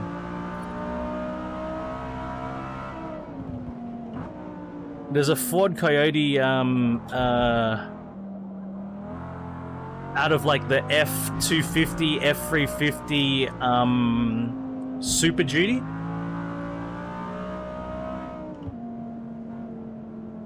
And it's a member of the modular V8 family, but it's a V10. Same Pinkham.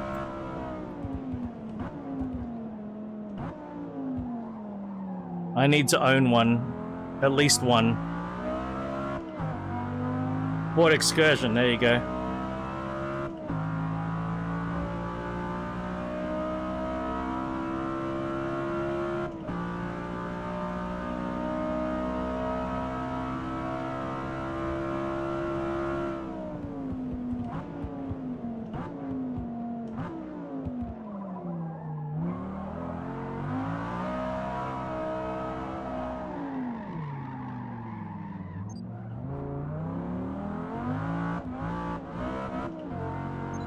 Well, that attempt at a drift didn't go well.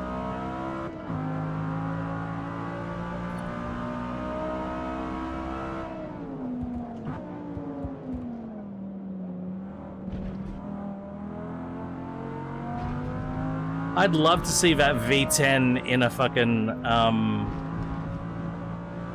that Ford Coyote V10, oh not Coyote, the modular V10. I'd love to see that in a Mustang.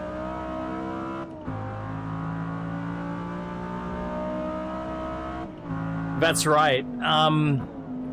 This, in a way, they're not coyotes because they're the coyote before the coyote became a coyote. like before Ford America actually released the Coyote, Ford Australia got the development. Yeah. So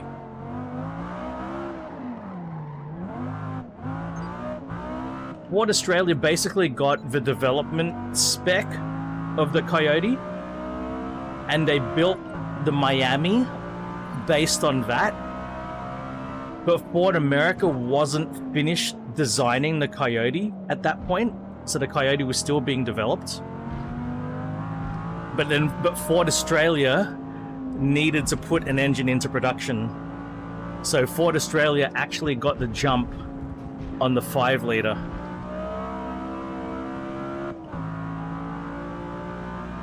But it's not a proper Coyote, unfortunately. It's member of a modular family, so bits can be interchanged. But yeah,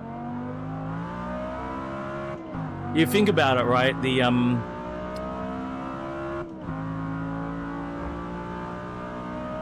Ford Australia, I think, got those engines into like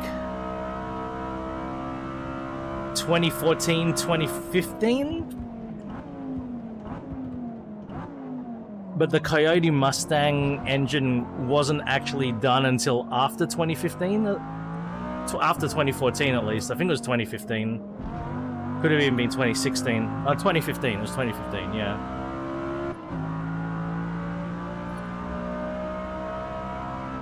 It was close, but the Coyote wasn't quite ready. It was very, very close.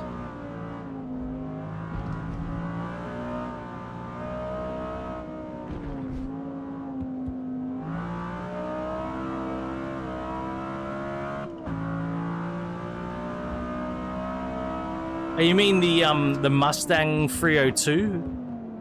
The Boss 302? That was a pretty good Mustang. The Mustang, the Boss 302 Mustang, even had it had independent rear suspension. Coyote Falcons, they're not that bad. They're not that bad here. It just depends on how many kilometers. A VF, an LSA VF, will still go for a higher price than a Miami Falcon.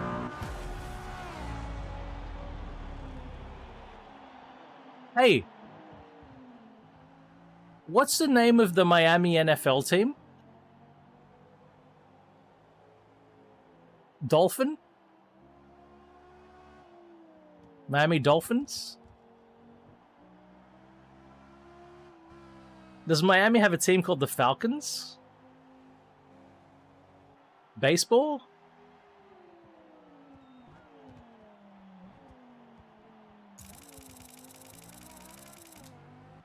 Atlanta Falcons.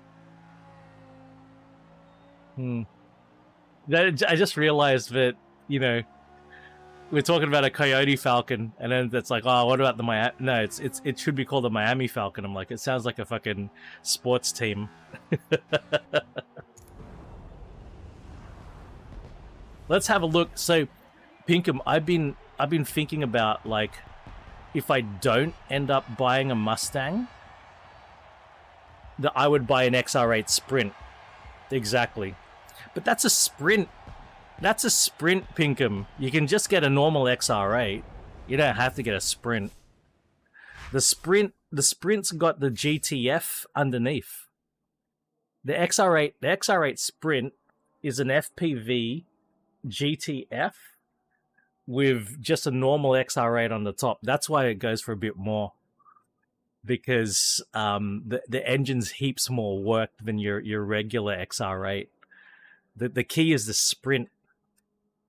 It's got a different driveline underneath. It's that much hotter, and the rear tires, rear wheels, and the rear track is wider, than your normal XR8. But if you just want that engine, you can just you can get a normal XR8. But let's have a look. I'm wondering, and 75k NZ for an XR8 Sprint, I'd be so tempted, man. I would be so fucking tempted, I tell you. Shit, man, like that. Let's have a look. Just don't dox myself. Don't dox myself.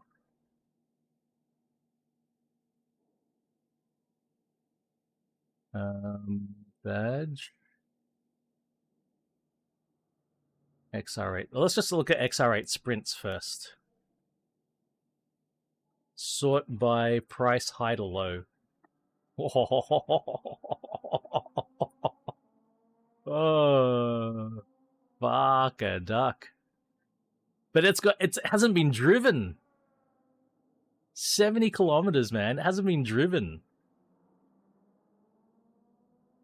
It literally hasn't been. It's brand fucking new.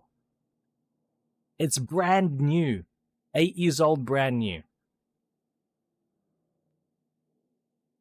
550 kilometers. Fuck off, man. Like, that, you see? That's pretty good. A non-sprint. Oh, I'd love one like this. That fucking 4,000k. Oh shit, this one's got 50k and he's asking for 98? Fuck off.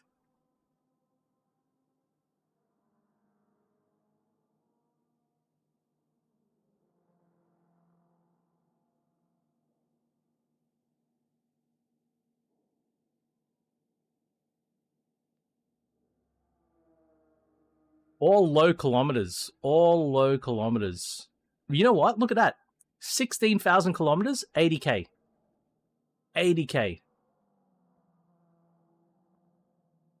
Ooh. 3,500 kilometers for 80? Ooh. All right, see, as soon as the Ks go up, the price really comes down.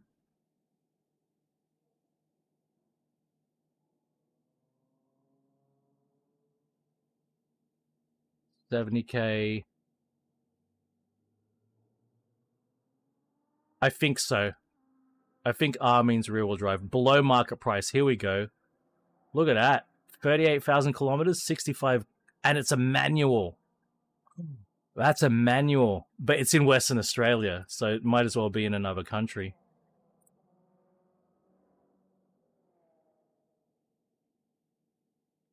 Might as well be in another country.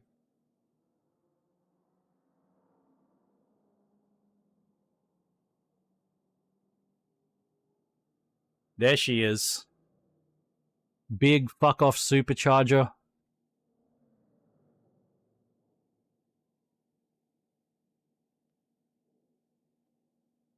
The orange is probably doesn't help its price as well. Let's look at normal XR8. Not a Sprint.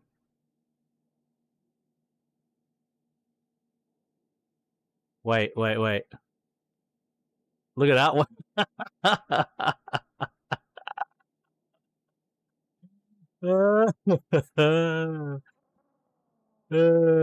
Fuck a duck. It's not even a phase 4. Wait, it is a phase 3. It's a phase 3. Sorry, what am I saying? Phase 3 is the most desirable. There's only a couple of phase 4s. Right?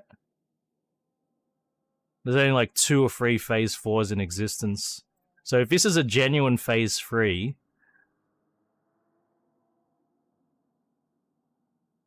That's a genuine phase 3. It is too, hey. This is not a replica. This is a genuine fucking phase 3.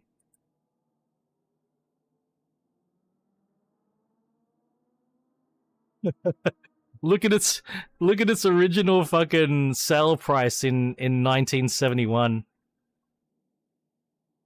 $5,600 in 1971. One option. Push button radio, $100. The homologated option engine. The engine was $680 extra. So if you think about this, right? Look at this, right? The base price car was $4,000. You spent almost 25% of the base price without oh no, hang on. Sorry, so I'll start again. Fucking hell, it's 5,000. You spent over 20%. Sorry, what am I saying?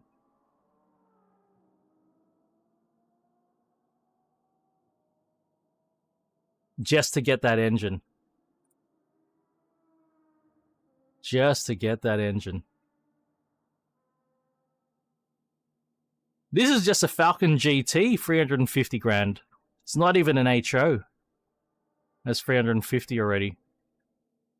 84,000 kilometers. What the fuck?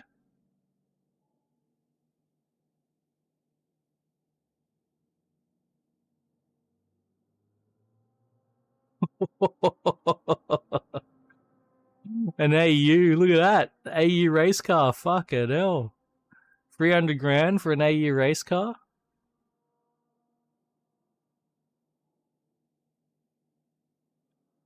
Anyway.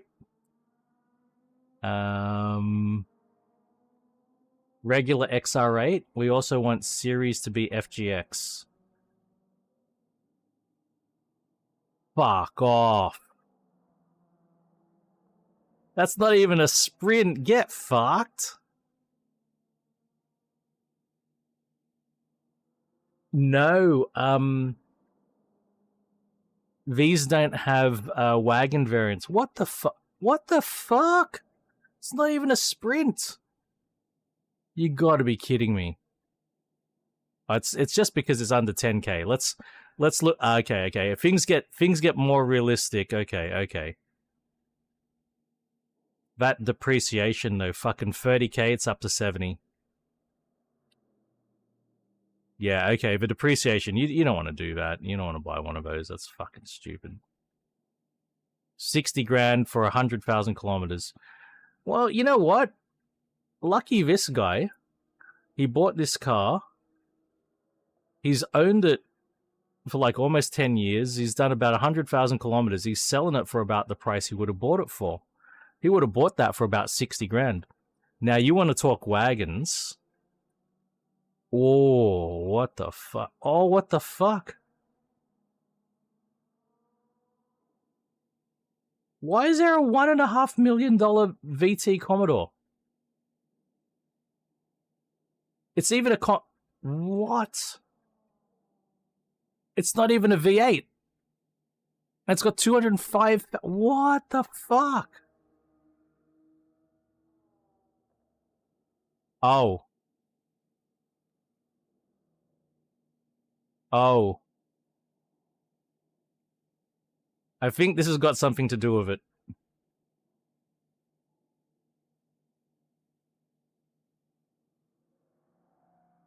This was owned by Peter Brock. Okay, that's why. Peter Brock owned it.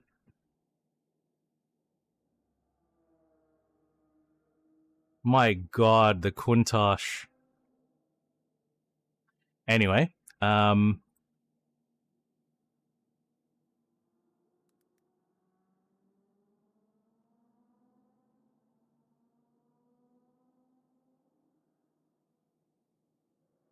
so do you. Oh, it's a VL. It's a VLSS Group A. They're so rare because it's not a Walkinshaw.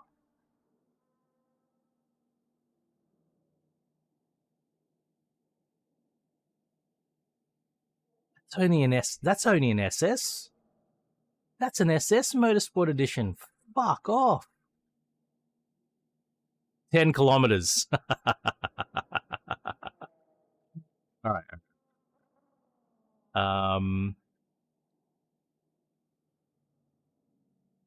Let's look at body type wagon. Let's look at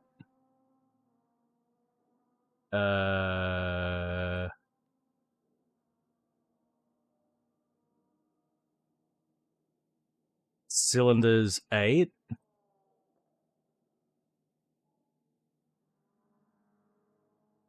Oh, you know what? You know I know what the problem here is.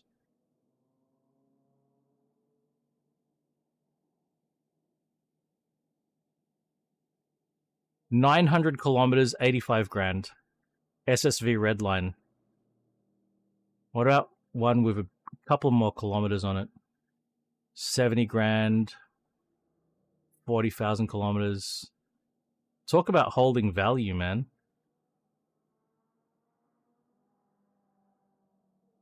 Talk about holding value. I know what the problem is, though.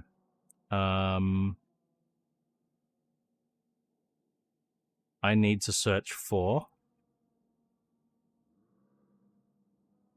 Wait. No.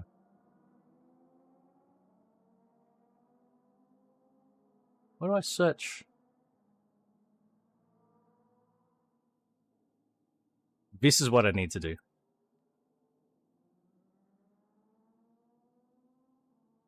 There you go. One other thing I'm going to do. Let's look at the LSAs. There's 20 of them. There you go. If you want an LSA with a supercharged V8 LSA, 50,000 kilometers. So he's driven it a bit, 165 grand.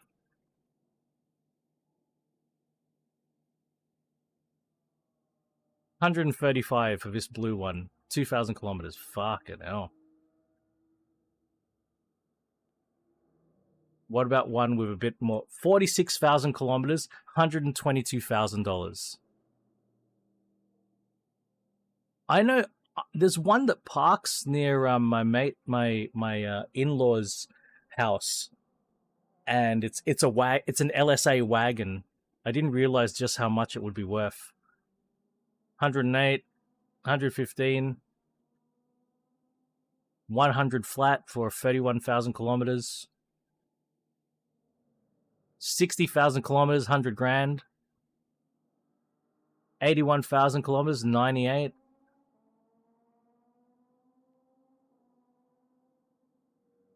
$95, $85. Here's the cheapest one. 94,000 kilometers, 80 grand. Fucking hell, man. Well, right? Right?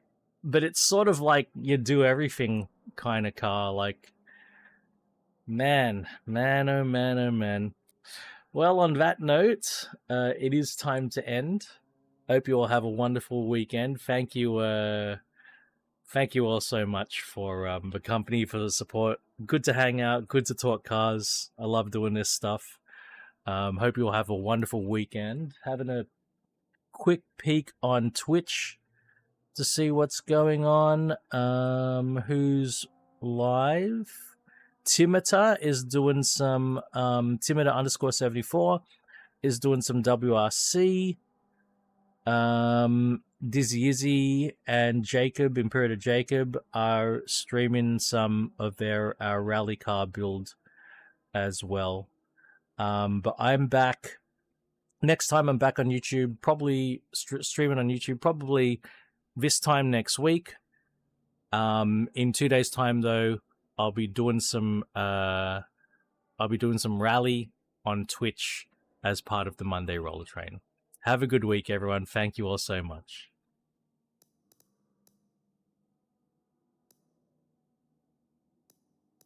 How do I get out of here?